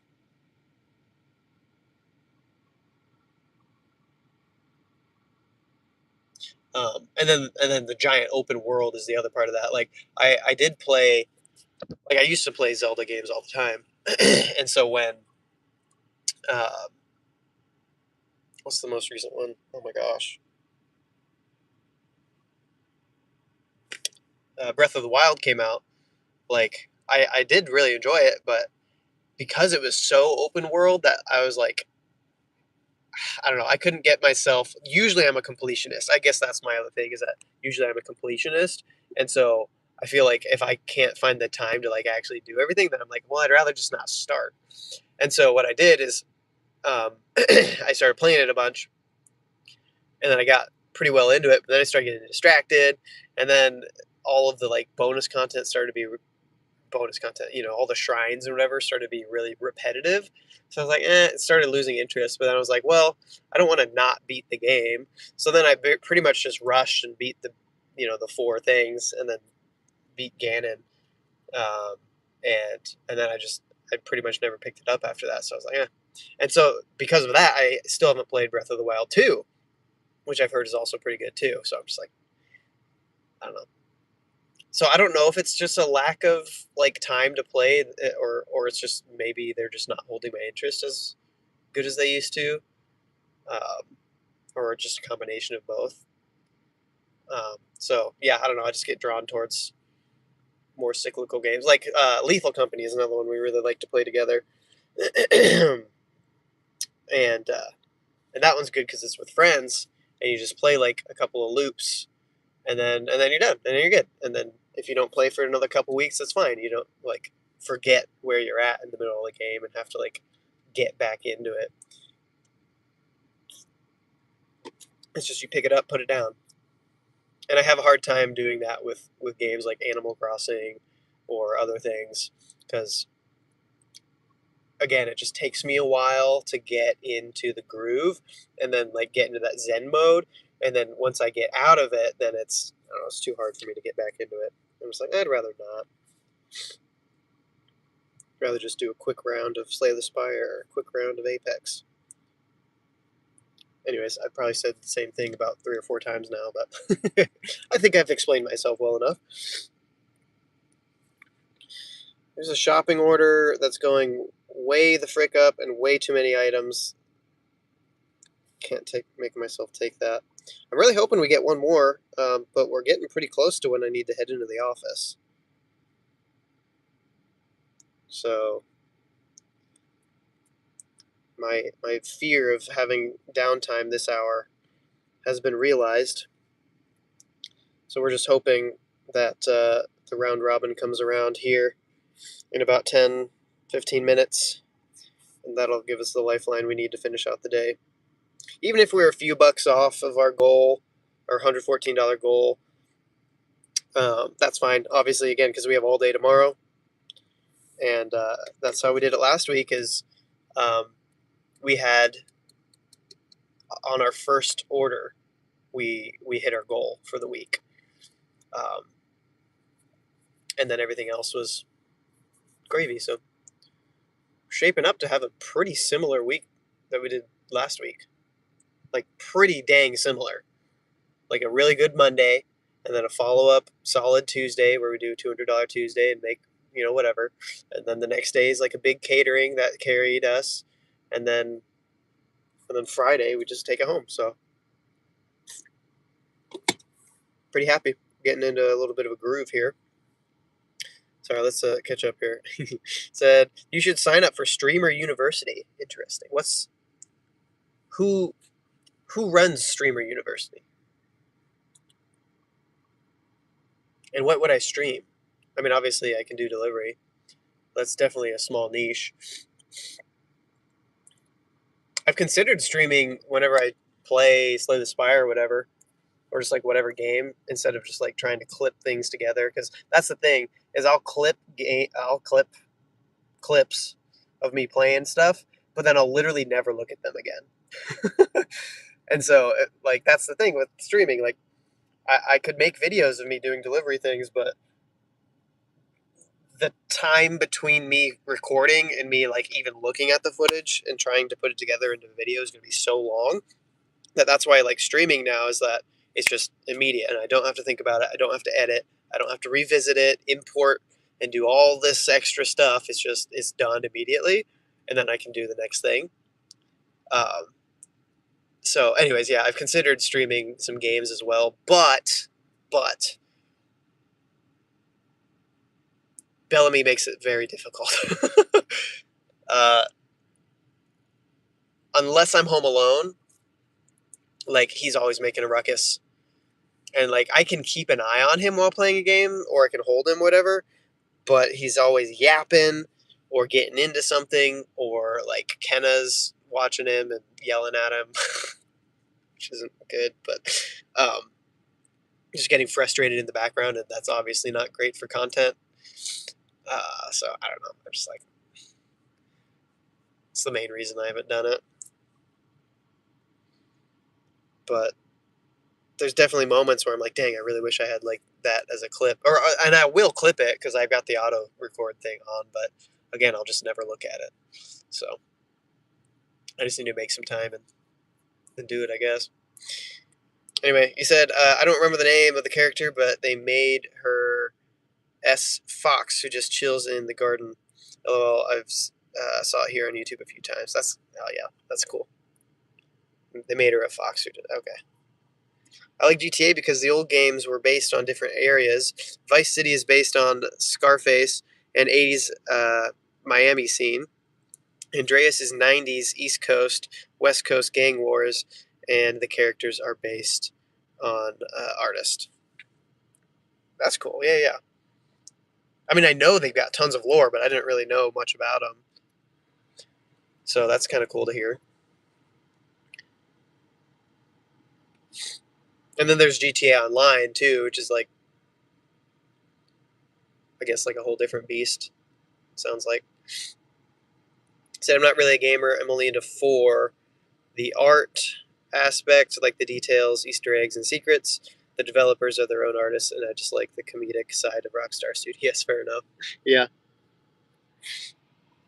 Well, and that's what I have been enjoying about Slay the Spire 2 is that they have so many references to just random stuff, to different games, to movies. Uh, Obviously, like Slay the Spire 1, so they're like expanding their lore or whatever, but there's just so many like little things and little references and Easter eggs that are a lot of fun. And I think that's kind of the best part about games like that is that like the attention to detail and the little gags here and there. Basically, I'm a noob, bro. Isn't that Kai Sanat? I had no idea, bro. I thought he stopped streaming.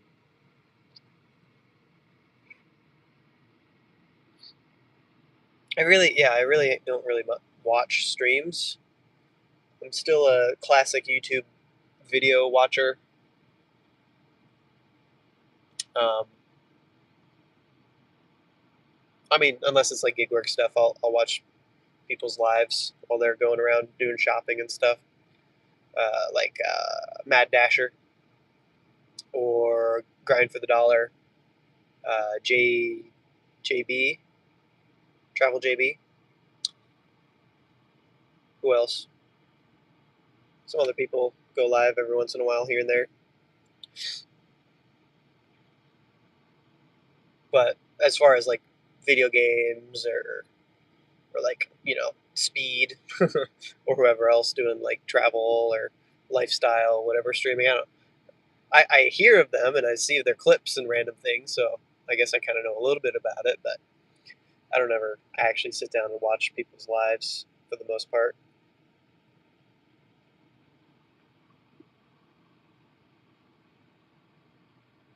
Yeah, I don't watch streamers at all. Hey, you're watching one right now, baby.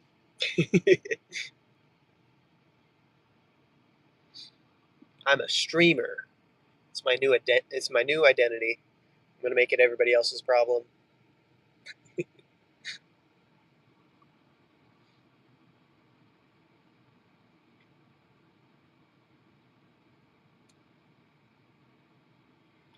gonna be annoying about it.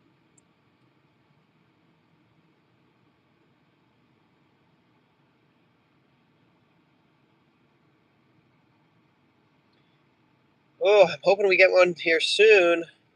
I mean, yeah, round robin's coming up, but I'm just gonna sit here.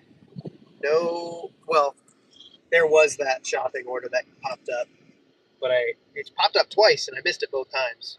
Probably would have been good.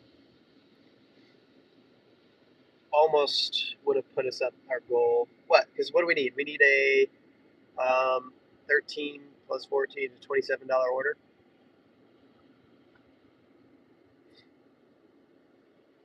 I don't know if we'll get that. Maybe. Maybe hope.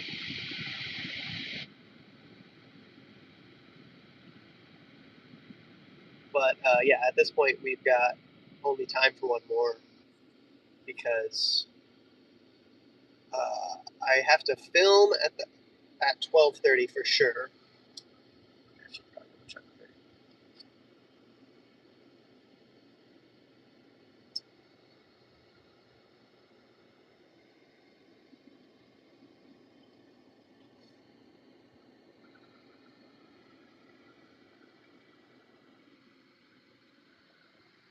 Double checking for today. Still good.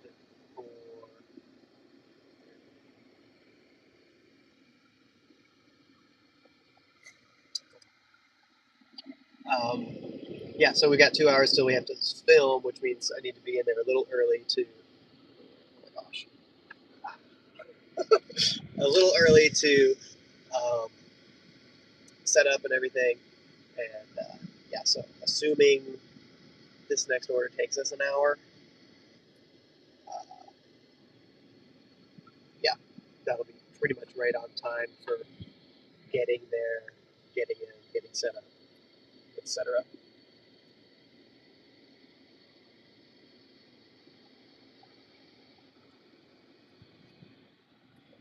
So crossing our fingers, hopefully we get a $27 order.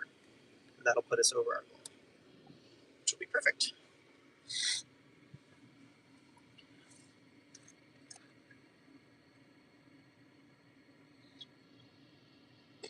Oh, I should probably charge this phone too. Dang, both of my phones are like. Oh, help me, please. I need battery.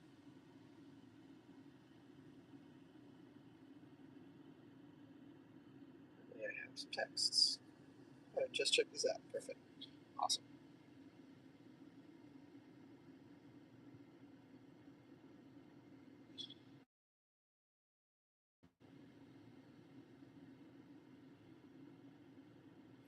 Okay, CV. Oh, what? Insurance card. Drop it off. Questions. Blah, blah, blah, blah, blah, blah, blah, blah, blah, blah. Okay. Well, apparently they prescribed Bellamy something. I don't know if we're gonna take it. I'll have to ask kind of what they told her.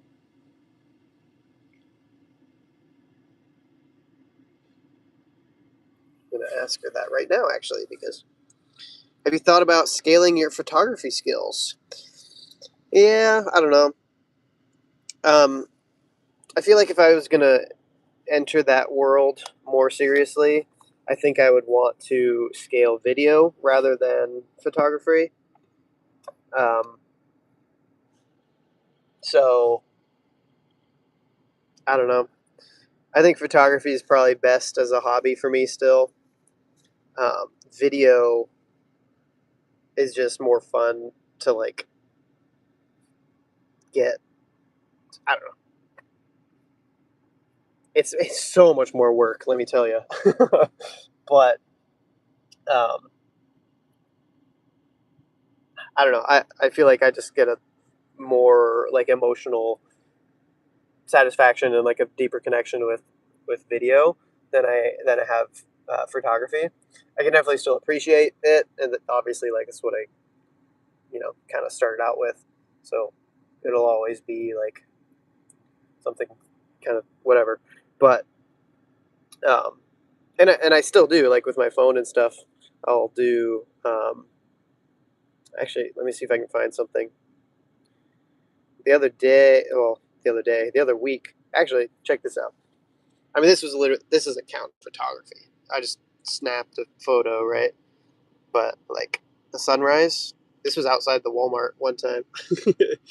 um, so yeah, anyways, and I'll mess with the settings and adjust some things, and so I still like you know still like working with Lightroom and getting things to be just right. But yeah, I feel like with video, well, and honestly, because number one, I've been working. It's my job. I'm a videographer. Um, but two, like especially with Bellamy, like I've been trying to capture more footage of just like home life and different things. And I used to try to do vlogs and whatever. And so I feel like it's more fun for me, but also it's more like again emotionally like more tied to it somehow. But like okay, here we go. Here's an example.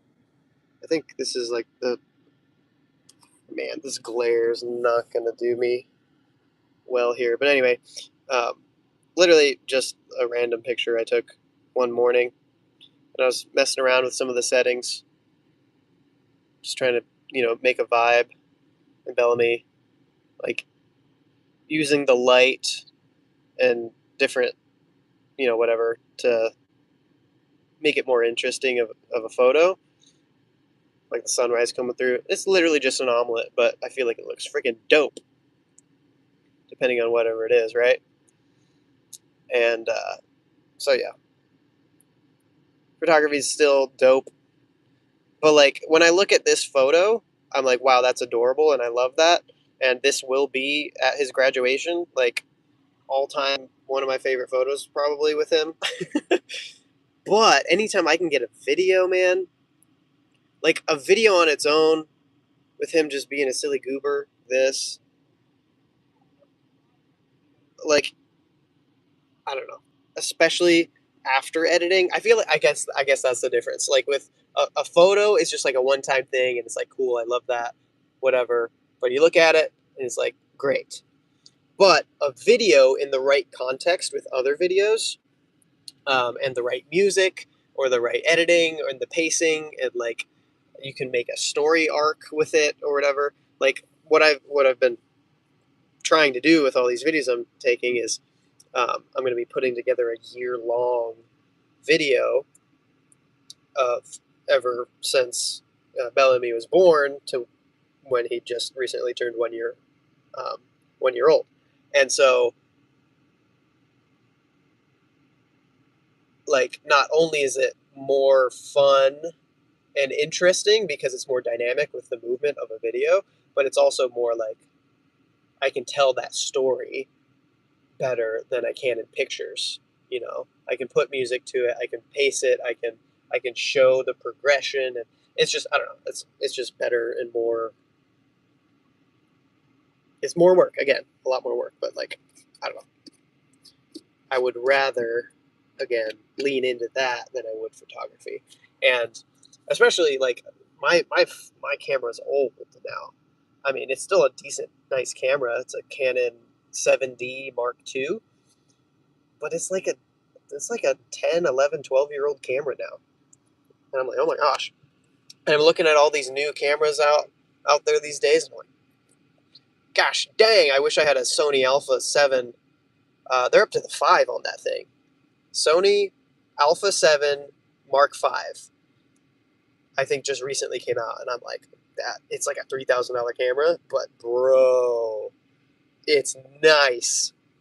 The autofocus, the crispness, the like megapixels, the low light capabilities, the color, and the like. I mean, I don't even know if I don't think my camera. I think technically it can do 4K because it has like the right amount of megapixels, but since it's so old, like I don't even think it has that setting. I don't even think they tried to do like those kinds of videos back then. So it was like 1080 is what you get. This is what we got for the round robin, which really sucks because we're not going to do that.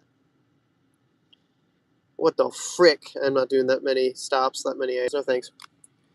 So anyways, but like ideally, I'm like, I'll just get a Sony, spend $3,000. Like, bro, if I was gonna go for it and do like a freelance, little media company, freelance gig, media gig type side hustle, or even just my own like private practice, essentially, um, I would I would drop $3,000 on that camera. I'd get a couple of insanely expensive lenses, so I'd probably be like, $5,000 in by then, and then I'd get like a Ronin stabilizer, and that one's I don't think that's quite $1,000, but I think it's like $700, depending on which one you get. And then like all the accessories around that with the carriers and the extra storage and the external hard drive and all that stuff. So I'd be in probably like $6,000 or $7,000, and I just drop that on that, and then I don't know, do freelance, maybe some ads for some restaurants around town or whoever, maybe real estate or whatever else, whatever I could find. Maybe do some UGC, start doing a little bit more serious like content wise in terms of like the business side instead of just like, hey, what's up, guys?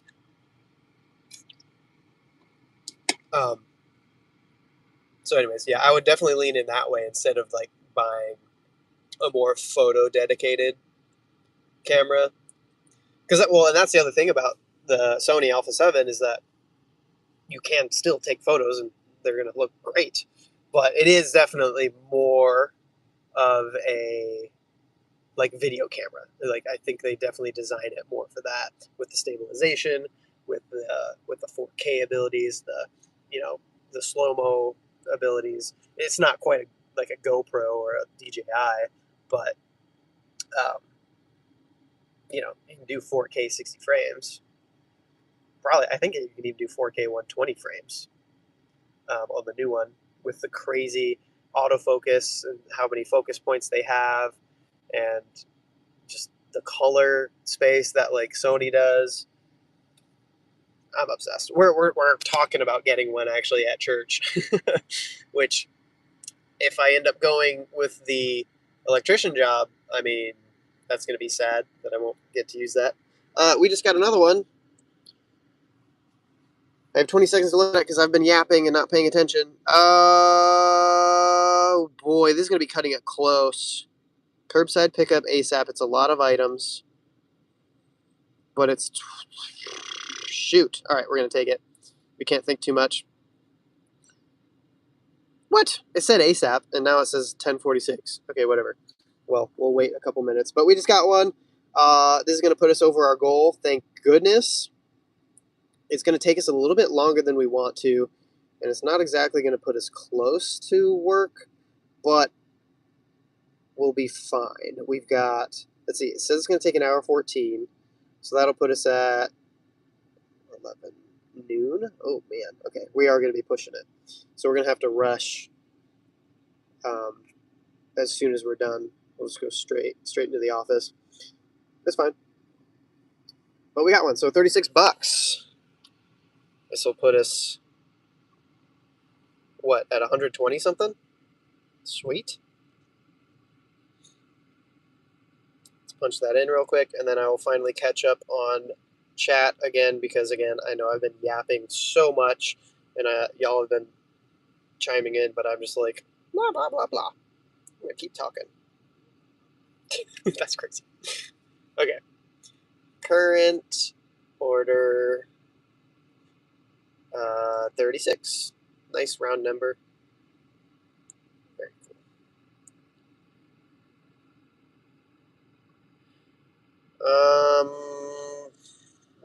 Right. Okay, so I think we can search it. Let's see. Yeah, no much. Have you thought about asking? Yes. Videography and angles are so satisfying to lock in when you create a visual creation from your mind to share with others. Amen. Get into it, bro. Do what you love. Mother Trevor saying, "What? You already know." Could try wedding videography. Yeah, I've done. I think 3 weddings as a photographer.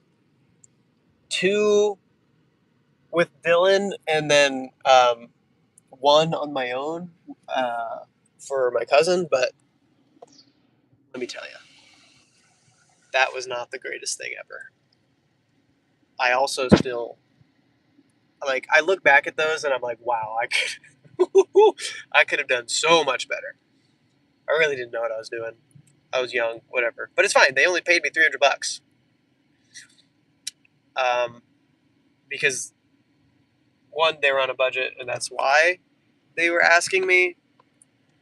But they knew that they knew what they were getting into. And it's not that they were bad photos by any means, but I'm just like, compared to what you see out there on Instagram, whatever, it's was not. I don't know. I was like, I could do better. So anyway, but John has done some videography, and it's just like, it is a lot of work. So I don't know. It's not something I would want to specialize in, but it'd be something that I could do a couple of them here and there. Like whenever AJ gets married, maybe I'll do his video. But that's also kind of been the thing, because with however many weddings there have been in the past couple of years, um, I've been getting footage, not like professional, wedding video footage, but I've been like vlogging the experience while there. That's one of the projects that I want to work on, is like doing a montage of putting all those together and doing a video for that. But I just haven't gotten to it. And it's kind of the same thing with a lot of stuff. Like my, what do you call it? Oh my gosh, my honeymoon. I took a lot of video during that, and I was like, oh yeah, we're gonna sit down, and we're gonna do this like talk. Was like a talking head type overview video where Ken and I sit down and like talk about the whole trip, and as we watch back the footage and like give extra context and whatever. We're gonna do a video like that, and then 2 years later, still sitting on the footage, haven't even really looked at it. Just, you know, never making the time. It's not that we didn't have the time, it's just we never made the time to actually sit down and do it. So I finally was just like, all right, well, I want to do something with this. So I'm just going to edit it together down to like a almost like a music video. So I found a song that I liked, and I just put it to the music and just kind of like, compilation montage type fun stuff.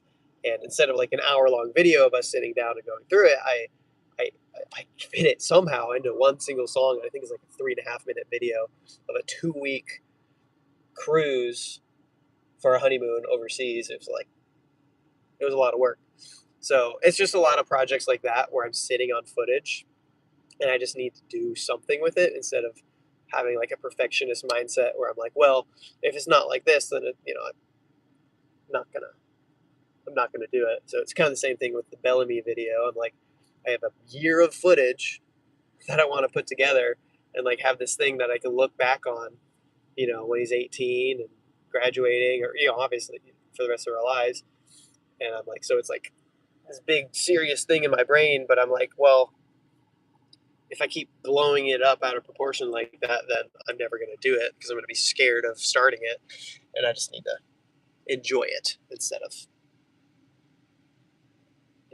whatever. So anyway, could bring Kenna into it, work together. Yeah, she. I feel like she could do good with editing, but I don't know if she has the patience for it. I think she'd get bored too fast, which is fair because I get bored really fast too. Like I'm like an hour in on an edit, and I'm like, oh my gosh, I don't want to do something else. So yeah, I don't know. I prefer old, shitty, gritty cameras. Just something about the aesthetics. Yeah, yeah, yeah. For a little while, I was doing I would still do it on a digital camera, but I would do like film grain, retro edits to it.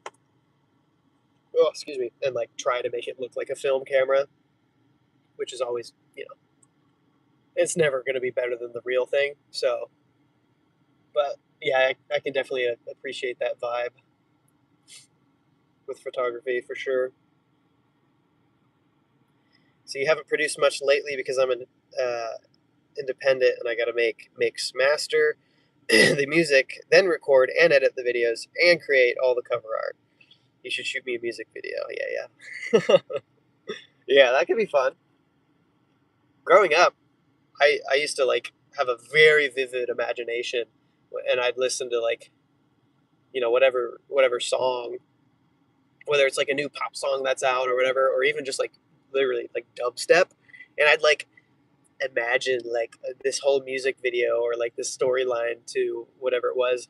And especially with the like whenever it was a dubstep or like an EDM whatever song, I would uh, like it doesn't have any lyrics, or if it does, it's like one or two things, and it's just like generally vocals, that aren't necessarily lyrics, but whatever.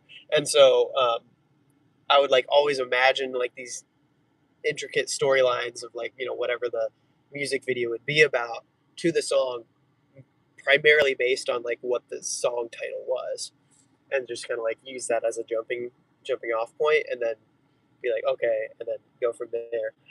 And I couldn't explain any of it to you in my brain. Like I can still remember some of the things that like from some of the songs, and if I listened to them again, I bet I could just like imagine through the whole storyline again. But you know, going from imagination and like an idea of something that you want to actually like capturing it and like translating that into a video is so difficult. Like directors and stuff, you know, they're doing the Lord's work. I don't know, storyboard people and like all those people that like do the nitty gritty of getting it from idea to like actually on screen is like it's crazy. It's like it's literally magic. So, I mean, yeah, I don't know, but that's videography for you. That's editing. It's just a lot of work. So yeah, I feel you. So I know exactly what you're saying. That's what slows me down is I can't always craft what's in the imagination. Yep. Which I guess is kind of the whole thing. Separates a good one. Hey there. Got 2, 3, 4, 1. Sweet. Thanks. Nope. Running for me.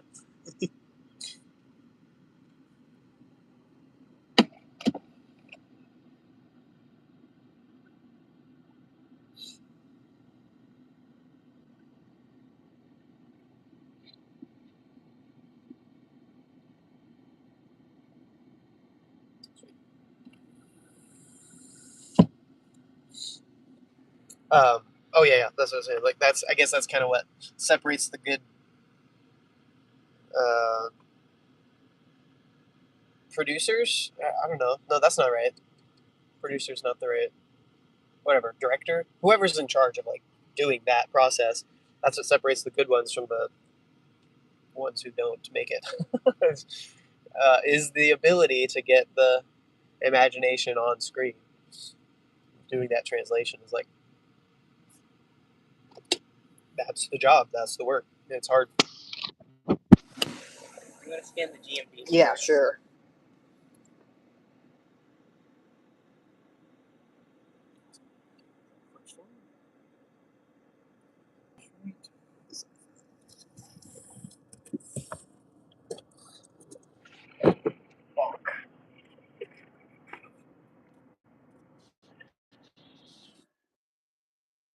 Said you used to be a disc jockey. I still got my tables. Sweet. My uncle's trying to sell me another one. Hey, yeah. What's up? Crank DC a little more.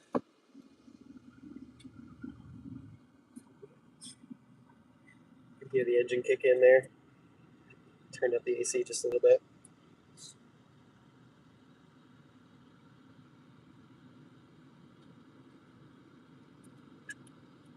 This one pack is 3 different plants. Okay.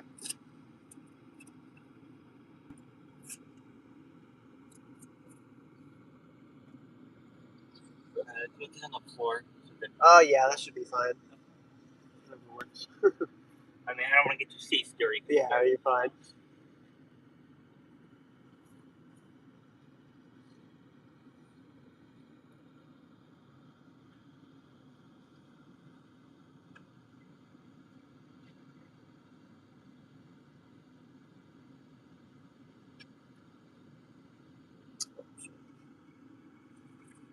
It's loading in weird. Got that one. Another one. Yeah, that should help hold them out. Sweet.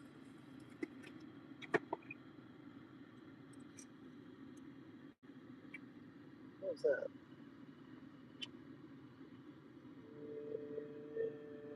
Perfect.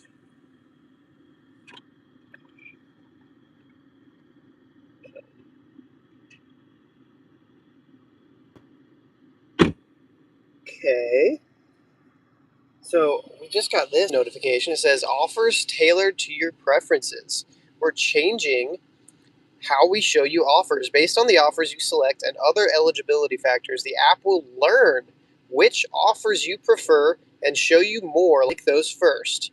You can keep choosing the offers that work best for you. Rejecting offers will, well, come on. Oh, come on.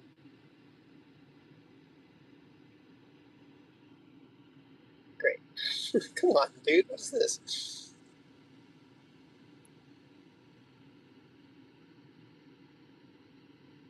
All right, here we go. Offers tailored to your preferences. We're changing how we show you offers. Based on the offers you select and other eligibility factors, the app will learn which offers you prefer and show you more like those first. You can keep choosing the offers that work best for you. Rejecting offers will not count against you. That is crazy. I mean, like, is that even anything new? But they're straight up admitting that, like, they're AIing or, whatever. They're, like, learning which orders you like to take. So if you end up taking trash, you're going to get more trash because that knows that you're like, oh, yeah, this is fine. So theoretically, is it a good thing? Well, it's a good thing or a bad thing depending on how you work the app, I guess. But now it's like really, really important that you don't accept trash because then it's going to know that you're okay with trash and will send you more. And they're like just straight up saying it. So that's crazy. What the heck? Spark apparently update. Although I think that's just how it's always been. I don't know. Is that Spark? Yes, that is Spark. I'm probably going to make a whole separate video on that because that's crazy. Like that, I mean, that's literally what everybody has been saying like all along is that the app knows what you take, especially about DoorDash. It knows what you take, and it's going to send you more of what you normally take. It's just another argument for cherry picking. Thank you.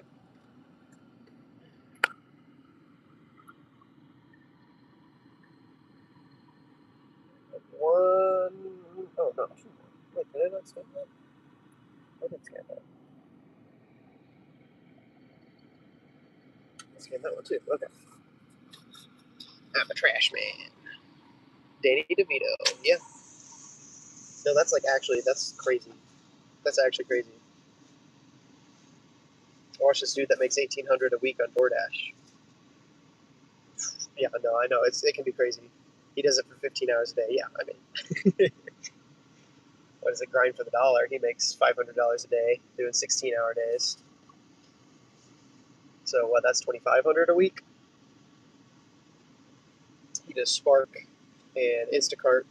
I think mainly he does some DoorDash and stuff here and there too. But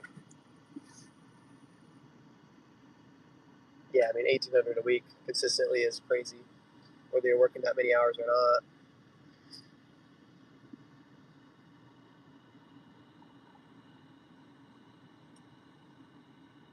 But no, I mean, that's wild that they even said that they put that in a notification and like admitted to it. I mean, it's like it's not, again, it's not a bad thing. It is good to know and like have confirmation.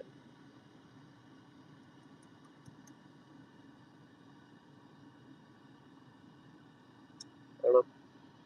It's crazy though. Back seat. Yeah, perfect. Oh, I'm missing something.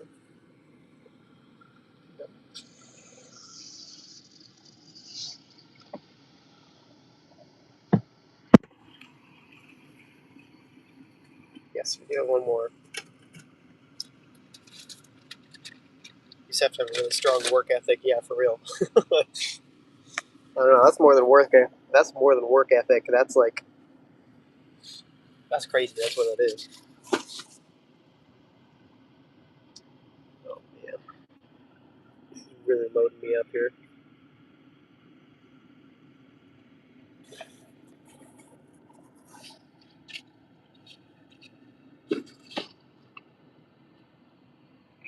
Sweet, thank you. You too.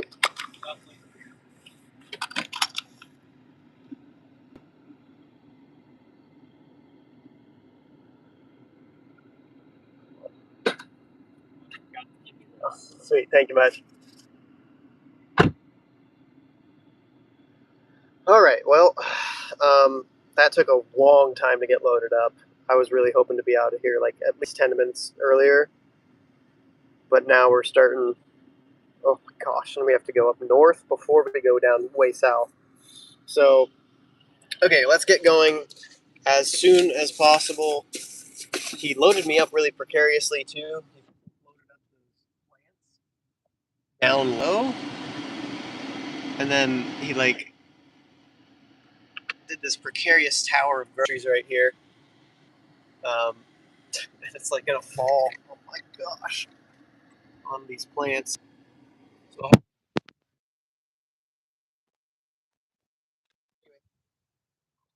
yeah, so 11:10 is our first delivery. It's the arrival time for the first one.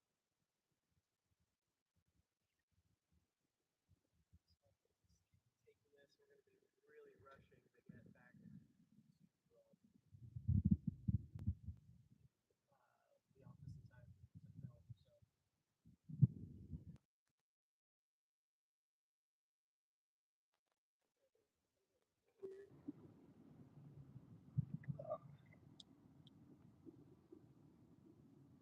All right, how's that? Is it better?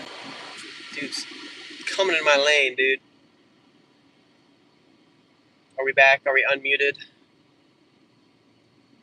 It might be because I'm plugged into the car, which is unfortunate because I really need to charge. You know what? We'll be fine. All right. How about now? Are we good? Unmuted?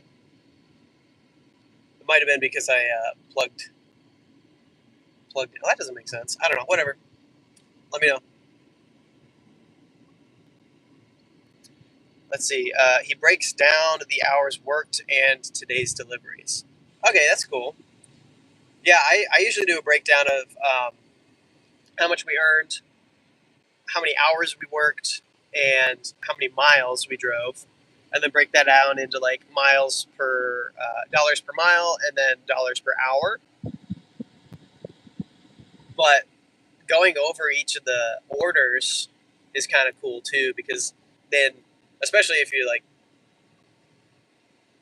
well, I don't know, in a video, I guess you just watch it so you see it anyway. But um,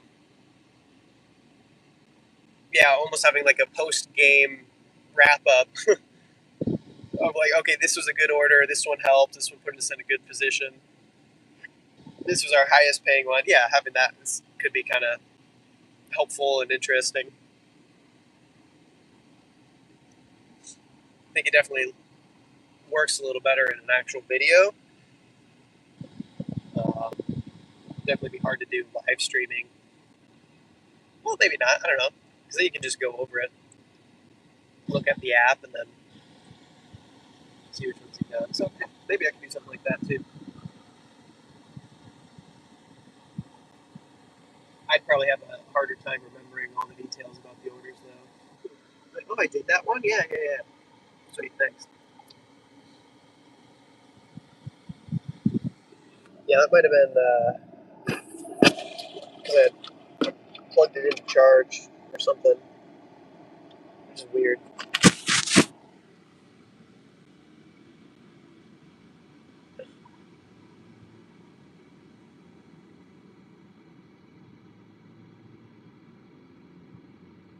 But anyway, we are in rush mode for sure now. What did I say? We've got 11:10 is the arrival for the first one, and it's 6 stops. I already forgot. Oh gosh.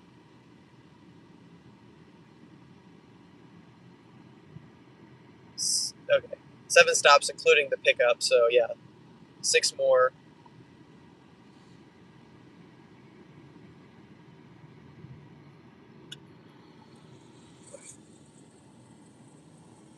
said, I didn't know a silver high-paying offer on DoorDash for $5 for 3 miles. It's not even 2-to-1 as far as miles. That's what I'm saying. That's what I'm saying, dude. Like, and I don't know if that's a silver thing or if that's because like it does vary by market. I remember when they first came out with the new overall rating. So, or wait. So originally, when Diamond, like back when the Diamond program was out, right? It was you got priority or whatever for $2 a mile orders, and then in my market they lowered it, and I don't know if they lowered it. I think it was like $1.75 or like $1.50. It was one of the two. They lowered it when the overall rating came out, and then everyone was. I literally immediately made the argument. I was like, "This is dumb." Because you're getting priority for things that aren't as good. So, like, the priority matters less, right? And I swear they changed it back. They changed it back to $2 a mile is what you got priority for. And then sometime, like, fairly recently, they moved it back again to $1.50 a mile. It still qualifies as a high-paying order that you get prioritized for with, like, silver, gold, platinum. And I'm like, again, it's the same thing. You have to jump through all of these hoops, and you have to have a certain acceptance rate. You have to have all these things to get the right amount of points to be on whatever, to be able to dash now whenever you want, to be able to whatever, to get these perks. And then they take the perks and then they just gut them and make them hardly even perks. Like, yeah, it would be a perk if you consistently got priority on $2 a mile plus orders, and then they reduce it down to $1.50. So it's like by the time you know drive all the way back, you're lucky to be at $1 a mile, and you have to what, dance like a monkey and circus and do what they say in order to get the privilege to do that and scrape by. Like, I don't know, man, it's crazy. So I mean, maybe potentially it's like at silver it's $1.50 a mile, and then like gold, maybe it's $1.75 a mile, and then platinum is $2 a mile. But I don't know. I don't know really how it works, and I've pretty much stopped paying attention. I mean, not that I've stopped paying attention. I've stopped caring, I guess. Like, I try to keep up on it, but I'm just like, I don't know. I don't use it enough for it to affect me that much, and so I'm not going to let it affect me and think about it so much. So anyway, but yeah, no, it is crazy.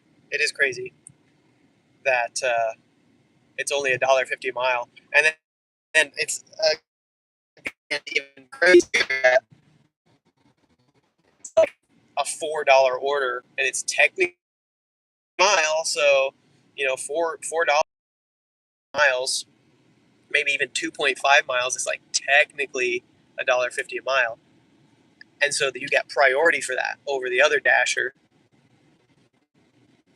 sitting over there. It's like, I didn't even want this. Don't send it to me. Now I'm pressured to take this to keep my acceptance rate up. And you're like, this is a good thing. When it's going to be $4 for an order that's going to take me 30 minutes, maybe 20 minutes, whatever. But that's still, even if you got 3 of those back to back, which is potentially the ideal thing, right? You get 3 ideal high paying offers. You do it in an hour. That's $12. So like, sorry, I don't know. I'm ranting so much on this. It pisses me off. I'm like, come on, dude. Are you being for real? But anyway, that's why we focus on different apps, because it's just a whole bunch of bullcrap. All right, where are we? This is this one. Okay. Scan.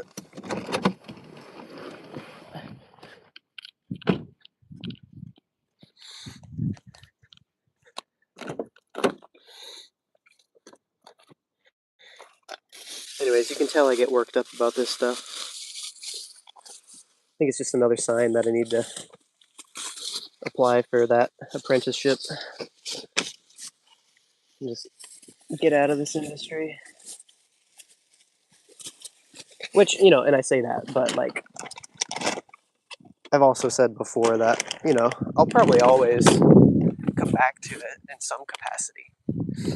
Um, like ideally, I'd like to do this stuff part time and just like use all of that for vacation funds or like, I don't know, financial. Like I think it'd be fun to do like financial challenge videos where it's like, okay, let's use DoorDash this week part time. Like, literally maybe like 5, not even 10 hours of work, maybe over the weekend or just like a couple orders each day in the evening. Like, and then do a video on that, see how much we can make, and then put it all in, like in the stock market, and then do a video on how that performs over a month or something. So, you maybe make what, $200-300 in a month, just doing it very part time, and then put that in like, I guess you could do the overall stock market if you want to be boring, but it'd be more interesting for the video to like slap it on a meme coin or something, put it in Doge, and then have it go to the moon. So yeah, even if I quit doing this and I don't have to rely on it, because again, right now I'm technically part time, but it's still the majority of my income. So like whenever that shifts and it's not the majority of my income, or I could just quit altogether and like have a full time job, doing whatever else, then I'd still like to use the apps as extra income for things like that, or again for like saving for vacation, or maybe like a big gift or something for my wife or my son, or whatever. But essentially just making it so it's not required, or like necessary that I work it. Like it literally wouldn't make a difference in my life at all whether I did it or I didn't. It'd just be like for fun, or for a video, or for like something extra that I don't need. Is the goal. That's like where I want to be with gig work.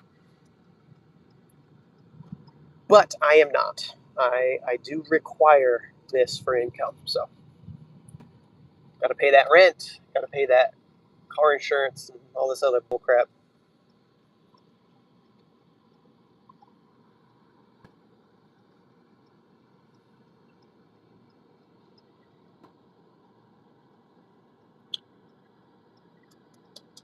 All right, we love it when people drive 2 miles an hour on a main road.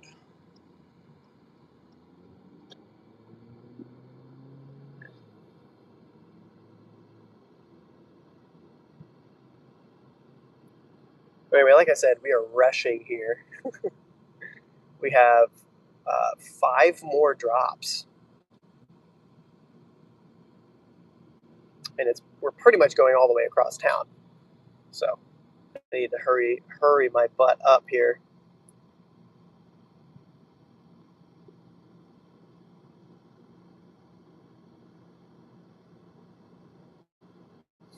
It was hard to pass up on a $36 order. Quite a few miles, but this is literally exactly the type of order that I'm talking about when I say I'm going to take more orders that are maybe higher mileage and just not worry about it so much and have my average out.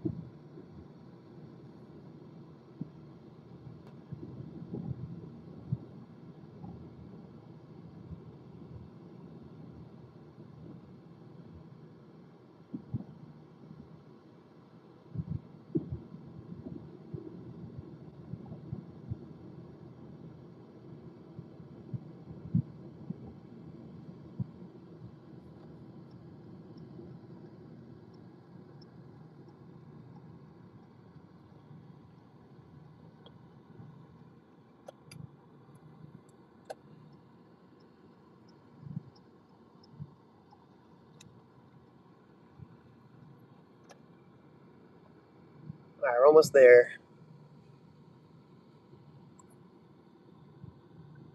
These houses are kind of crazy. Do you see that? That is an imposing house right in the middle of this split on the road.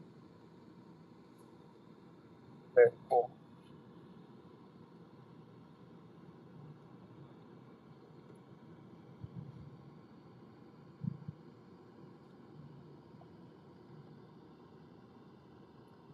All right.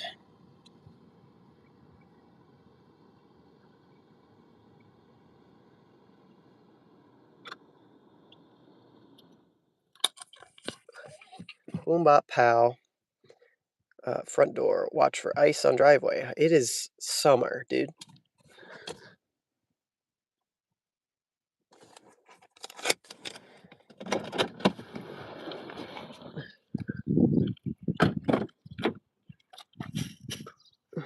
Front door.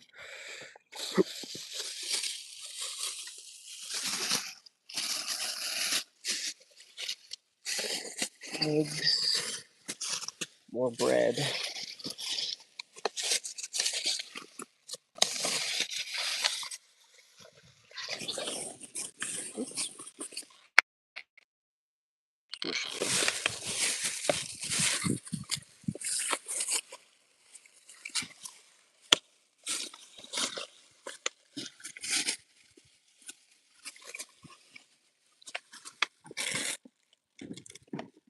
Oh, okay.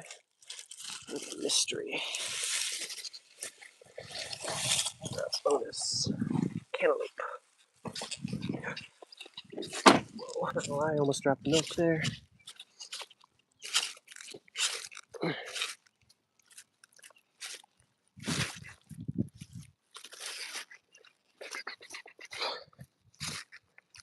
Oh, okay. I'm just gonna like double check, make sure this is the right house, because navigation was actually a little bit weird. T804. Wait a minute. What?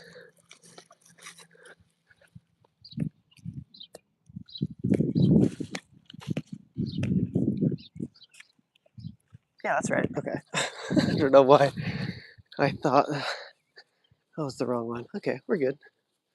That's correct.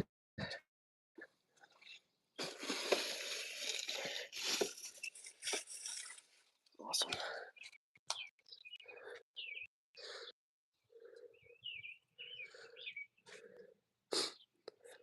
Okie doke.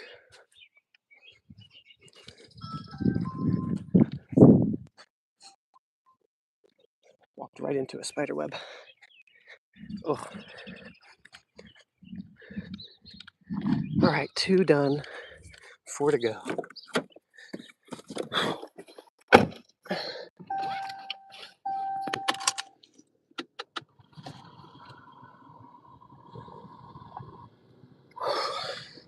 Oh my gosh. Okay, so this one's 9 miles out, y'all. That's actually kind of crazy. 21 minutes. Oh Lord.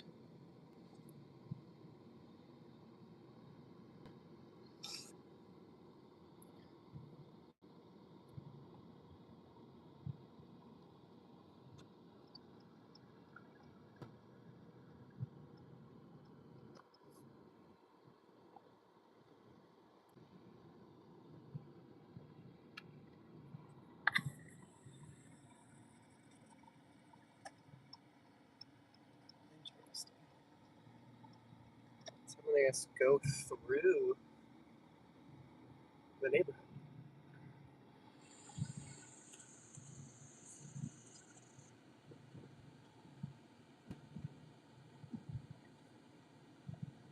Jeez, a mile of neighborhood. So I'm gonna go through this entire thing.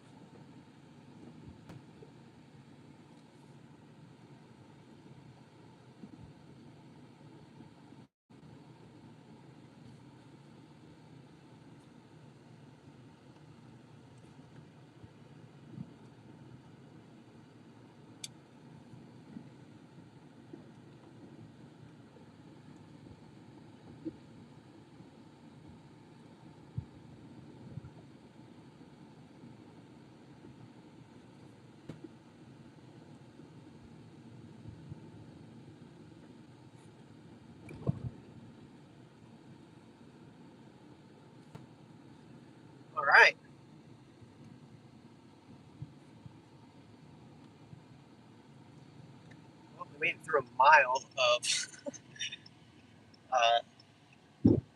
Richie Rich McSuburb McMansion house place. Whatever I'm trying to say.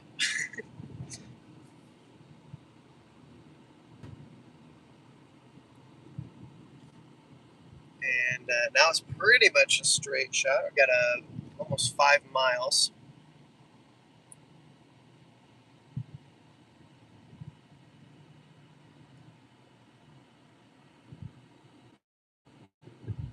Whew. We're pretty far up north here. And then we go past work. We go down further south, and then anyway, yeah. So we'll have a little bit of a drive back after our last drop too. So we're definitely gonna have to beeline it straight there.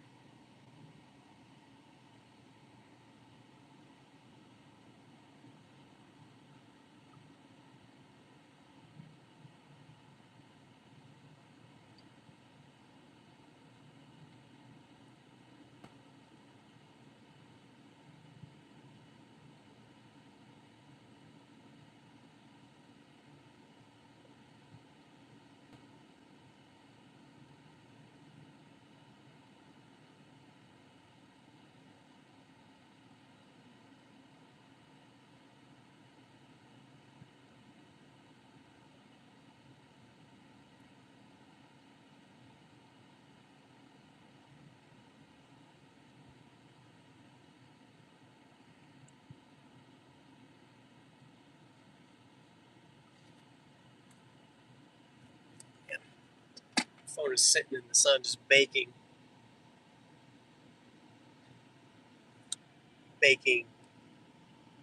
cake, baking bread, making bread on that grind, making money.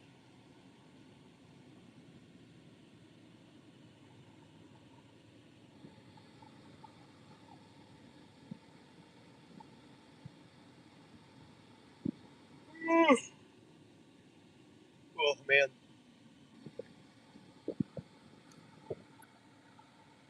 0.7 miles. Okay, we're making better time. We shaved off 2 minutes off our arrival time. Although now we're sitting at a red light, some of that might go back up. Whew. I should not have taken that sip. I really gotta pee. I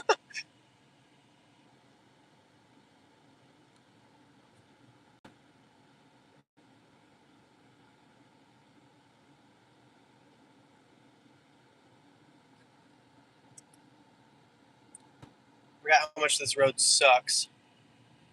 It's one lane in either direction with like occasional turn lanes. But every time somebody actually needs to turn, there's not a turn lane. And so it just gets backed up so easily. And it's like a major road. Like, I'm surprised they haven't expanded this. There's definitely a major artery for people coming in up north down to this like growing part of town.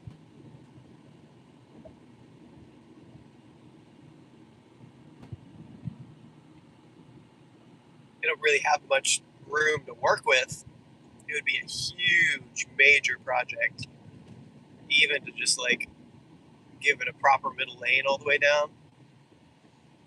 But it needs it. Honestly, it needs to be a 5-lane road.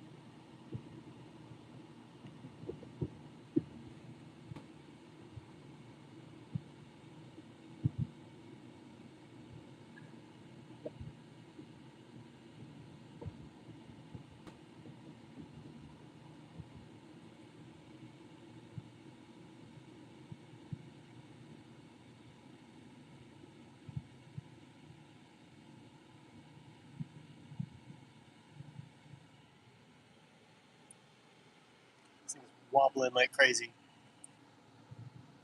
Fall over and smush those plants. Gosh, this went so far.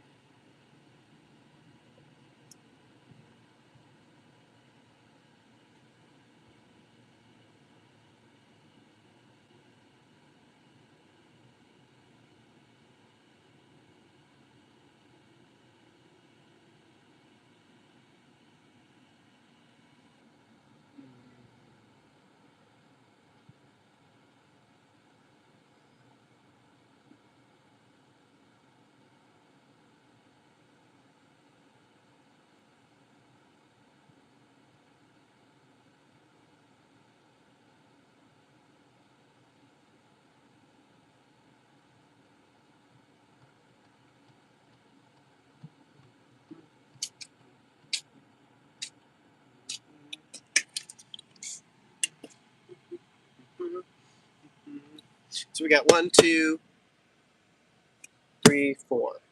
Okay. Yeah, 4 more orders. This is an easy drop off. Which one is this one? This one is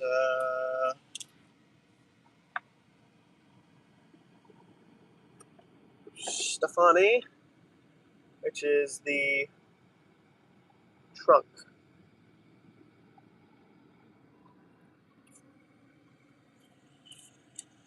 Trunk order, leaf blower,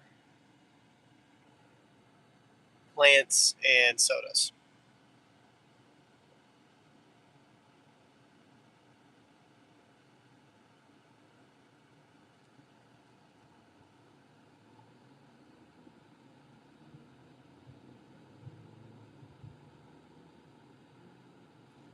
This up one more. Not quite maxed. One below cranked.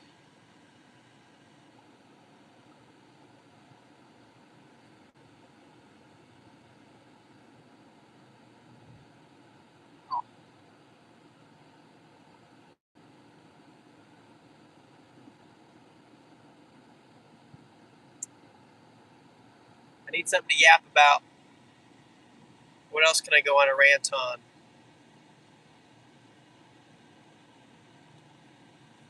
I've yelled enough. Oh my gosh, man. I guess I could rant about dumb idiot drivers. What do you mean? There's a double yellow line in the middle of the freaking road on a 4-lane road with occasional turn lanes, so basically a 5-lane road, and the dude still was like riding that double yellow line hard, basically in my lane. That's crazy. A giant truck with a trailer.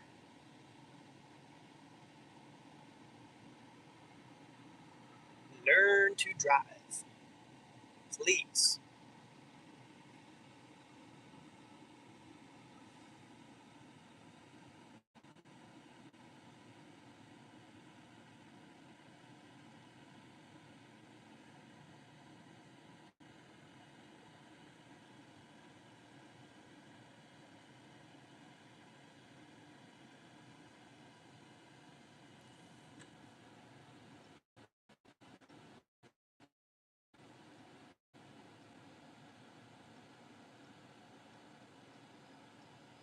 Oh, brother. Oh my gosh.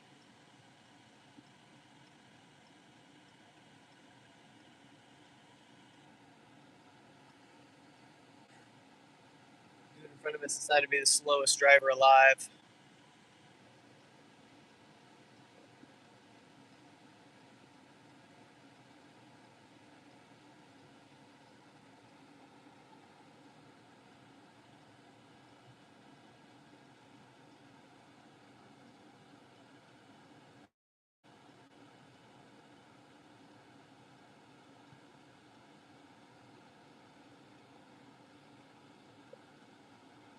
I hope we get the green light here. Oh, yeah, buddy, we did.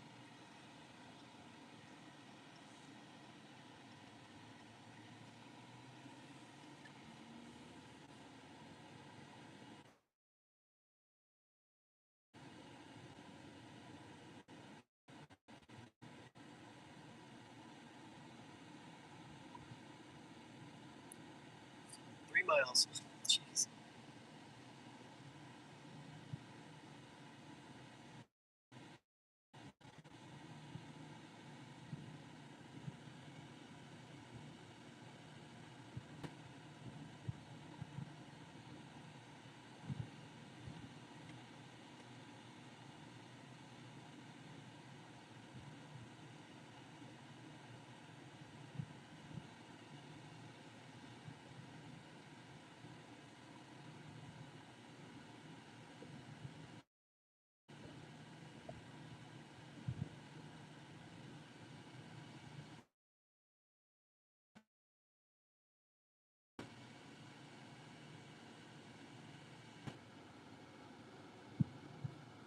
Oh, come on, bro. I'm telling you, people don't know how to drive. People don't know what a roundabout is. It's so infuriating. It's a yield, not a stop sign. When there's no cars, you go.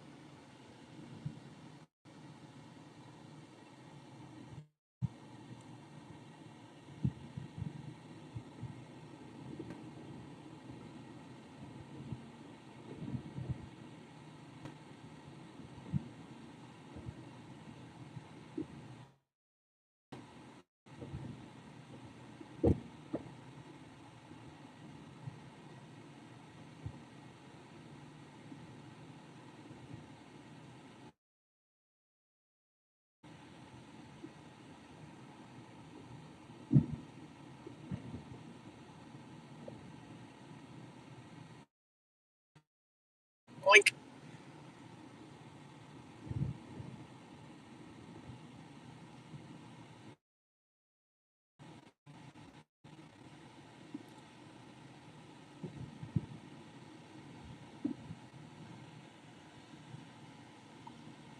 Oh my gosh, dude, we're hitting every light. It's crazy.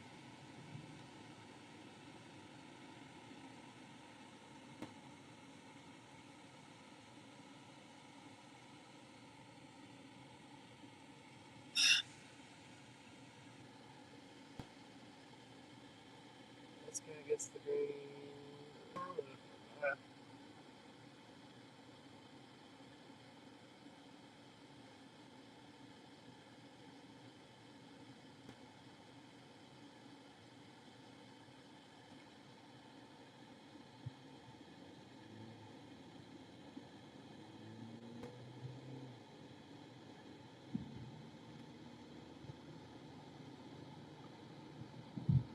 Oink.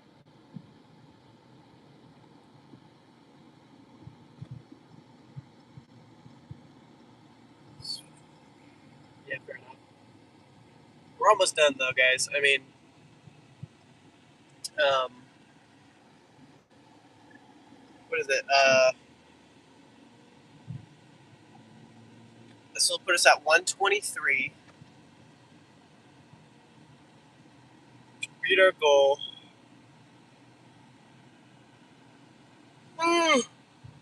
I'm thinking tomorrow if we just do a clean 200.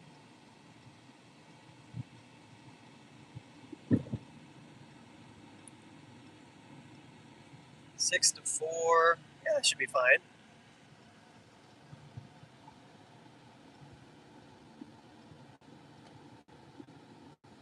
Come home a little early, hang out a little bit, get ready for the party. Partay is our, and then I mean, yeah, because what that'll be 825 for the week, which back to back two 2 weeks that we beat our goal by like a significant amount instead of just like $20, $30. Last week by 100 and this week by again ideally like 200, or even if like just 175 did a clean 800 this week, that'd be pretty chill.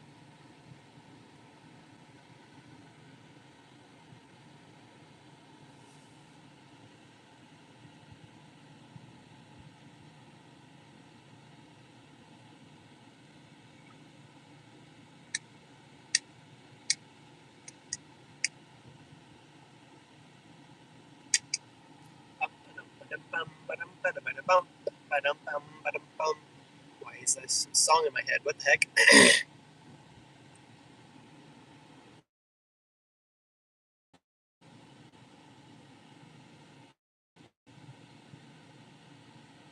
I'm not gonna lie, I gotta pee real freaking bad. But brother nature, we're in a rush.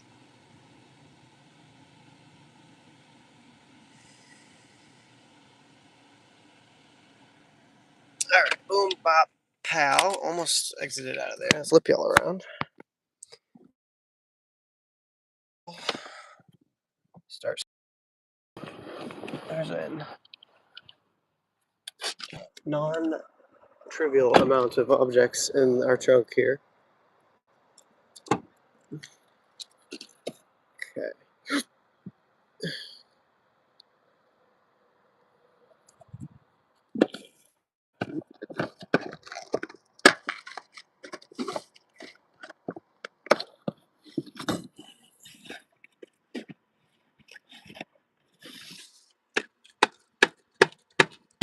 Oh my gosh. Hello. Handles are not working.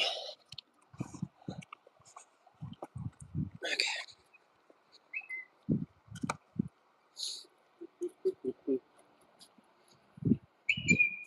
Camera recording. Cool.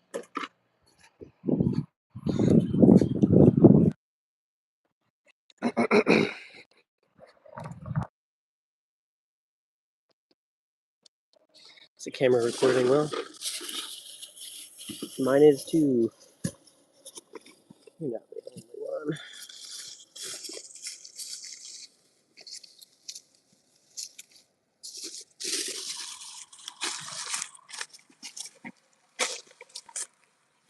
Wow. The sun is absolutely just brutal right now. It feels like a death laser. Wow. The forecast said it was supposed to be cloudy all day. And I was kind of excited for it because, bro.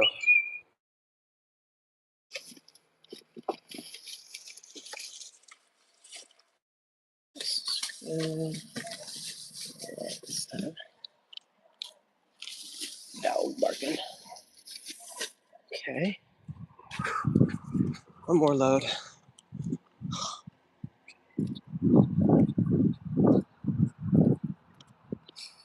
Okay. Oh my gosh, dude.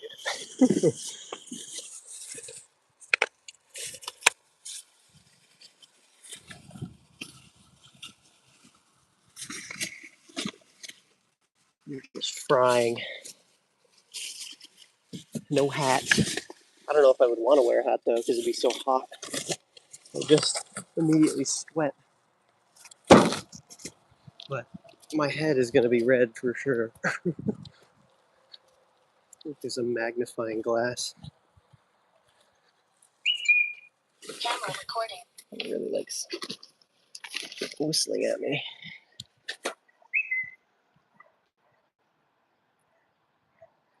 There we go. Okay.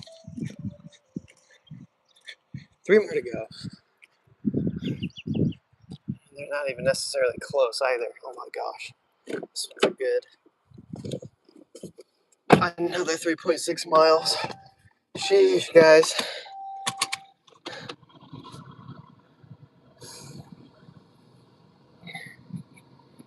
Oh man. You're really rushing.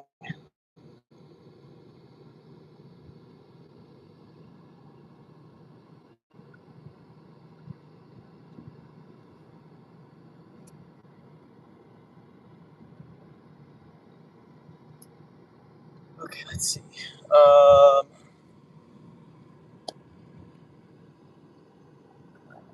trying to think. I know where this is. It doesn't really matter. Just follow the navigation either way.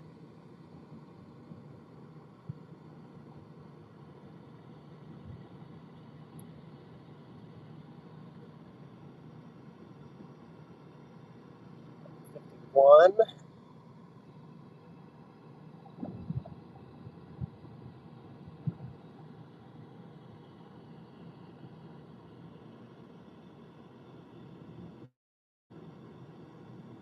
Yoink.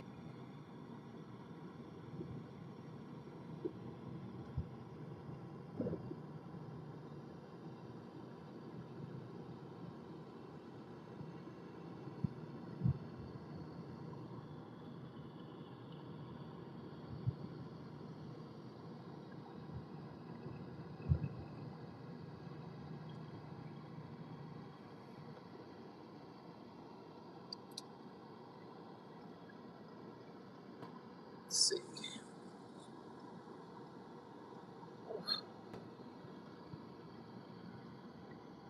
Turning left on Parnell, huh? Where is this?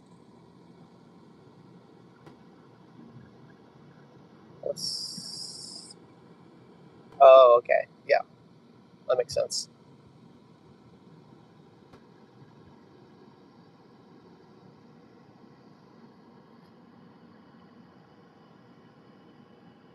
Ugh.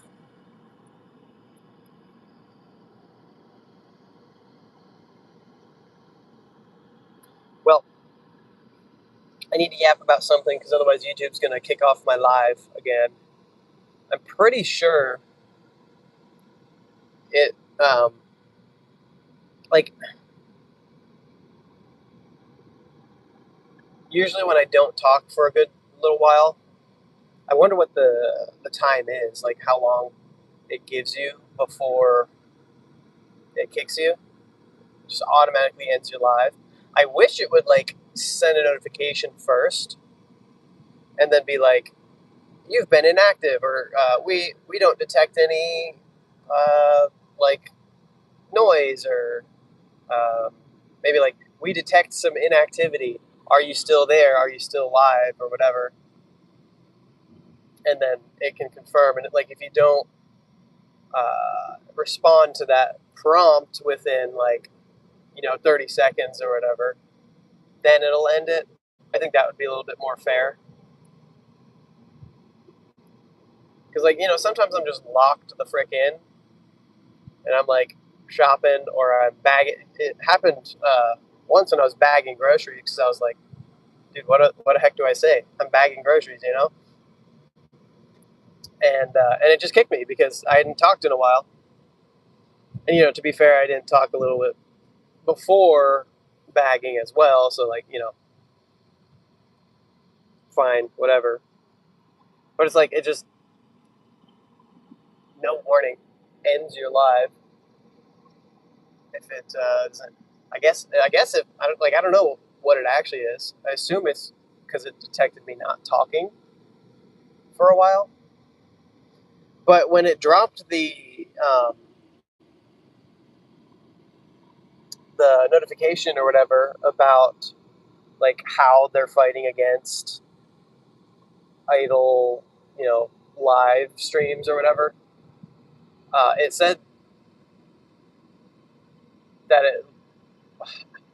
it was trying to detect inactivity, but yeah, sure, I'm not talking, but I'm still like doing stuff on camera and like I'm moving around. You can see exactly what I'm doing. It's not like a static screen. So I'm like, well, you know, if I'm doing, what am I saying? Like, I don't know, some people will literally leave the live stream and it's just a static screen, but then still chat is interacting. And I think that's fair. Like, shouldn't end the stream if chat's still talking and like they're expected to come back. If they literally just leave or like they're doing a sleep stream or whatever, like sure, end it. That's maybe not. I can understand why YouTube would not want um, to have to like use the bandwidth of having a live on their platform if literally nothing's happening. But again, the whole point is that people are interacting, So maybe it's actually less about whether you're talking or not, or whether like the screen is changing and like you're showing different things that you're doing, and maybe it's about whether the viewers coming in are sticking around or commenting, and if like YouTube like tries to push it to new audience members, and after like 10 minutes of it just like cycling through and nobody sticks around, then it's like, oh well, this stream sucks, we're gonna end it, which is like partially understandable because that would weed out the ones that are just not engaging. It's like nobody's talking to the people that are coming in, you're not showing anything interesting or changing or dynamic, and then so it's like going to end it because nobody's sticking around. Makes sense. But if you're like actively trying, you're talking to the camera, you're showing different things as you're doing it, whatever. Like, but then like, what if nobody sticks around for that? Will it kick you off then? It's like, sorry, I'm not that interesting. Maybe YouTube should just send it to different people, so that way it'll stick with the right audience. But I don't have any control over that, so I don't know. I guess it's fair. It's probably like a balance between the two. Like as long as you're trying and talking to the camera and changing the camera, then I guess it's like it's not going to kick you. But after a certain while, if you haven't been able to hold an audience down for more than 2 minutes when they're swiping through lives, then maybe they should end your stream. I don't know. It just sucks when it's towards the end of my stream and I'm like about to go over numbers and I'm just locking in trying to finish it out really quick, and then it's like womp womp, stream's over, el bozo, get good, and yeah, and then I don't get to finish it out, and so that's what happened yesterday. I'm like, or not yesterday, 2 days ago, it just ended on me, and I'm like, bruh, I didn't get to go over the numbers with y'all, and so I had to post about it in a thing, and who knows if everybody that was watching the stream saw that. I don't know. It's a silly goose thing, but if I'm being so freaking for real right now, I'm just trying to yap so the stream doesn't end. And I'm testing that theory on whether it works like that or not. So, all right, let's make sure we do this. We're here, yes, front door, blah, blah, blah, blah. And we take a photo. Cool.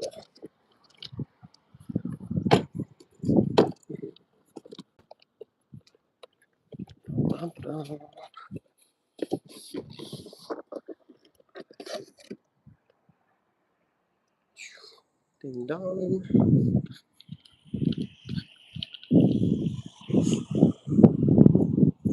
Okay, 2 more to go. Kirkland. I think this one's close. Yes, it is. It's actually back up, which is cool. Only a mile. Okay, come on. Don't be making noises like that. That noise sounds expensive. I don't want to. I don't want to spend no money on you right now. Okay, two more. We're close. 0.8 miles. Home stretch, basically. I guess technically not till the last one, but whatever.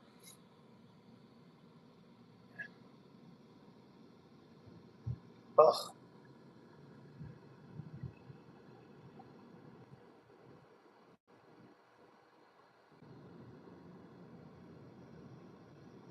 Kirkwood.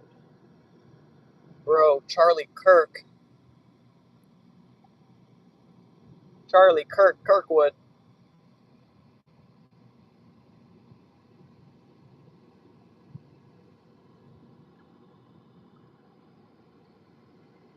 I will say YouTube sent us more viewers, um, actually kind of related to DoorDash a little bit better today.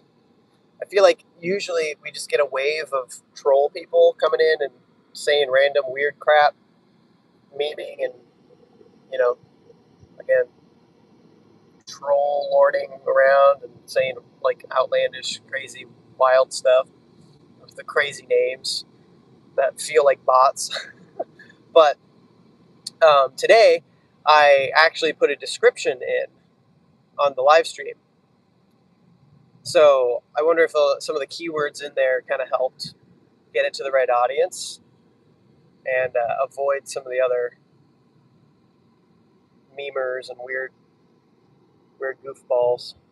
Again, not that there's anything wrong with that. I enjoy hanging out with whoever, but it's definitely not the exact audience that the channel is going for. So, all right, what the heck is happening here? Crazy construction everywhere.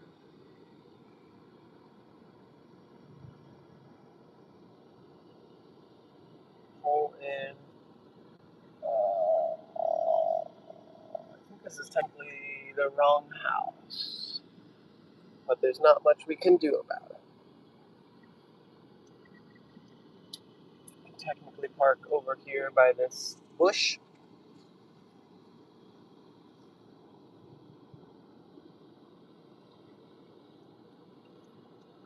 All right, we are parked in the bush, baby.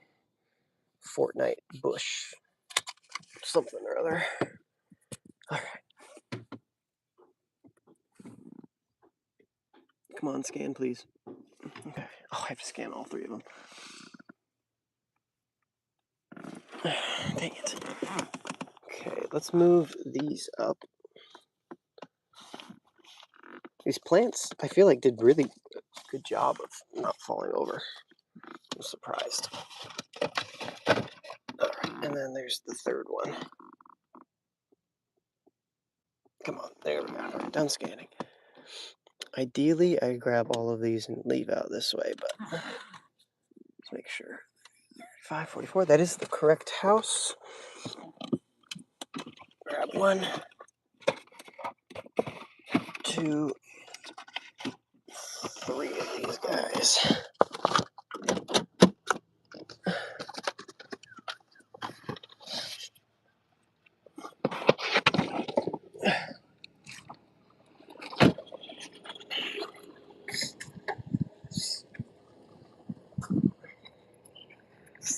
It's so wobbly.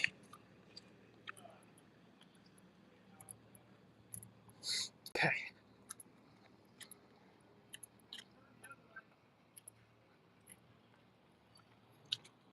That's a B. Bucket. Please go away.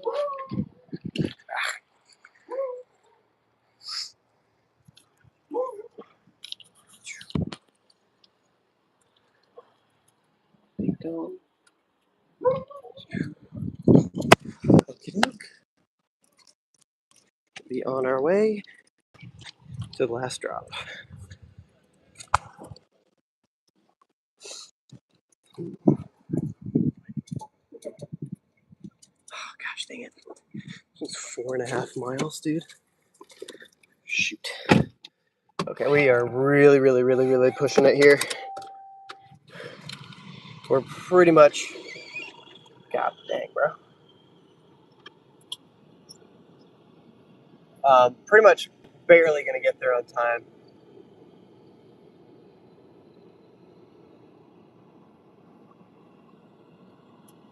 Oh, I don't know if we can even get out of here.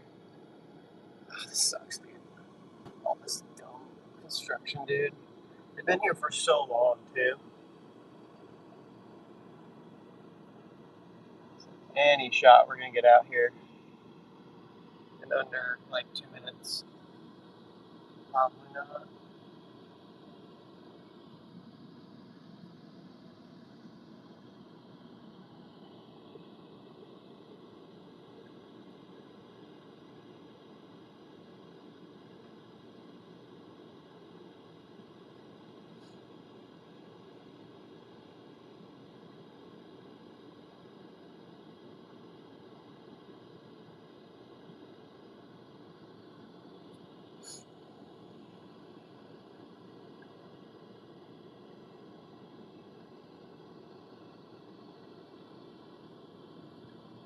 All right.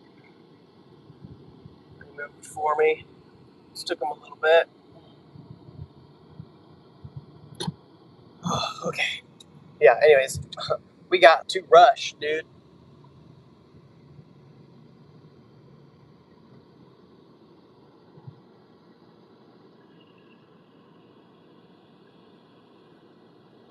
Okay. Last drop. Man, this one's so far. 4.5 miles out.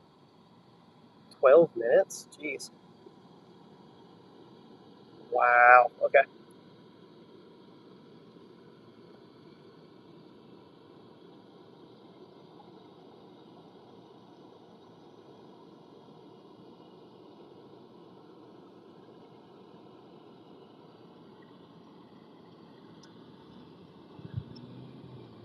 Here we go. Now we're in the home stretch. This was 11 minutes out. For 4 miles? I guess that makes sense. Hopefully we can shave off a minute or two. We just lost a minute or two waiting for those people doing construction.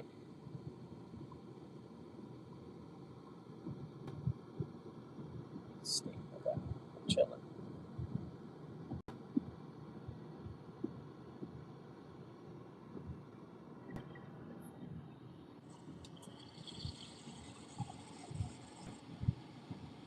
We're almost done.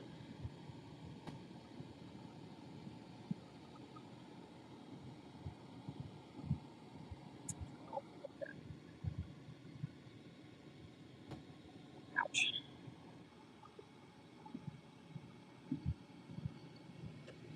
These morning shifts really don't feel like they're that many hours. Um, but we're like 6 hours in right now. Almost. Just a few more minutes. So by the time we get to where we're going, commute-wise and everything, it's going to be about 6 hours and 15 minutes or so. 6.25, for 123. Gosh, that's actually not very good.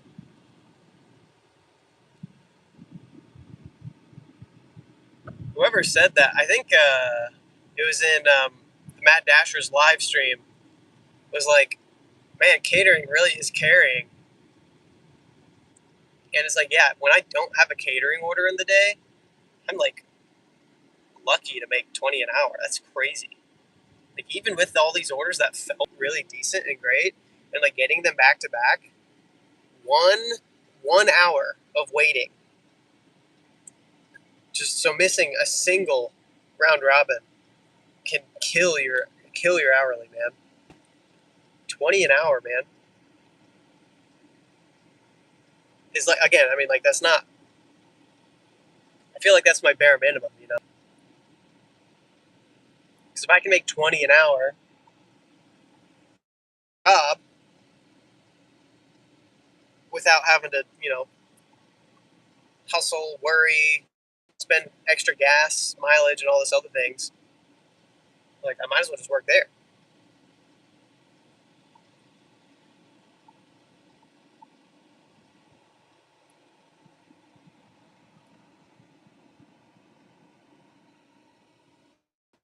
Ooh, boy. But, again, it's fine. Because over the week, we average 20 to 25 an hour. Like last week, it was about 25.50 an hour. So even if we don't have a catering to like carry us through the day, a $28 hour day is still pretty solid. It's gotta,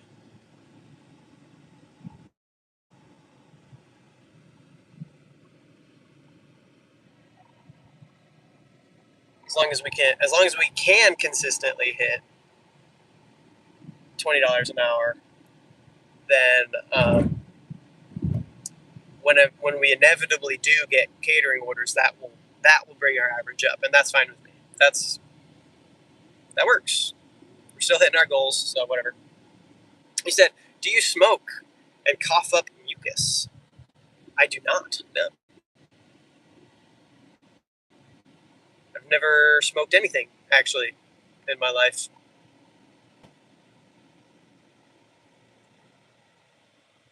I don't like things in my lungs. I think. I guess I don't know because I haven't tried it. But that is definitely something I have an aversion to. I'm not really gonna risk it, you know? It's not worth the biscuit.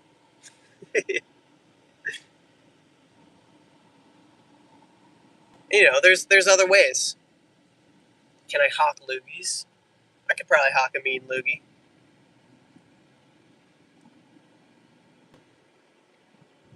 But, you know, I mean, like nicotine. If you're smoking nicotine, there's other ways to get nicotine, right? Let's do a Zen or something, which is also still probably not good for you, but whatever. Trying to do weed. Shoot, there's gummies for that, or brownies, even better, probably. I don't know. I've never had a weed brownie or whatever.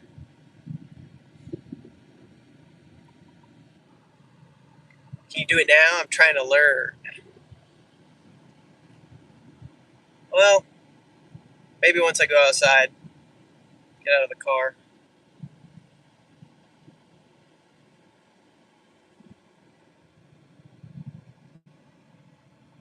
Somebody's got a loogie hawking kink, trying to scam people on YouTube. Oh, brother. Oh, my gosh, dude. That's why you don't, drive diagonally like that, dude. What do you mean?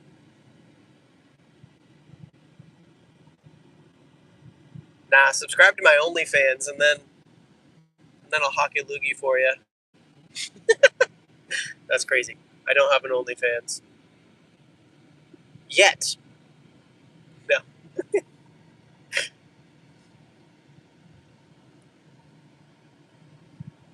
gig work isn't that bad yet.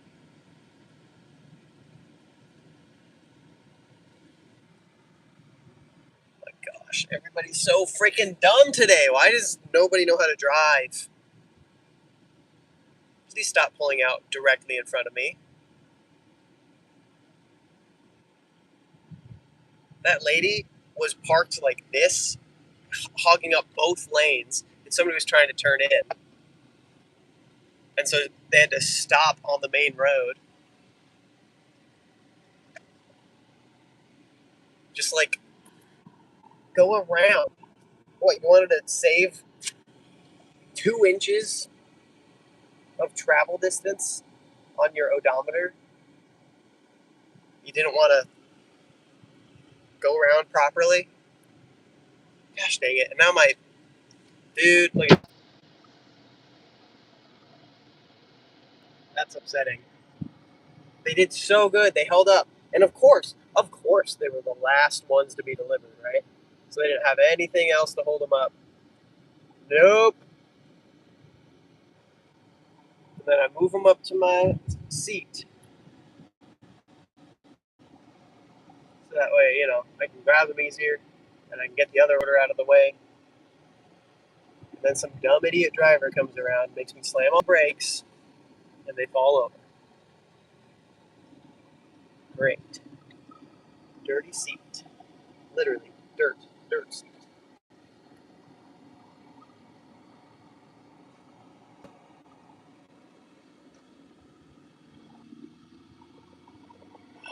Okay. Like, I know it's going to be fine. I'm going to get into the office, whatever. We'll set up. Then I'll be able to let her, like, go through the script and read it over and stuff, and, like, it's fine. But, uh, whatever. I don't know. It's fine. I stress other people out when I tell them I'm going to be there.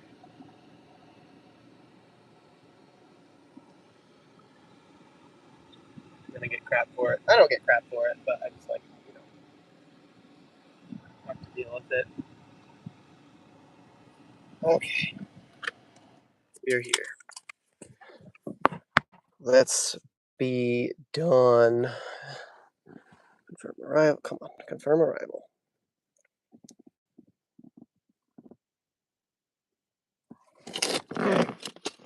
Let's go around. Ah.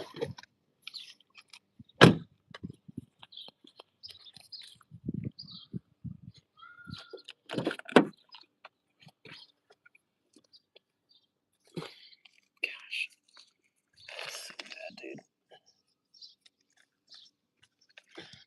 How do I even know about this?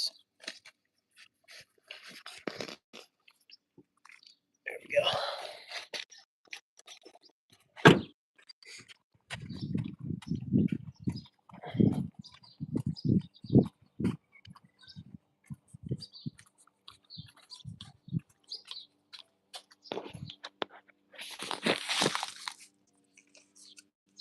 Ooh.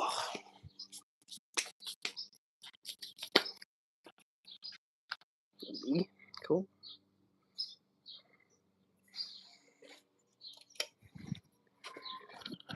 Okay, that's it. $36. 23.14.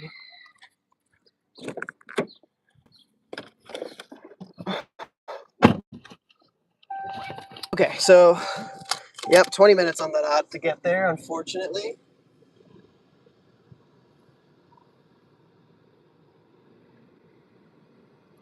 Ooh, I gotta pee real bad, not gonna lie.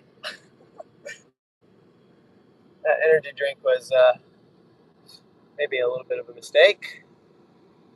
But anyway.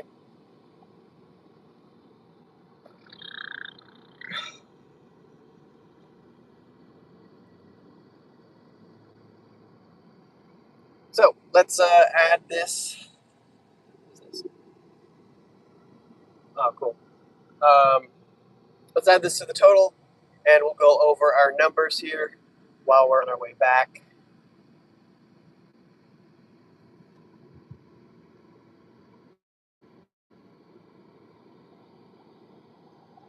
All right. Today's earnings. All right, let's do today's goal.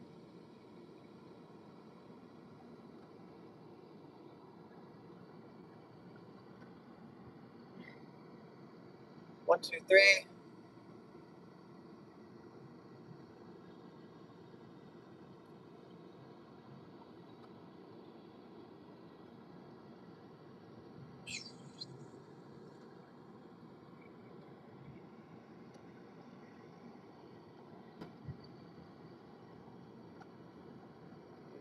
Second.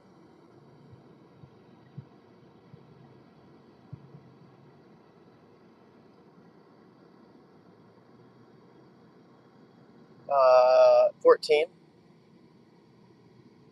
out of 114. So we beat today's goal by $9.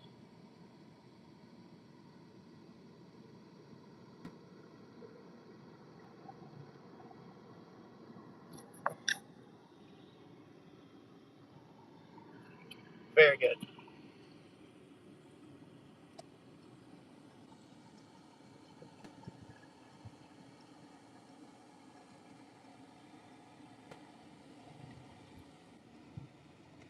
And let's see, we can take this thing off too.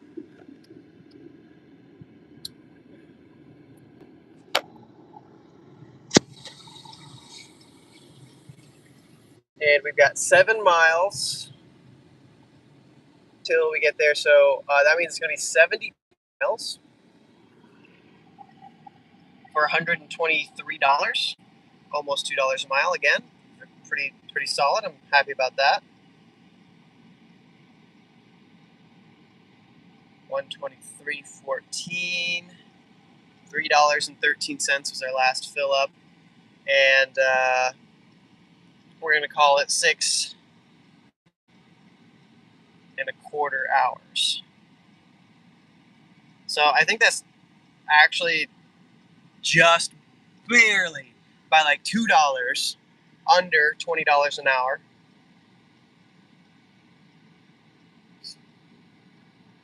So you know,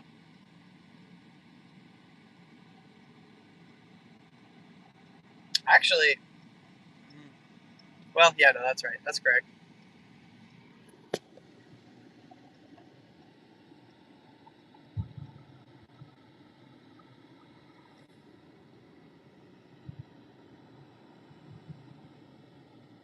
So yeah, I mean, when you don't have a catering, the numbers aren't quite as good, but um, you know, it doesn't really matter as long as we're hitting our goal, right?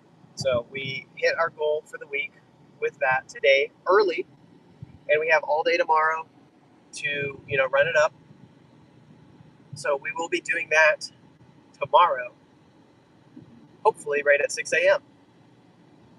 So,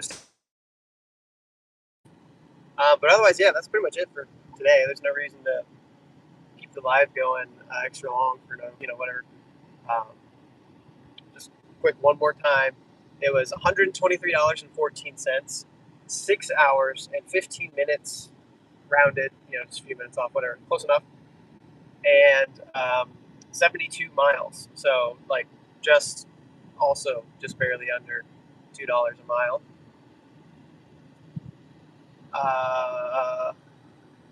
Yeah, that's pretty much it.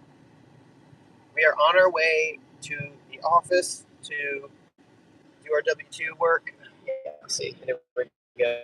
This is exactly what I was talking about. It's filming video news at 12:30. Yes. Um,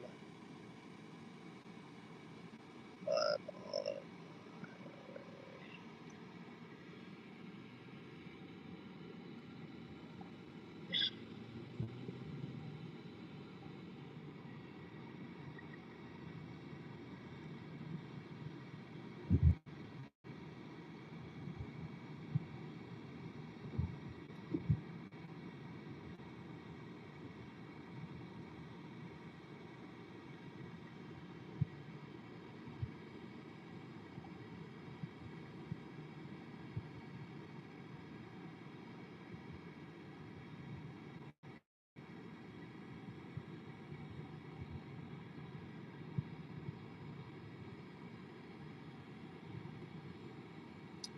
there we go.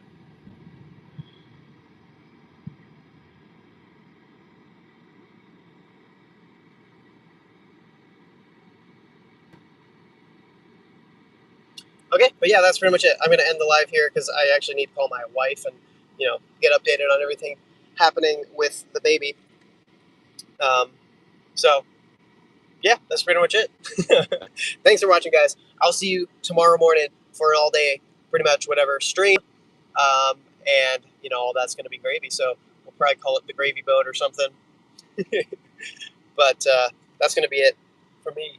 Ooh, excuse me, today. So okay, excuse me. Oh my gosh, I'm dying apparently. I'll catch you then. Thanks for watching.